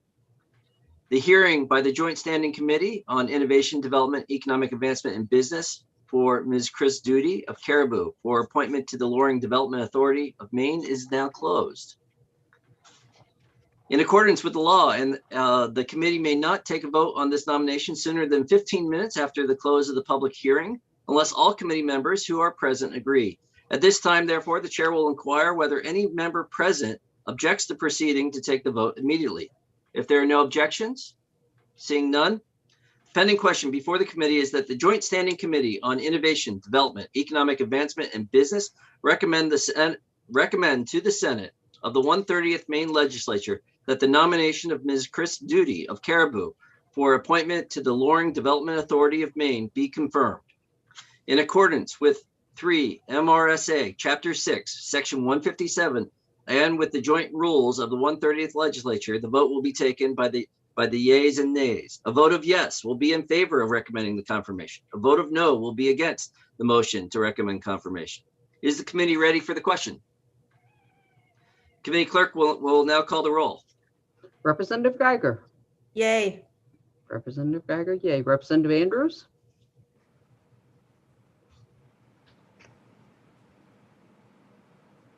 No.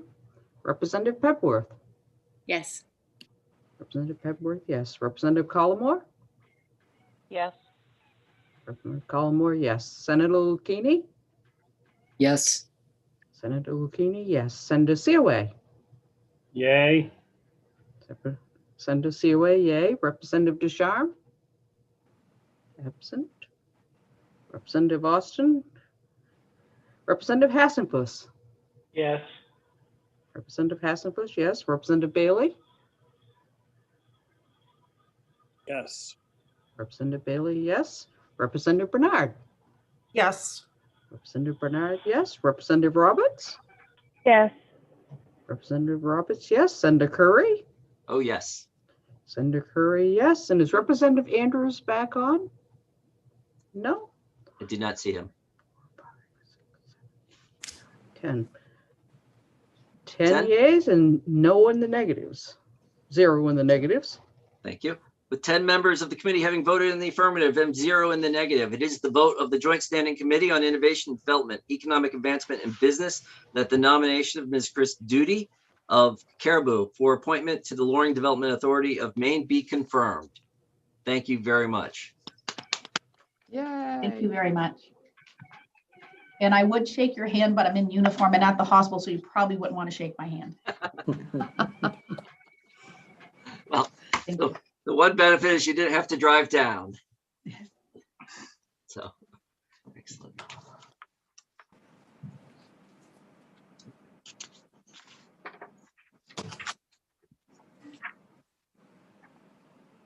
We'll now open.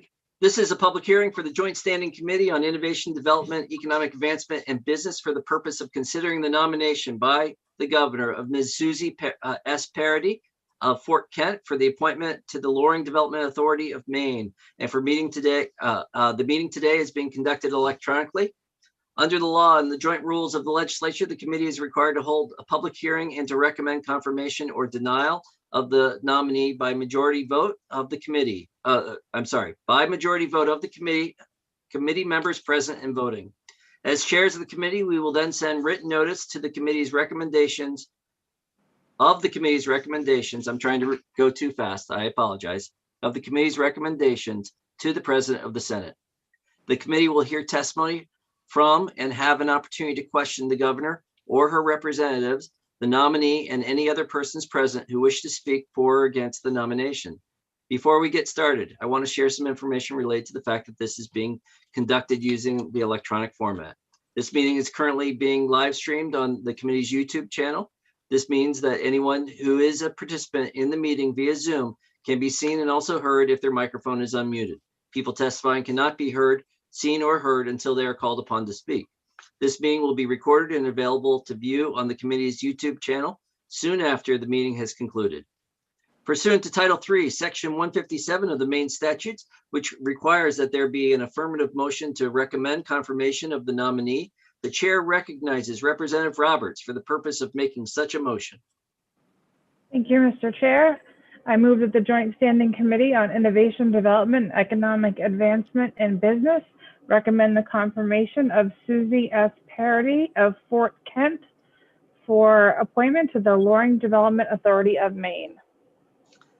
Thank you. The statutory requirements for this position are posted on the committee's webpage.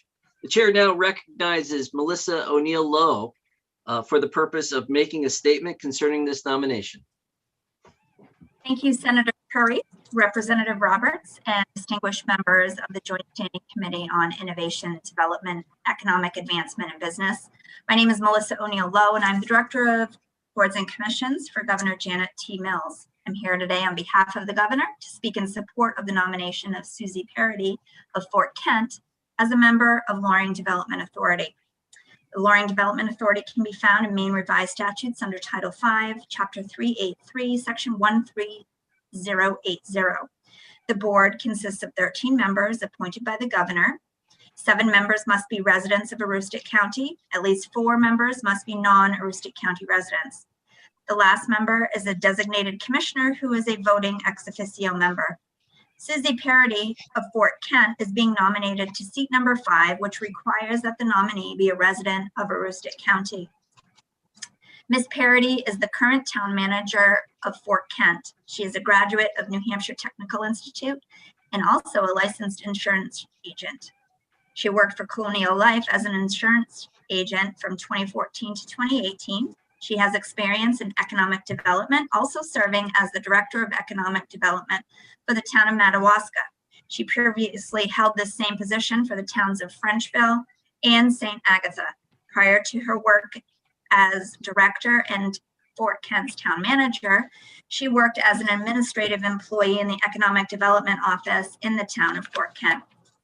Ms. Parody currently serves on several boards and organizations, including the Aroostook Managers Association, Magnetize Maine, the Economic Development Partnership, and the Northern Maine Loan Committee.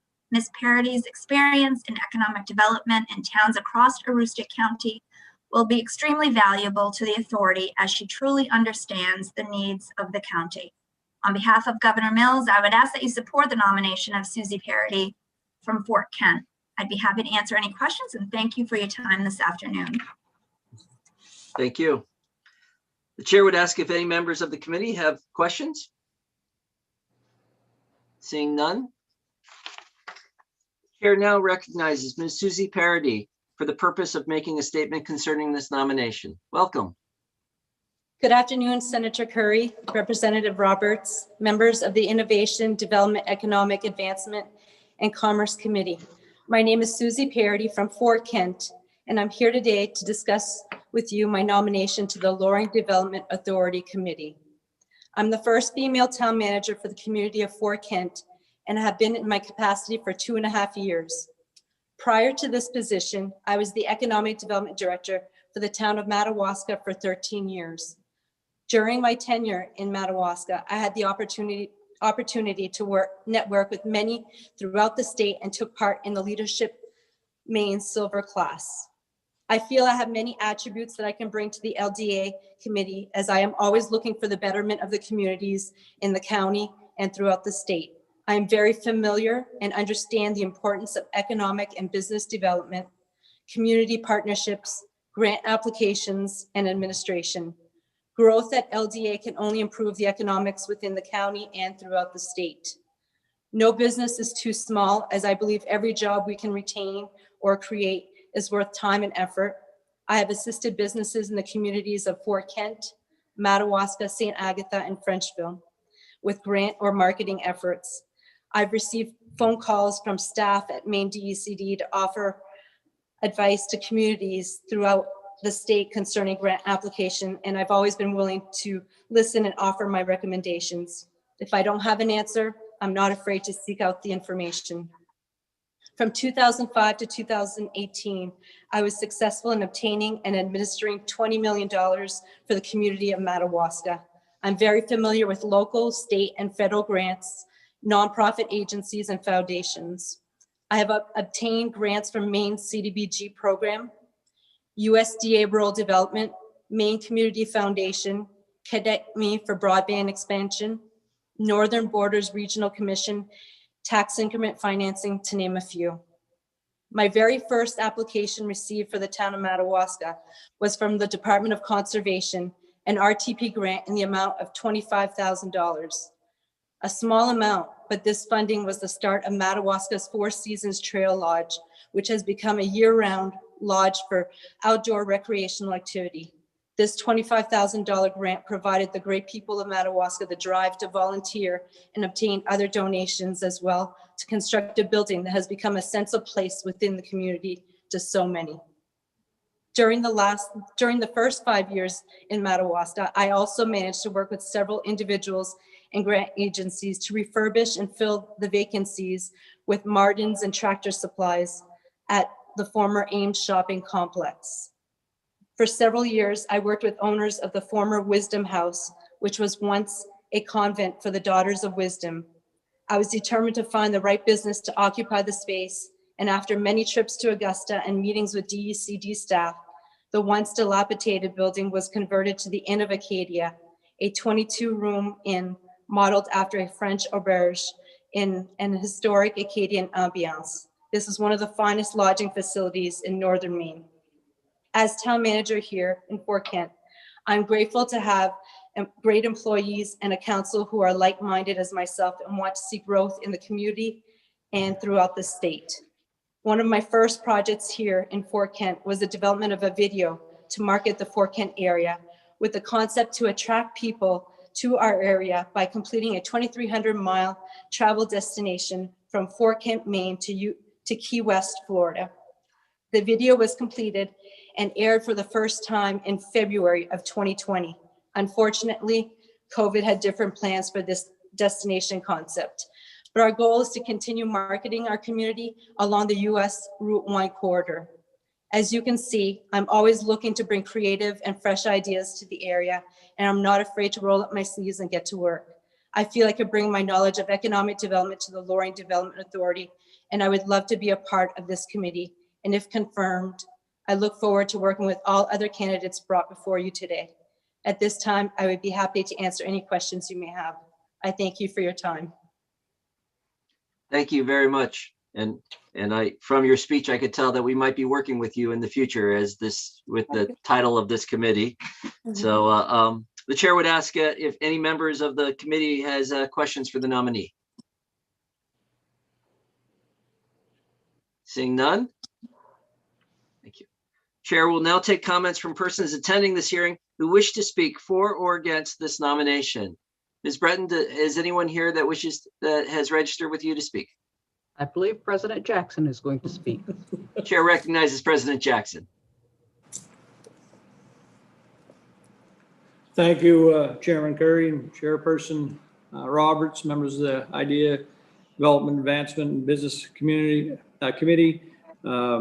I'm State Senator Troy Jackson, I represent Senate District 1, and I certainly, we got a long list here, so I'm trying to be short, pithy on all these, but it's such a great group of people. I feel I need to at least, say something, and Susie is no different. Her work in Madawaska, I think everyone in the St. John Valley understood what, great things that she was doing.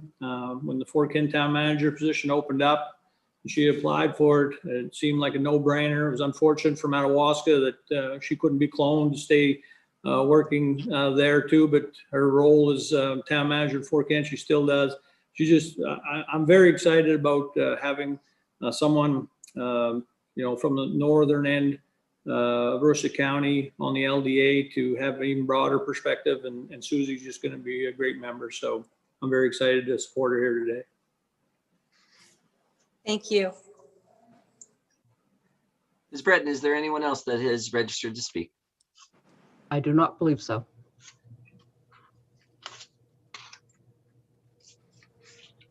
Recognizing that all public comments have been taken, the hearing by the Joint Standing Committee on Innovation, Development, Economic Advancement, and Business for Ms. Susie S. Parody of Fort Kent for appointment to the Loring Development Authority of Maine is now closed. In accordance with the law, the committee may not take a vote of this nomination sooner than 15 minutes after the close of the public hearing, unless all committee members who are present agree. At this time, therefore, the chair will inquire whether any member present objects to proceeding to take the vote immediately. There are no objections? Seeing none? The pending question before the committee is that the Joint Standing Committee on Innovation, Development, Economic Advancement, and Business recommend to the Senate of the 130th Maine Legislature that the nomination of Ms. Susie S. Parody of Fort Kent for appointment to the Loring Development Authority of Maine be confirmed.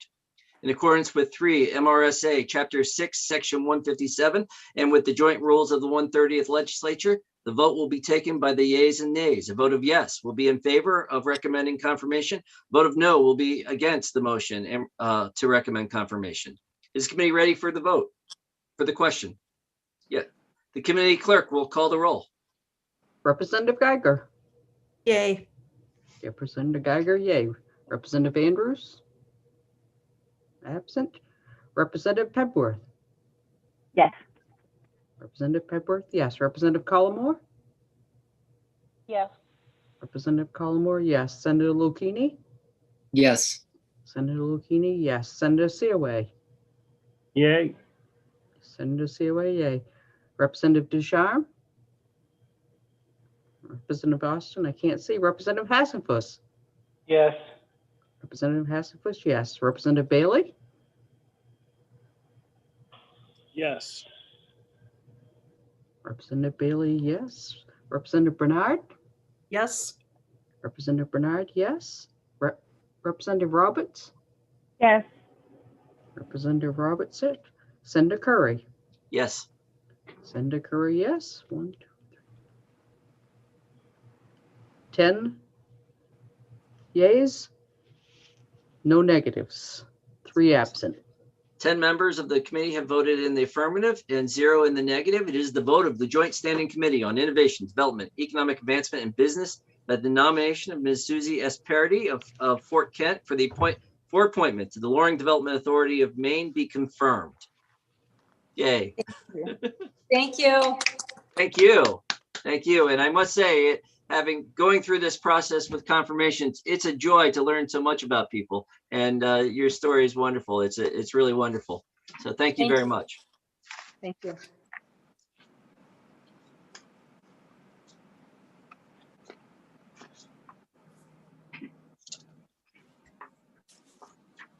I want to just check with Ms. Bredden. We're beginning the hearing for the Honorable Patrick E. Parody. Is that who you have next? Yes, it is, Senator. Okay, great. Thank you. This is a public hearing of the Joint Standing Committee on Innovation, Development, Economic Advancement, and Business for the purpose of considering the nomination by the Governor of the Honorable Patrick A. Parody of Augusta for appointment to the Loring Development Authority of Maine. The meeting today is being conducted electronically, as we can see. Under the law and the joint rules of the legislature, the committee is required to hold this public hearing and to recommend confirmation or denial of the nominee by majority vote of the committee,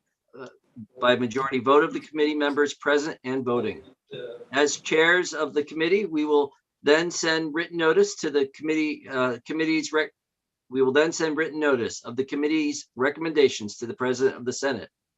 The committee will hear testimony from and have an opportunity to question the governor or her representative, the nominee and other persons present who wish to speak for or against the nomination. Before we get started, I want to share some information related to the fact that this meeting is being conducted using electronic format. The meeting is currently being live streamed on the committee's YouTube channel. This means that anyone who is a participant in the meeting via Zoom can be seen and also heard if their microphone is unmuted. People testifying cannot be seen or heard until they are called upon to speak. This meeting will be recorded and available to view on the committee's YouTube channel soon after the meeting has concluded. Pursuant to Title III, Section 157 of the Maine statute, which requires that there be an affirmative motion to recommend confirmation of the nominee, the chair recognizes Representative Roberts for the purpose of making such a motion. Thank you, Mr. Chair. I move that the Joint Standing Committee on Innovation, Development, Economic Advancement, and Business recommend the confirmation of the Honorable Patrick E. Parody of Augusta for reappointment to the Loring Development Authority of Maine.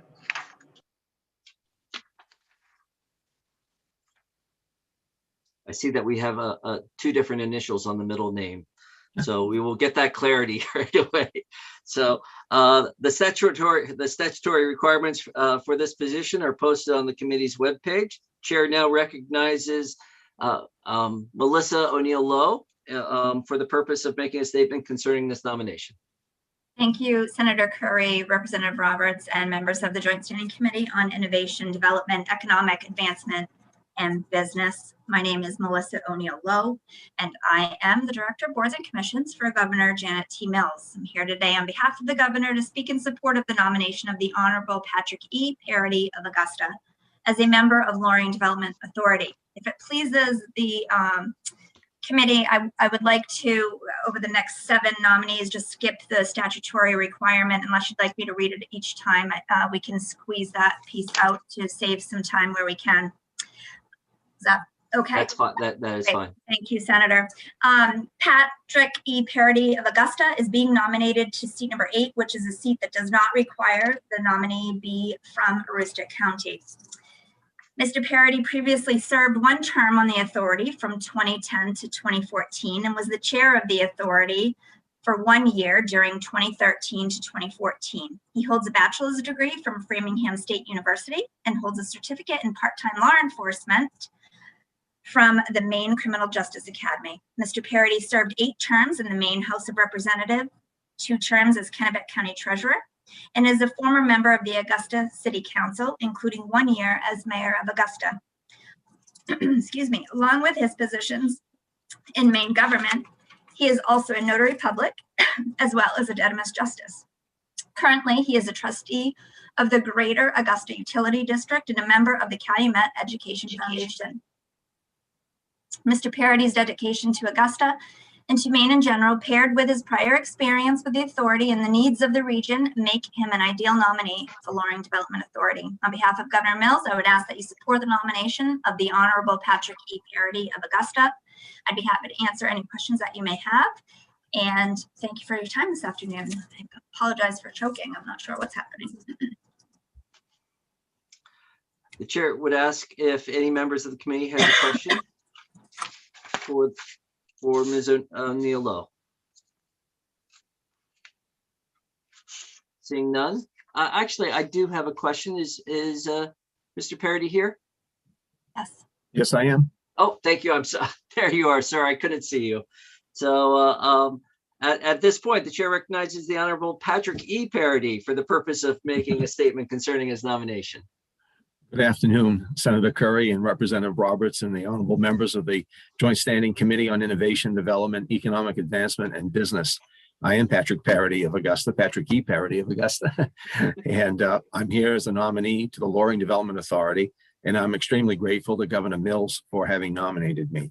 As you heard, I served previously from 2010 to 2014 on the board, having been nominated by then Governor John Baldacci and served as chair during my last year as a trustee. I want to serve because I'm familiar with Loring and from the experiences of having served in the Maine legislature as Kennebec County Treasurer, 3 terms on the City Council, briefly as mayor, and now serving my 4th year as a trustee of the Greater Augusta Utility District. I believe that I can continue to make a contribution. I believe in Aroostook County, in its hopes and its potentials. But I am, however, somewhat biased, you could say.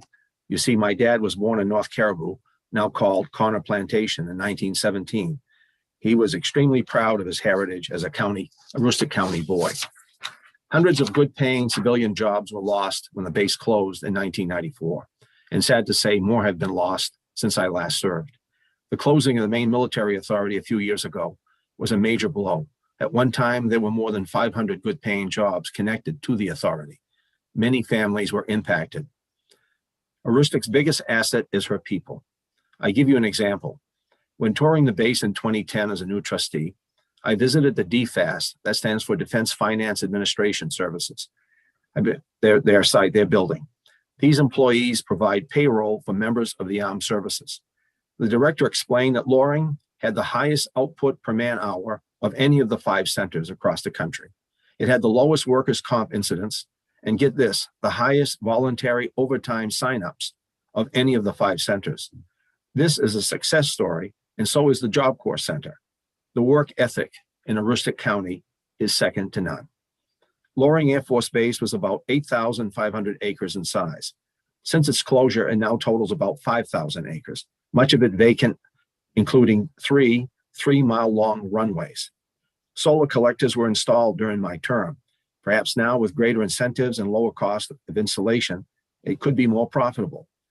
Also, Loring has a pipeline from Searsport to the base that is now being used from Searsport up to the Bangor area for natural gas.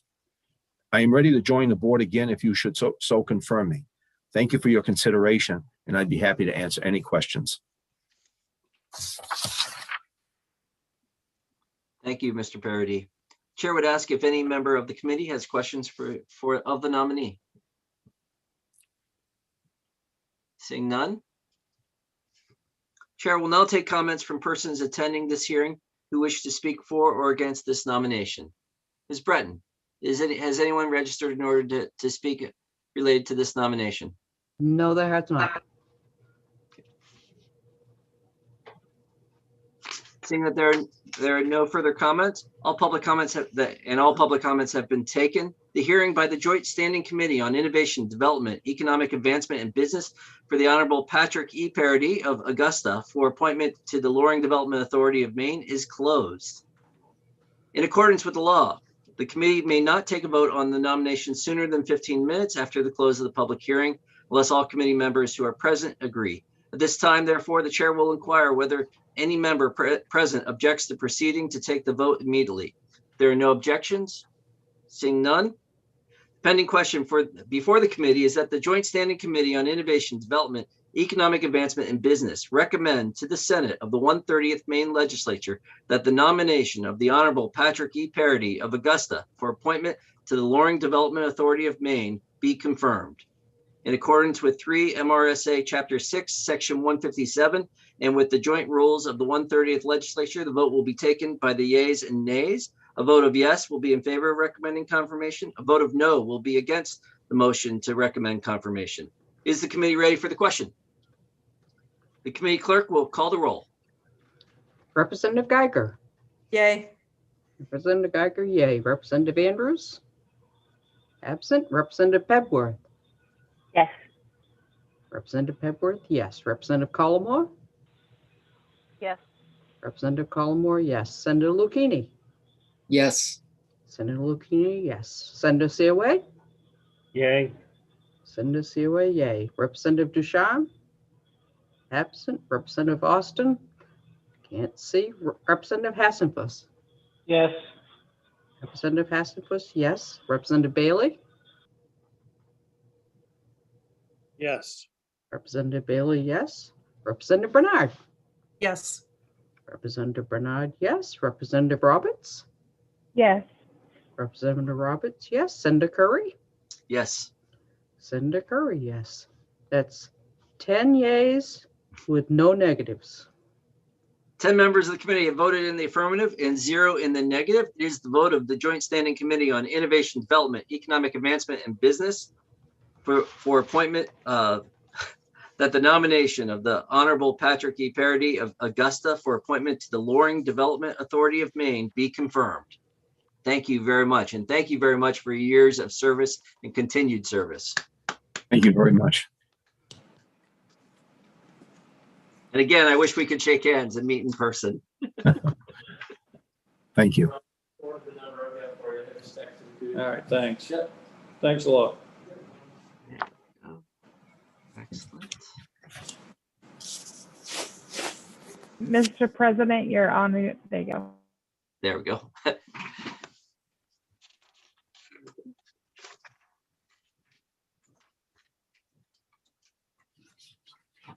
This is a public hearing of the Joint Standing Committee of Innovation, Development, Economic Advancement, and Business for the purpose of considering the nomination by the governor of Mr.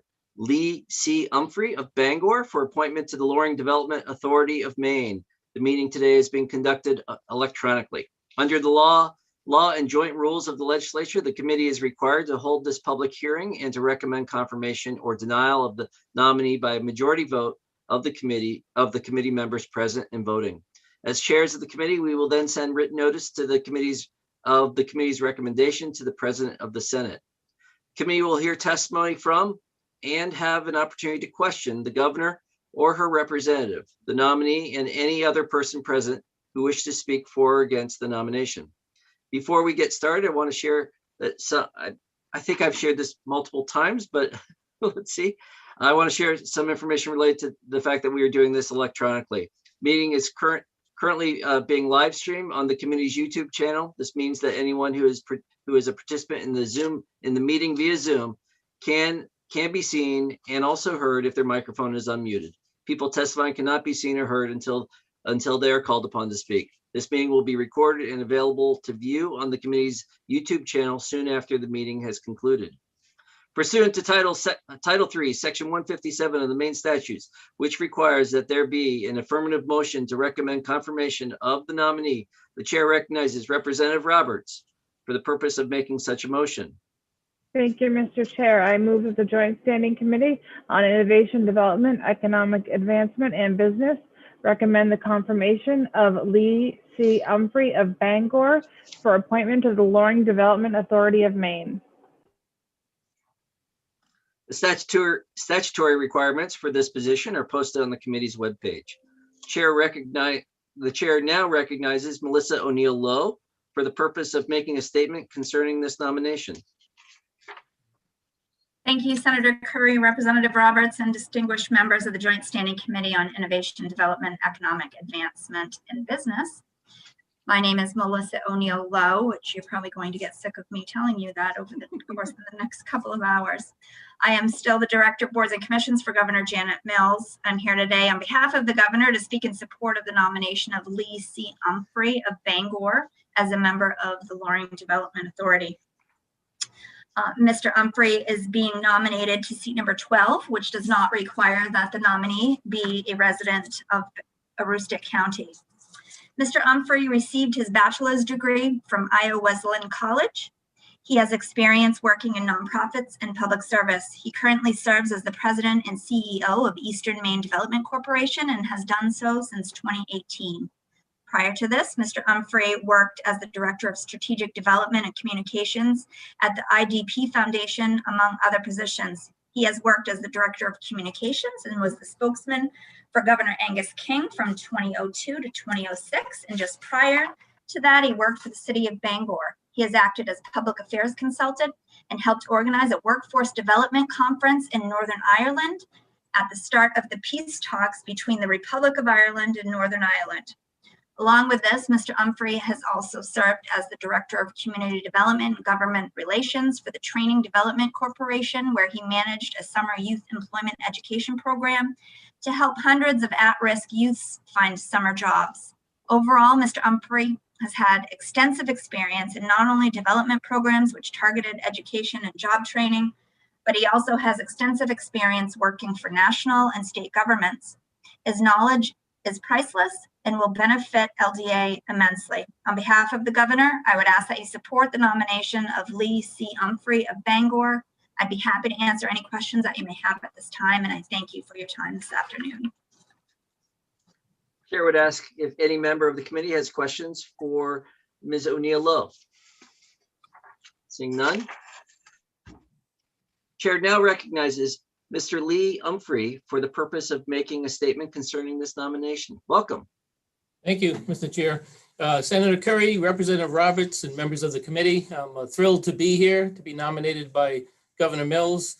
I just want to make one small correction from Melissa's introduction. I was a spokesperson to John Baldacci, Governor Baldacci, and not Governor King. So I just want to. My apologies. I will. Okay. I had some help. I had some help writing my testimony. I apologize. I have made comments on behalf of Senator King, but not officially. So I'm just going to summarize my testimony in my materials, but just want to make a couple of points.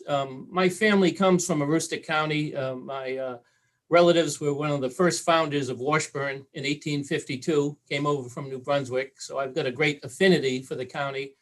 But in the early 90s, I worked quite a bit up in Loring, actually before there was an LDA, working mostly with Senator Mitchell and Senator Cohen, with the idea that federal anchors would help secure the development of the base. And that's how DFAS came about, and also the Job Corps Center. And that was early stages, even before LDA happened, of the idea that federal anchors would keep it secure. And I think when you look back 30 years, I think that was a good model. I also, in my current position at Eastern Maine Development Corporation, we do a lot of work, not only in northern Penobscot, but in Aroostook County, and there's a lot of synergy between the two. And so I think, given my family roots, my experience at Loring and my current position, I'm really thrilled to be nominated, and look forward to serving and getting back up north again. So thank you, Mr. Chairman. Thank you. The chair would ask if any member of the committee has questions for the nominee. Seeing none. The chair will now take comments from persons attending this hearing who wish to speak for or against the nomination. Ms. Breton, did anyone register in order to give testimony? No one has registered, Senator. Okay. Seeing that all public comments have been taken, the hearing by the Joint Standing Committee on Innovation, Development, Economic Advancement, and Business for Mr. Lee C. Humphrey of Bangor for appointment to the Loring Development Authority of Maine is now closed.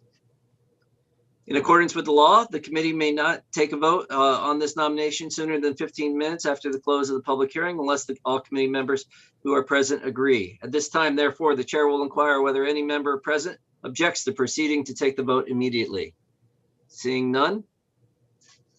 The pending question, the pending question before the committee is that the Joint Standing Committee on Innovation, Development, Economic Advancement, and Business recommend to the Senate of the 130th Maine Legislature that the nomination of Mr. Lee C. Humphrey of Bangor for appointment to the Loring Development Authority of Maine be confirmed.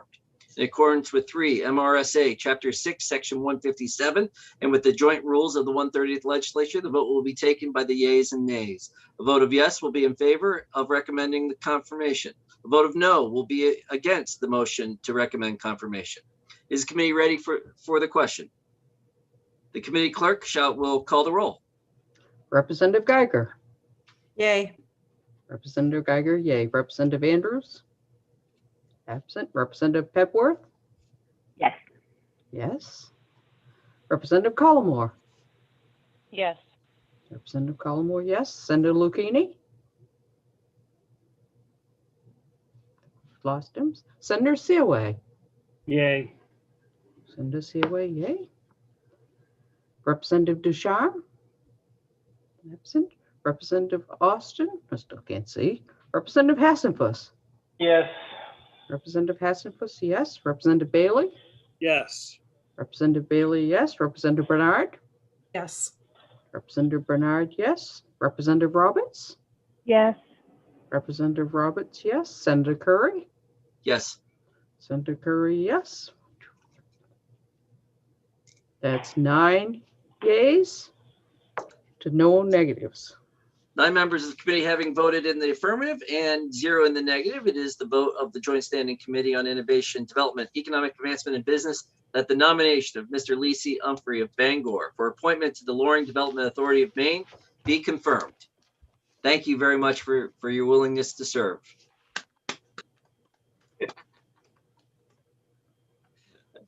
We need to try some of these reactions at some point. There we go. So, excellent. Senator Lucchini on now? Senator Lucchini, Yes, Senator sorry. Lucchini, I saw him just come in. We just voted. We just had the vote for Mr. Lee C. Humphrey. Did you wish to have your vote recognized? Yeah, sorry, my internet went down. Yes. Yes. Thank you. It'll be 10 yes, 0 in the negative. 3 absent. And Ms. Breton, just to make sure, I'm now we're going to open up the public hearing for confirmation for the Honorable Jeremy R. Fisher. Is that who you have next? Yes, sir. I've kept in order. Okay, great.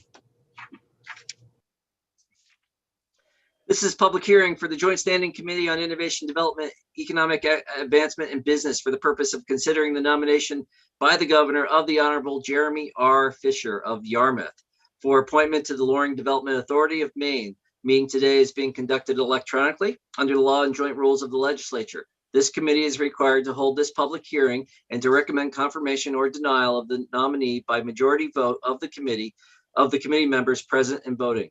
As chairs of the committee, we will then send written notice on the committee's recommendations to the President of the Senate. The committee will hear testimony from and have an opportunity to question the governor or her representative, the nominee, and any other person present who wishes to speak for or against the nomination. Before we get started, I want to share some information related to the fact that this meeting is being conducted using electronic format. This meeting is currently being live streamed on YouTube, on the committee's YouTube channel. This means that anyone who participates in the meeting via Zoom can be seen and also heard if their microphone is unmuted. People testifying cannot be seen or heard until they are called upon to speak. This meeting will be recorded and available to view on the committee's YouTube channel soon after the meeting has concluded. Pursuant to Title III, Section 157 of the Maine statutes, which requires that there be an affirmative motion to recommend confirmation of the nominee, the chair recognizes Representative Roberts for the purpose of making such motion. Thank you, Mr. Chair. I move that the Joint Standing Committee on Innovation, Development, Economic Advancement, and Business recommend the confirmation of the Honorable Jeremy R. Fisher of Yarmouth for appointment to the Loring Development Authority of Maine. The statutory requirements for this position are posted on the committee's webpage. The chair now recognizes Melissa O'Neill Lowe for the purpose of making a statement concerning this nomination. I think you are on mute.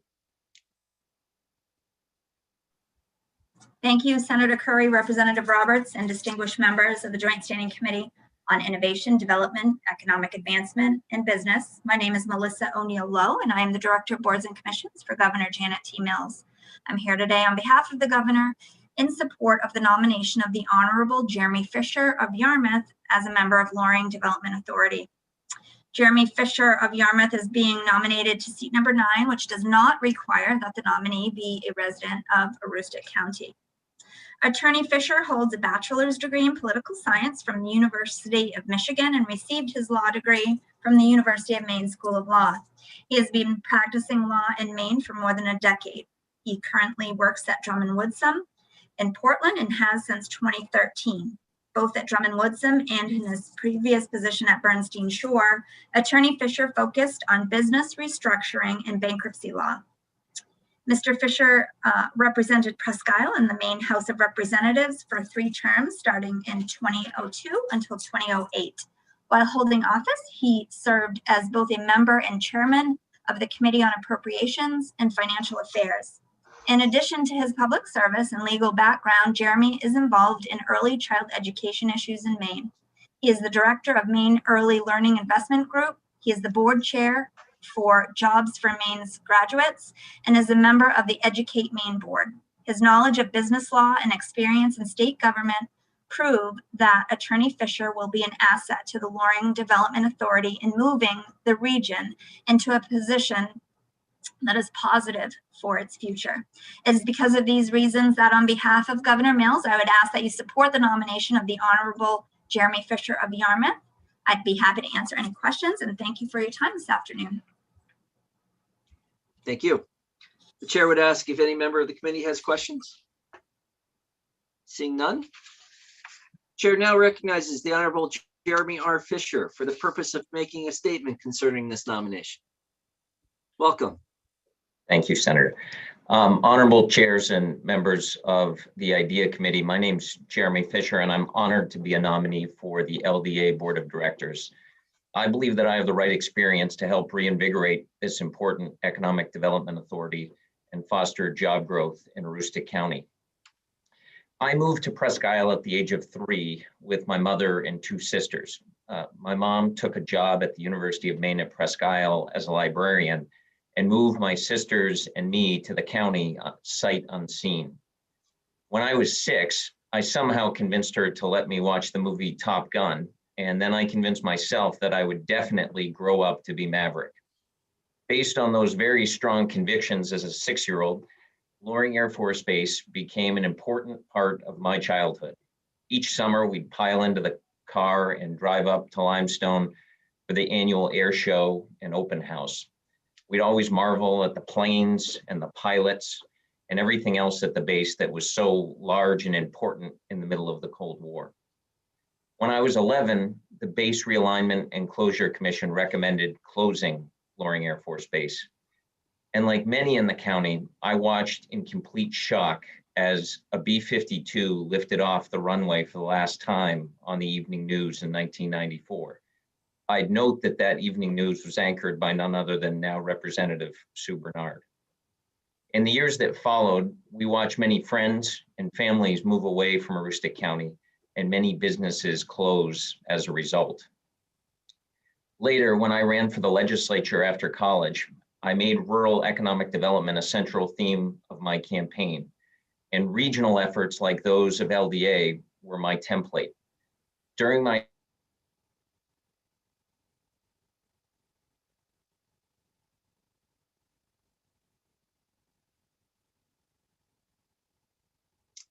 Mr. Fisher, are you there? State colleagues to Limestone as part of our Mr. state Fisher? economic. I just want to Yes, sir. interrupt for just a second. You cut out for a little bit right after you said the LDA was your template for regional efforts. Are you there? I apologize. Oh, we're dealing with technology all day long, so no need to apologize. Sorry. Please go about ahead. that. Sure. During my 3 terms in Augusta, I was always proud to work closely with LDA leaders on a wide range of issues and to use my post as the House Chair of the Appropriations Committee to secure funding for key initiatives, including a new roof for the main hangar. I was also always proud to drive my downstate colleagues to Limestone as part of our state economic tour, and I enjoyed celebrating each ribbon cutting for a new business with the Aroostook County business community. Since leaving the legislature, I've concentrated my legal practice on financial restructuring work. I've been involved in virtually every major out-of-court turnaround and bankruptcy reorganization in Northern New England in the last decade. In general, I think that turning around projects always involves the same basic ideas in order to save jobs and maximize value. Those keys are pretty simple. You have to assess your assets and opportunities. You need to identify clear and attainable objectives. You need to engage in steady and focused execution, and you need to establish key performance indicators to track progress and ensure accountability. So this is the experience that I offer to you and to LDA. I have a long personal connection and commitment to Aroostook County and to Loring. I understand and can help navigate the political and government processes that LDA operates in. And I have the experience to help LDA meet its potential, maximize community value, and create and save jobs. So for these reasons, I ask that you support my nomination to the LDA board, and I'm happy to answer any questions that you may have. Thank you very much. Chair would ask if any member of the committee has questions of the nominee.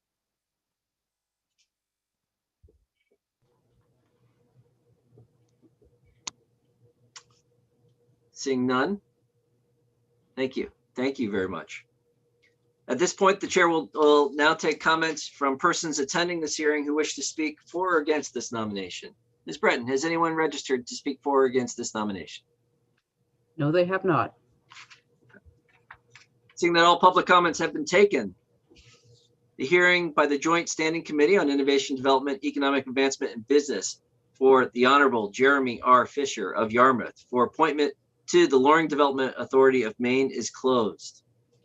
In accordance with the law, the committee may not take a vote on this nomination sooner than 15 minutes after the close of the public hearing, unless all committee members who are present agree. At this time, therefore, the chair will inquire whether any member present objects to proceeding to take the vote immediately. Seeing none, the pending question before the committee is that the Joint Standing Committee on Innovation, Development, Economic Advancement, and Business recommend to the Senate of the 130th Maine Legislature that the nomination of the Honorable Jeremy R. Fisher of Yarmouth for appointment to the Loring Development Authority of Maine be confirmed. In accordance with 3 MRSA Chapter 6, Section 157, and with the joint rules of the 130th Legislature, the vote will be taken by the yeas and nays. A vote of yes will be in favor of recommending confirmation. A vote of no will be against the motion to recommend confirmation. Is the committee ready for the question? The committee clerk will call the roll. Representative Geiger. Yay. Representative Geiger, yay. Representative Andrews. Absent. Representative Pepworth? Yes. Representative Pepworth, yes. Representative Collmore? Yes. Representative Collmore, yes. Senator Lucchini? Yes. Senator Lucchini, yes. Senator COA? Yay. Senator COA, yay. Representative Deschamps? Yes. Representative Deschamps, yes. Representative Austin? Representative Hassenfuss? Yes. Representative Hassenfuss, yes. Representative Bailey?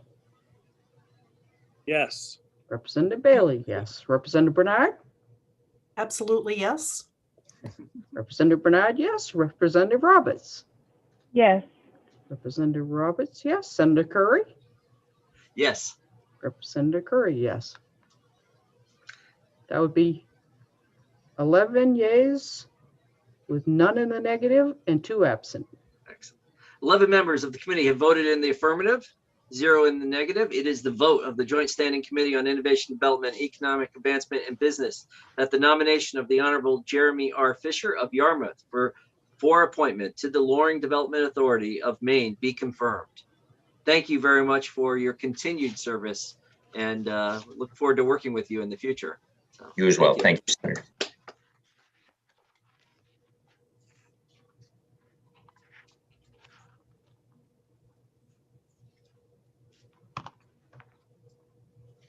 And Representative Deschamps, we have already voted on Representative Humphrey, but I still have his voting tally sheet in front of me. Would you like to be considered?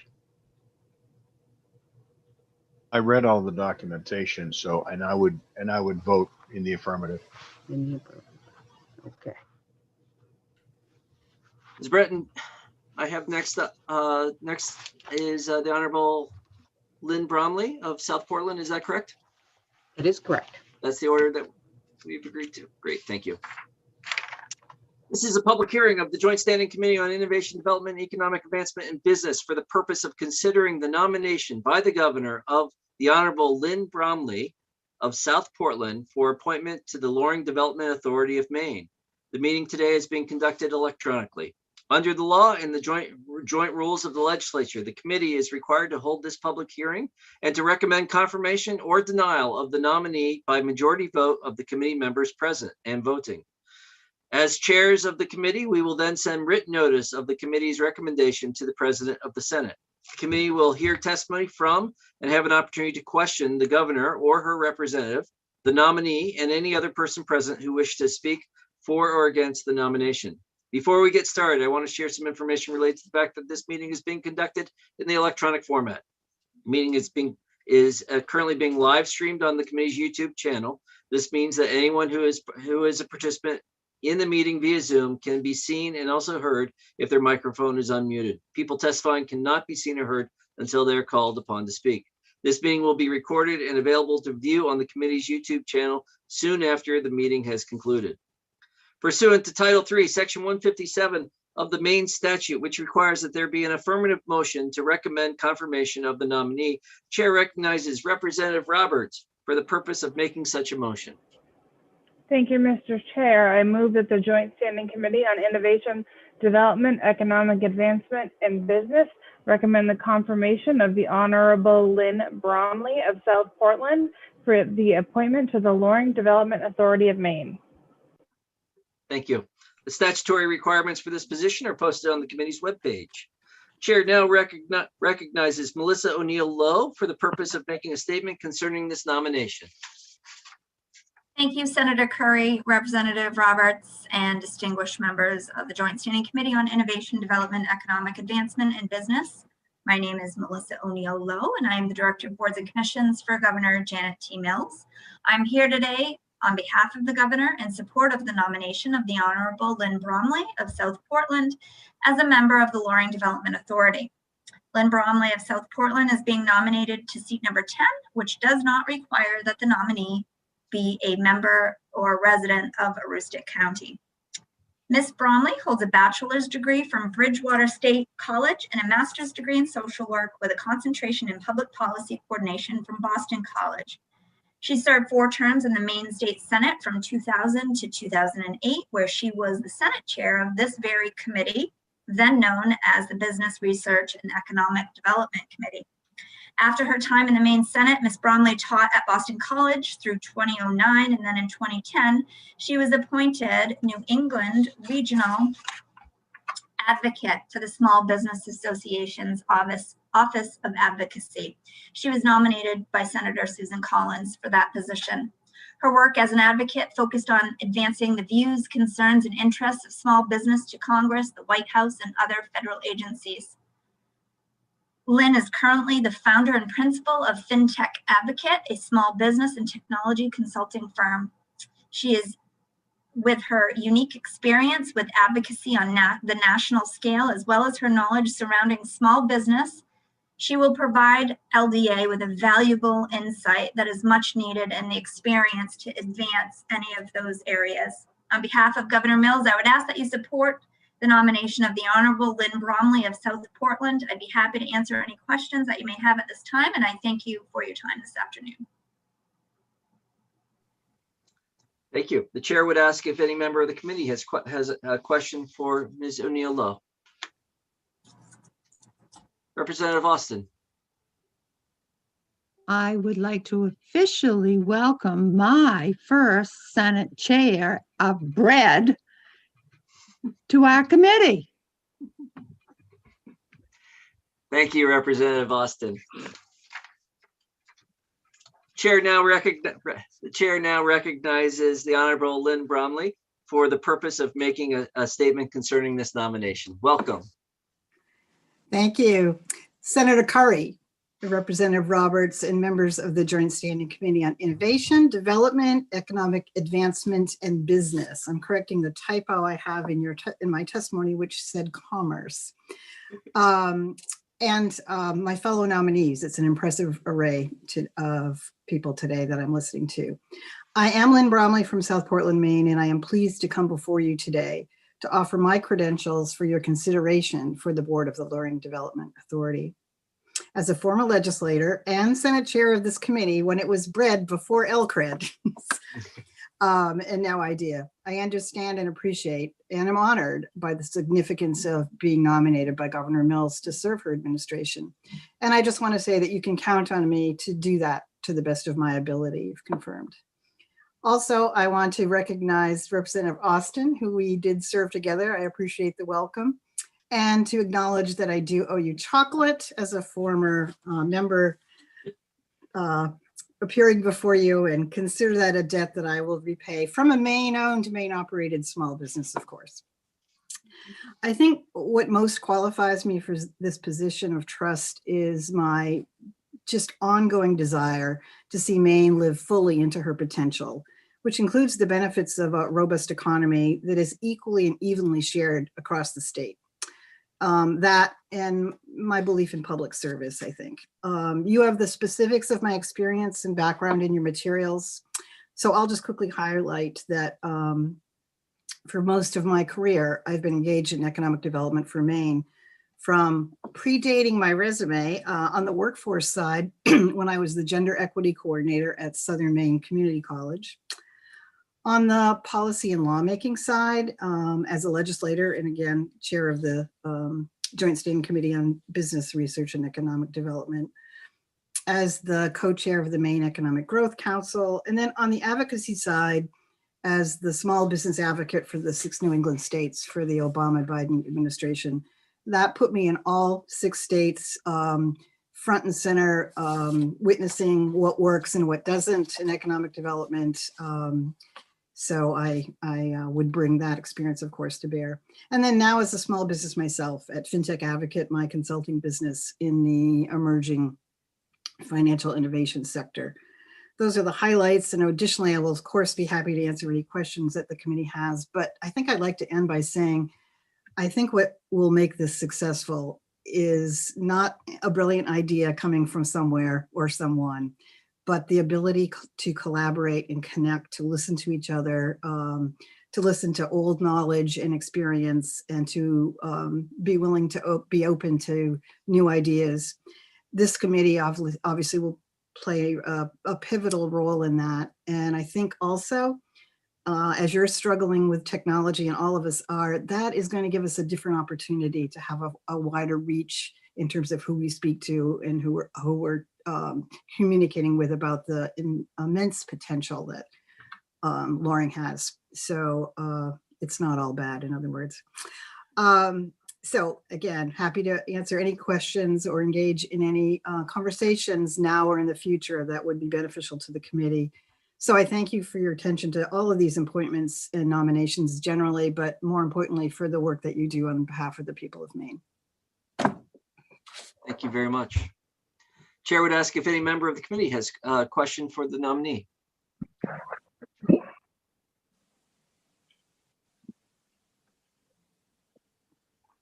Seeing none, Chair will now take the comments from persons attending this hearing who wish to speak for or against this nomination.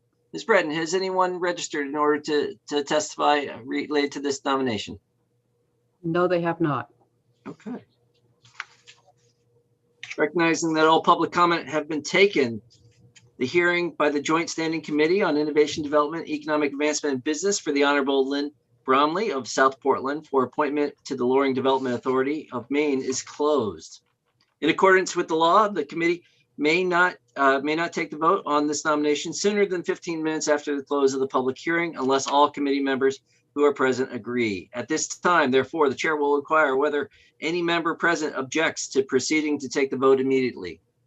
Seeing none, the pending question before the committee is that the Joint Standing Committee on Innovation, Development, Economic Advancement, and Business recommend to the Senate of the 130th Maine Legislature that the nomination of the Honorable Lynn Bromley of South Portland for appointment to the Loring Development Authority of Maine be confirmed.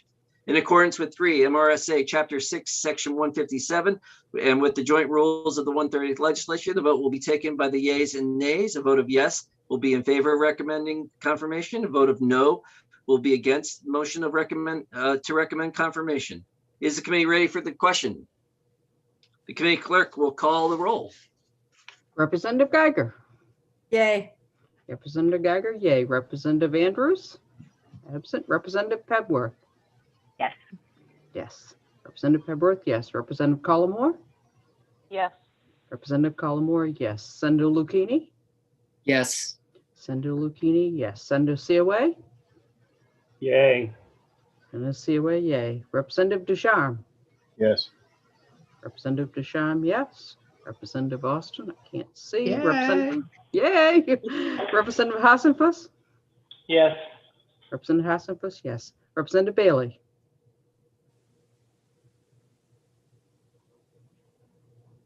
Yes. Representative Bailey, yes. Representative Bernard. Yes. Representative Bernard, yes. Representative Roberts. Yes. Representative Roberts, yes. Senator Curry. Yes. Senator Curry, yes. That's 11 yeas and none in the negative with 2 absent. 11 members of the committee have voted in the affirmative and 0 in the negative. It is the vote of the Joint Standing Committee on Innovation, Development, Economic Advancement, and Business that the nomination of the Honorable Lynn Bromley of South Portland for appointment to the Loring Development Authority of Maine be confirmed. Thank you very much for your continued service to the people of Maine. Thank you. Thank you all very much. Appreciate your trust. Yes, and we heard that promise of chocolate. Thank you very much.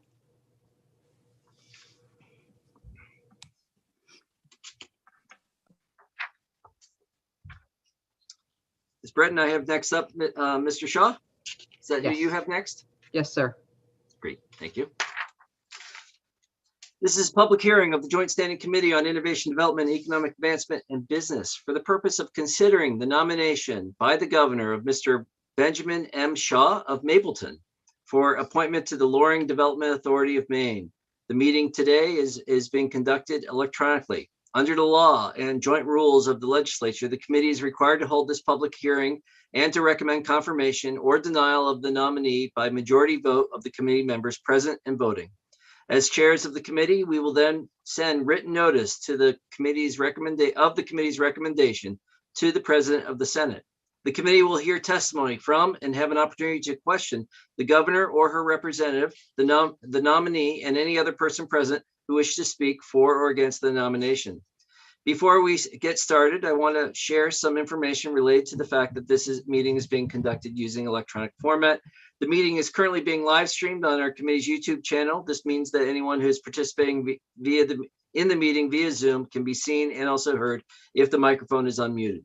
People testifying cannot be seen or heard until they are called upon to speak. This meeting will be recorded and available to view on the committee's YouTube channel soon after the meeting is concluded. Pursuant to the Title III, Section 157 of the Maine statutes, which requires that there be an affirmative motion to recommend confirmation of the nominee, the chair recognizes Representative Roberts for the purpose of making such a motion. Thank you, Mr. Chair. I move that the Joint Standing Committee on Innovation, Development, Economic Advancement, and Business recommend the confirmation of Benjamin M. Shaw of Mapleton for appointment to the Loring Development Authority of Maine. The statutory requirements for this position are posted on the committee's webpage. Chair now recognizes Melissa O'Neill Lowe for the purpose of making a statement concerning the nomination. Thank you, Senator Curry, Representative Roberts, and distinguished members of the Joint Standing Committee on Innovation, Development, Economic Advancement, and Business. My name is Melissa O'Neill Lowe, and I am the Director of Boards and Commissions for Governor Janet T. Mills.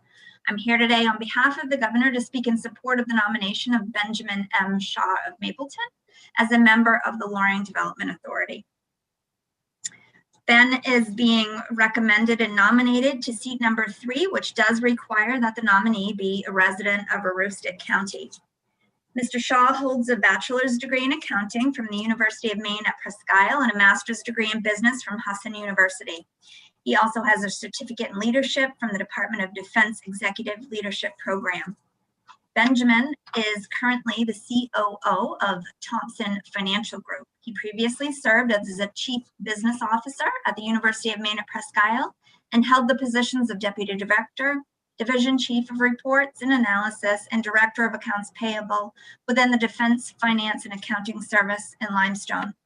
Given Mr. Shaw's history with the Defense Finance and Accounting Service and its connection to Loring, along with his later work experience as COO and CBO for the University of Maine at Presque Isle, he has a great understanding of the area, the region, as well as the skills to contribute to its growth.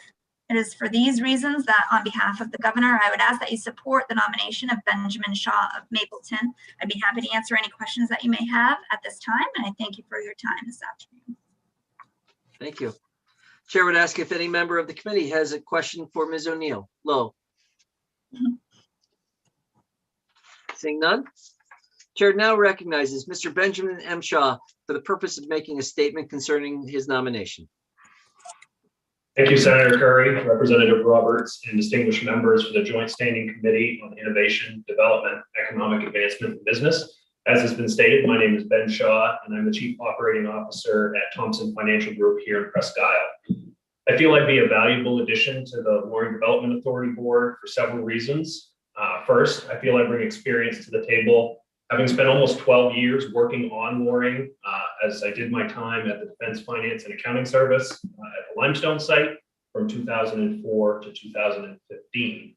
When I finished my time there, I was the Deputy Site Director, and in that role regularly dealt with the LDA on items pertaining to PFAS limestone.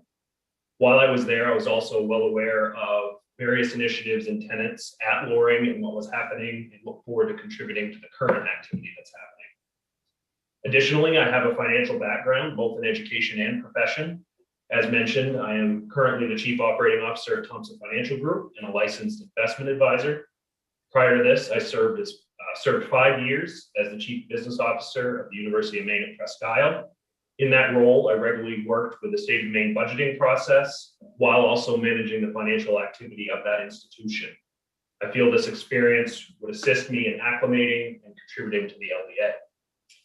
I'll close by stating that I've always been committed to Aroostook County and its success. My wife, who is from Madawaska, and I have both been raised here and have consciously decided to raise our kids in the county. I see the Loring Commerce Center as one of the keys to the success of this region, and I'm eager to assist in any way that I can. Thank you for your time. Thank you very much. Chair would ask if any member of the committee has a question of the nominee.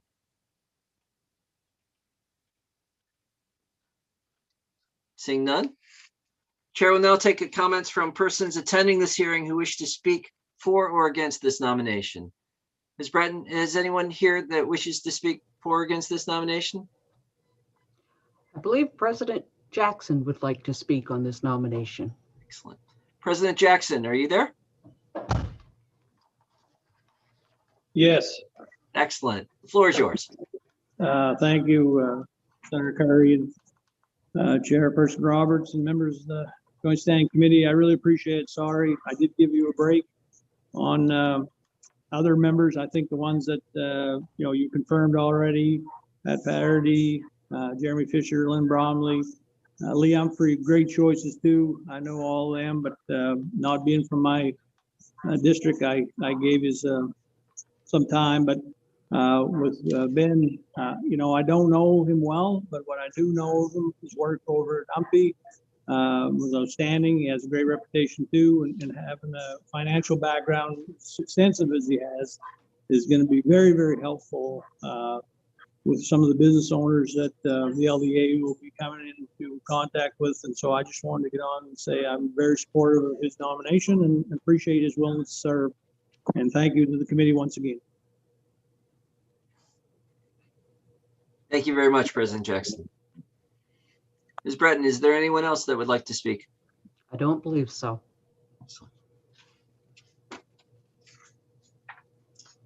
Recognizing that all public comments have been taken, the hearing by the Joint Standing Committee on Innovation, Development, Economic Advancement, and Business for Mr. Benjamin M. Shaw of Mapleton for appointment to the Loring Development Authority of Maine is closed. In accordance with the law, the committee may not take a vote of this nomination sooner than 15 minutes after the close of the public hearing, unless all committee members who are present agree. At this time, therefore, the chair will inquire whether any member present objects to proceeding to take the vote immediately. Seeing no objections, the pending question for the committee is that the Joint Standing Committee on Innovation, Development, Economic Advancement, and Business recommend to the Senate of the 130th Maine Legislature that the nomination of Mr. Benjamin M. Shaw of Mapleton for appointment to the Loring Development Authority of Maine be confirmed. In accordance with 3 MRSA Chapter 6, Section 157, and with the joint rules of the 130th Legislature, the vote will be taken by the yeas and nays. A vote of yes will be in favor of recommending confirmation. A vote of no will be against the motion to recommend confirmation. Is the committee ready for the question? The committee clerk will call the roll. Representative Geiger.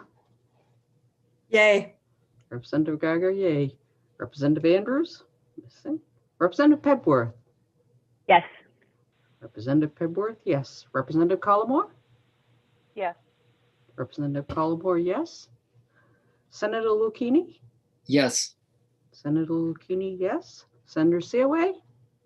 Yay. Senator Seaway, yay. Representative Deschamps.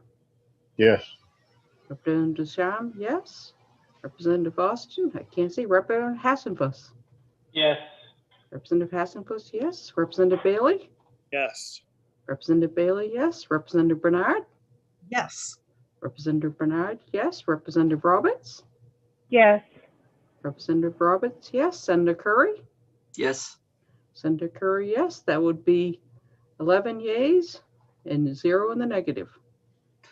The 11 members of the committee having voted in the affirmative and 0 in the negative is the vote of the Joint Standing Committee on Innovation, Development, Economic Advancement, and Business that the nomination of Mr. Benjamin M. Shaw of Mapleton for the appointment to the Loring Development Authority of Maine be confirmed. Thank you very much, and thank you for your service. Thank you very much. I'm honored.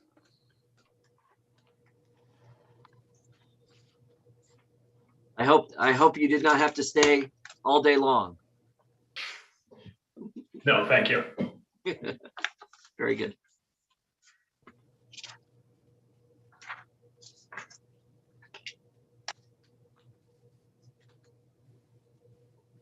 And let's see. This is a public hearing of the Joint Standing Committee on Innovation, Development, Economic Advancement, and Business for the purpose of considering the nomination by the governor of Mr. Timothy D. Crowley of Caribou for appointment to the Loring Development Authority of Maine. The meeting today is being conducted electronically under the law and the joint rules of the legislature. This committee is required to hold this public hearing and to recommend confirmation or denial of the nominee by majority vote of the committee members present and voting. As chair of the committee, we will then send, as chairs of the committee, we will then send written notice to of the committee's recommendation to the president of the Senate. The committee will hear testimony from and have an opportunity to question the governor or her representative, the nominee, and any other person present who wish to speak for or against the nomination. Before we get started, I want to share that we are still, in fact, meeting electronically. This meeting is currently being live streamed on the committee's YouTube channel.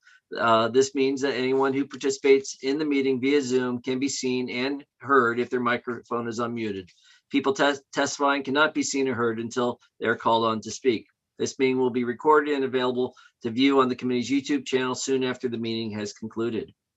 Pursuant to Title III, Section 157 of the Maine statute, which requires that there be an affirmative motion to recommend confirmation of the nominee, the chair recognizes Representative Roberts for the purpose of making such a motion.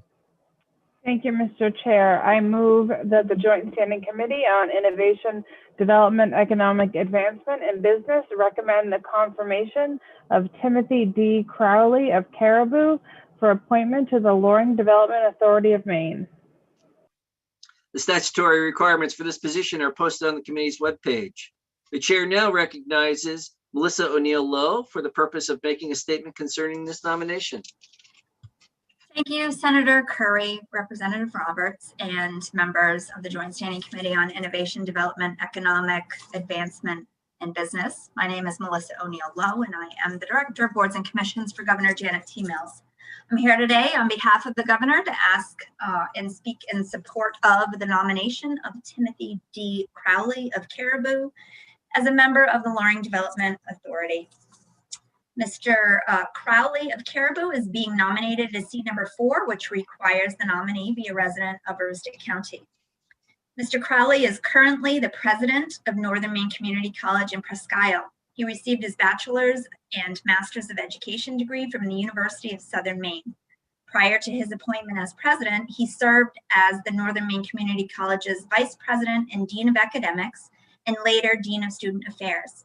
Prior to this, he was the coordinator of Student Services Region 1 Vocational Center. President Crowley also serves on the Maine Community Foundation Board, the Maine Community Foundation Aroostook County Committee Board, and the Presque Isle Rotary Club. President Crowley is dedicated to helping Maine students develop skills for their future. This is evident by his work within the Northern Maine Community College system and his earlier work with the Student Services Region 1 Vocational Center. He has dedicated his career to helping Maine students, and they in turn have been working to better the state of Maine. Given Northern Maine Community College's interest in the region and its continued success, we feel that this nomination and President Crowley's participation on LDA will continue to benefit the region and further ensure that those who attend Northern Maine Community College are able to do so and continue to do so in a robust economic region of our state. It is for these reasons that on behalf of Governor Mills, I would ask that you continue to support President Crowley of Caribou and his nomination. I'd be happy to answer any questions that you may have, and I thank you for your time this afternoon. Chair would ask if any member of the committee has questions for Ms. O'Neill Lowe. Seeing none, Chair now recognizes Mr. Timothy D. Crowley for the purpose of making a statement concerning his nomination. Good day, Senator Curry, Representative Roberts, and distinguished members of the IDEA Committee. First, I must say I'm impressed with your commitment to this process, that you're staying with it and keeping it moving. So I will be to the point, but thank you for your time. I am excited about the opportunity to serve on the Loring Development Authority Board. The Loring Development Authority and former Loring Air Force Base plays a very important role in Maine's future and an even more important role in Aroostook County's future. And it's important that it become a robust economic development area for this region. I bring to this appointment a commitment to do the work that's required of the board. And that commitment is evident in the work I've done at Northern Maine Community College with the Maine Community Foundation, the Life Flight Foundation Board, and others. You have my resume in front of you, so I'm not going to go through all of that with you. But the commitment to developing the Loring Development Authority is extremely important for this region. We're in an area of declining population and declining economic opportunity, and we have a tremendous gem in our midst, and we need to work to develop it. And I'm excited about the people I've listened to and the opportunity.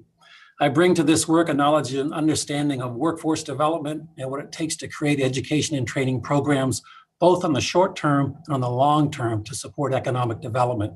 We've done that in the development of wind power technology programs, water treatment technology programs, and biomass education and training. And I believe that those areas are also important to this region and important to the development of Loring. So I'm excited about that. I understand, and I think I demonstrate a personal commitment to building consensus, and I think that's important for the development of Loring.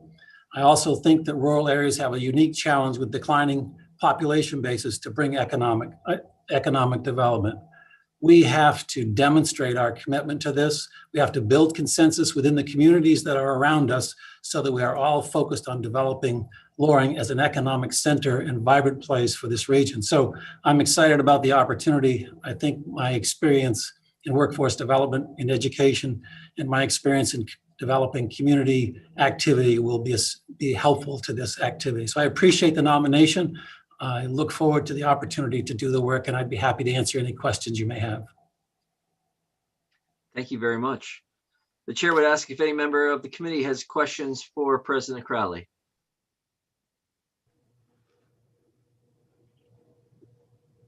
Seeing none, chair will now take comments from persons attending this hearing who wish to speak for or against this nomination. The chair recognizes President Jackson. Thank you, Senator Curry. Representative Roberts, member of the committee, I certainly appreciate it. Senator Troy Jackson, represents Senate District 1, and I'm here to speak in favor of Tim Crowley for this nomination. Tim is obviously a longtime member of Aroostook County, grew up in Fort Kent, and is well known, well respected, and again, many of the businesses that he's tried to help at the university, I'm sure would benefit from his conversations as a member of the LDA, possibly setting up a shop over there. So, I mean, he's just another great choice, and very happy to speak in favor of him. Congratulations, Tim. You'll add a lot to the LDA. Thank you. Ms. Britton, has anyone else expressed interest in testifying? No, sir.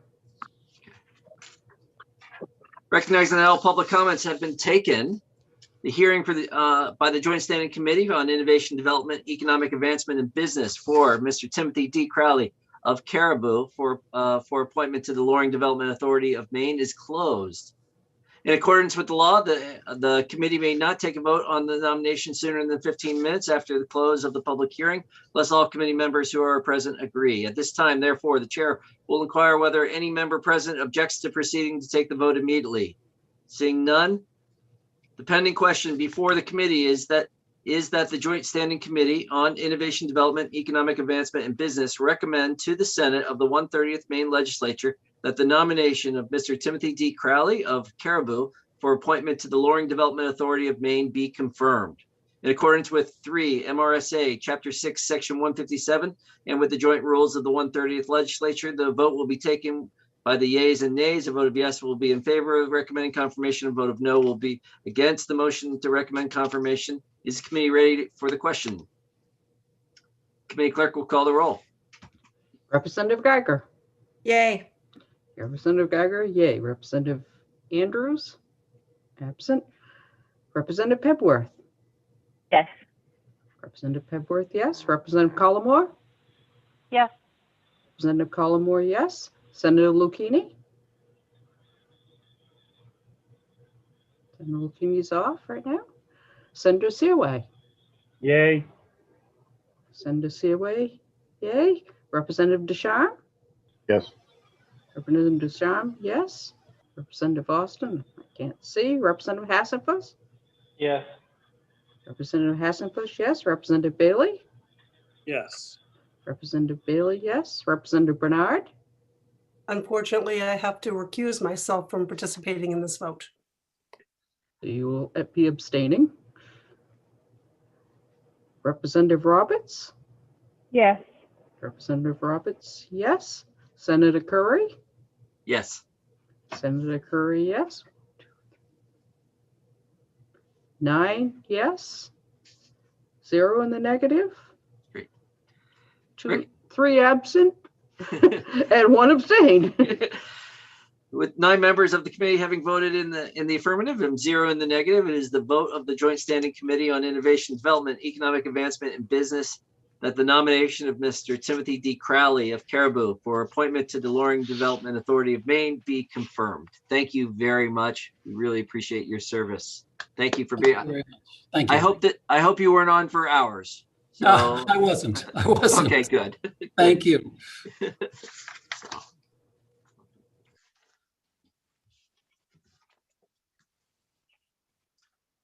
So, Ms. Breton, I want to just check in. I have our last hearing for today is for Mr. Galen Webley. I'm sorry, I will get corrected. Ms. O'Neill, is it? Can you pronounce Mr. Webley's name? I believe it's Webley, but I could be wrong. Galen, are you here? Yes, it's Widely. Widely. It's Well, German, thank I'm you. sorry. Widely. Well, and I appreciate having the name so I don't butcher it 4 times before we get to you correcting us. So thank you very much. You're welcome. This is a public hearing of the Joint Standing Committee on Innovation, Development, Economic Advancement, and Business for the purpose of considering the nomination by the governor of Mr. Galen Webley of Chapman for the appointment to the Loring Development Authority of Maine. The meeting today is being conducted electronically under the law and joint rules of the legislature. This committee is required to hold this public hearing and to recommend confirmation or denial of the nominee by majority vote of the committee members present and voting. As chairs of the committee, we will then send written notice of the committee's recommendation to the President of the Senate. The committee will hear testimony from and have an opportunity to question the governor or her representative, the nominee, and any other person present who wish to speak for or against the nomination. Before we get started, I want to share some information related to the fact that this meeting is being conducted using electronic format. This meeting is currently being live streamed on the committee's YouTube channel. This means that anyone who is a participant in the meeting via Zoom can be seen and also heard if their microphone is unmuted. People testifying cannot be seen or heard until they are called upon to speak. This meeting will be recorded and available to view on the committee's YouTube channel soon after the meeting has concluded. Pursuant to Title III, Section 157 of the Maine statute, which requires that there be an affirmative motion to recommend confirmation of the nominee, the chair recognizes Representative Roberts for the purpose of making such a motion. Thank you, Mr. Chair. I move the Joint Standing Committee on Innovation, Development, Economic Advancement, and Business recommend the confirmation of Galen Webley of Chapman for appointment to the Loring Development Authority of Maine. The statutory requirements of this position are posted on the committee's webpage. Chair now recognizes Melissa O'Neill Lowe for the purpose of making a statement concerning this nomination. Thank you, Senator Curry, Representative Roberts, and distinguished members of the Joint Standing Committee on Innovation, Development, Economic Advancement, and Business. This is the last time I will tell you today that my name is Melissa O'Neill Lowe, and I am the Director of Boards and Commissions for Governor Janet T. Mills.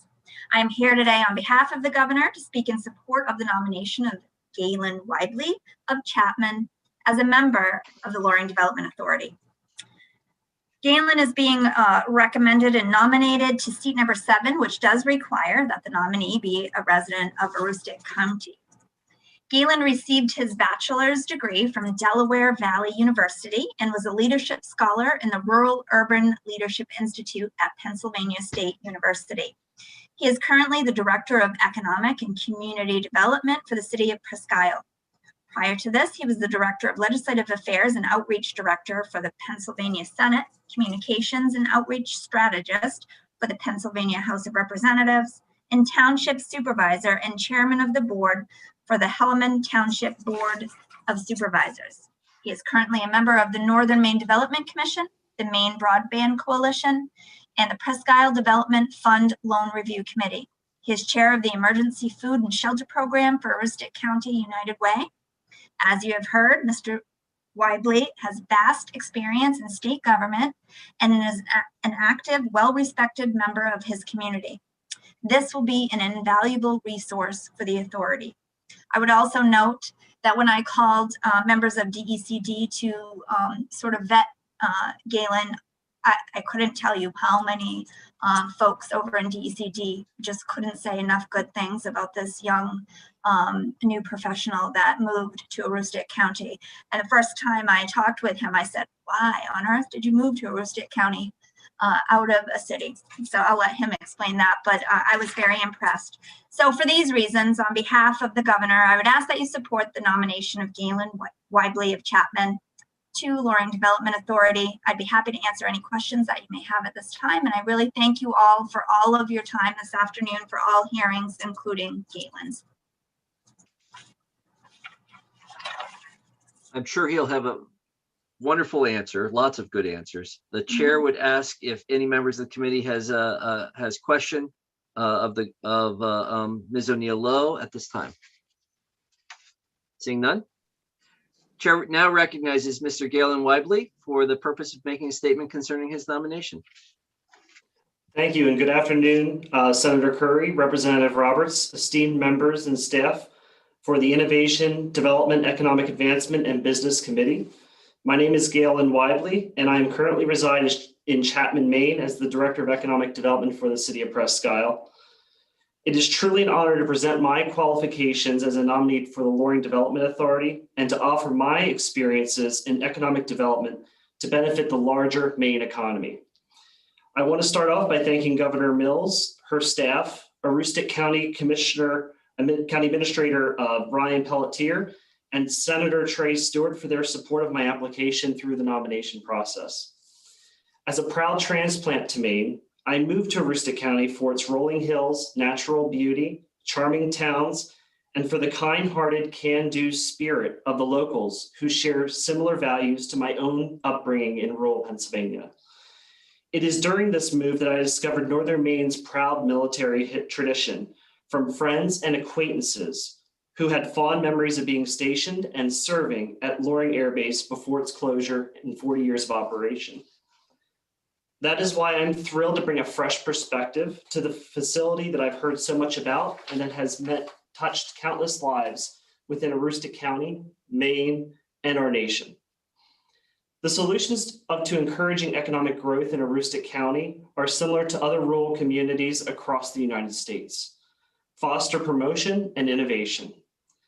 I believe we have a prime opportunity to promote Loring by utilizing new advancements in web content design and social media outreach to connect with a broader audience of potential investors willing to be part of the LDA family.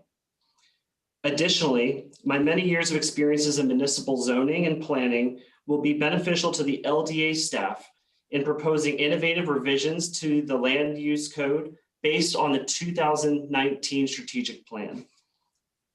Loring also faces many challenges similar to municipalities with depreciating assets, declining revenues, and increased need of investment into improving public infrastructure.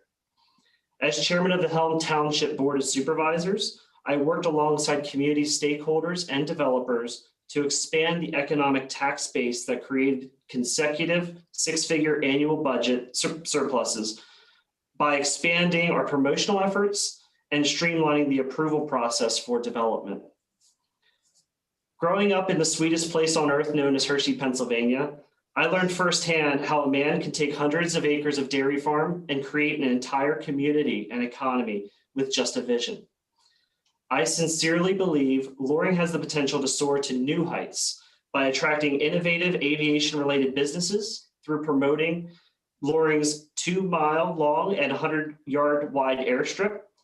In addition, Loring's infrastructure and locations surrounded by pristine wilderness offer endless redevelopment opportunities for potential visionary entrepreneurs looking for a better quality of life here in Maine.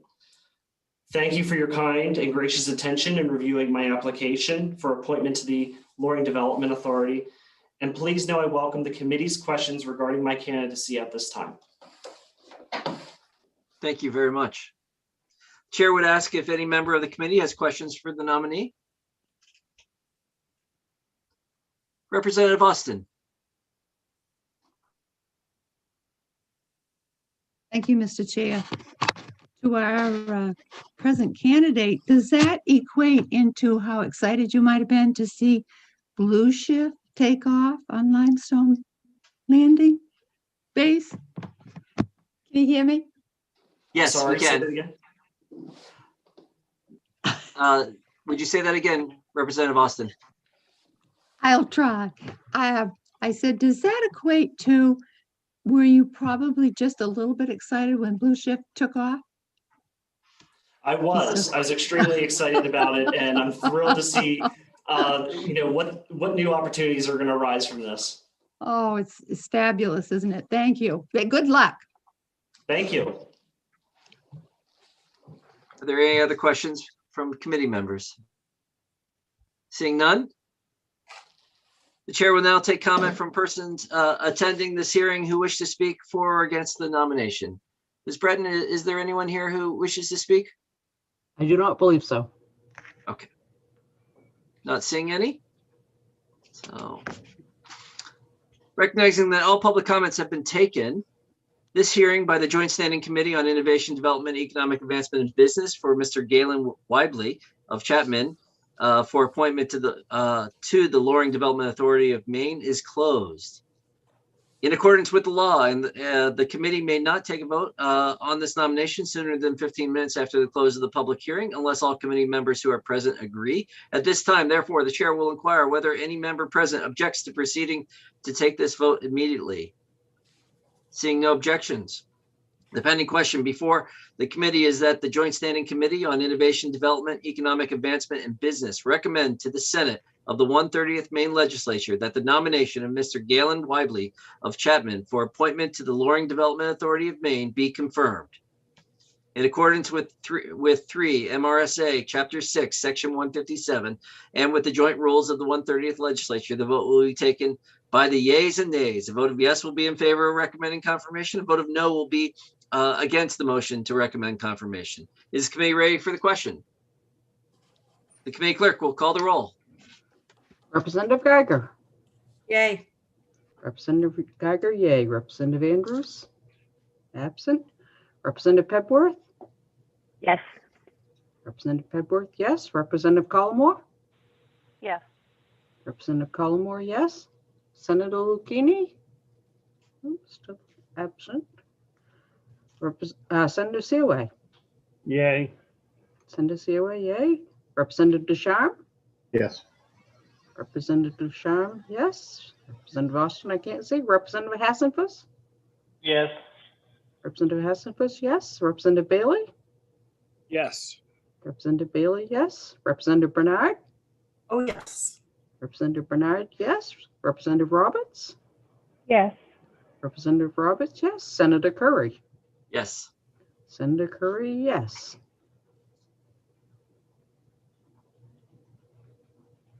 So it's 10 yes, 0 in the negative, 3 absent. 10 members of the committee have voted in the affirmative and 0 in the negative. It is the vote of the Joint Standing Committee on Innovation, Development, Economic Advancement, and Business that the nomination of Mr. Galen Weibly of Chapman for appointment to the Loring Development Authority of Maine be confirmed. Thank you very much. Thank you very much. Thank you. I hope you did not start at 1 o'clock. No, but I appreciate your dedication, all of you, for what you do. I'm used to the Pennsylvania General Assembly's operations, and I'm impressed that you guys are going on since 9:30 this morning. So kudos to you all. Thank you very much. And we look forward to working with you. So at this point, having no other confirmations before us at this public hearing, I will entertain a motion to adjourn. So moved. Second? Second. Second. All those in favor? Raise Aye. your hand. Thank you very much. This public hearing is adjourned. Jody, can you shut down the live stream?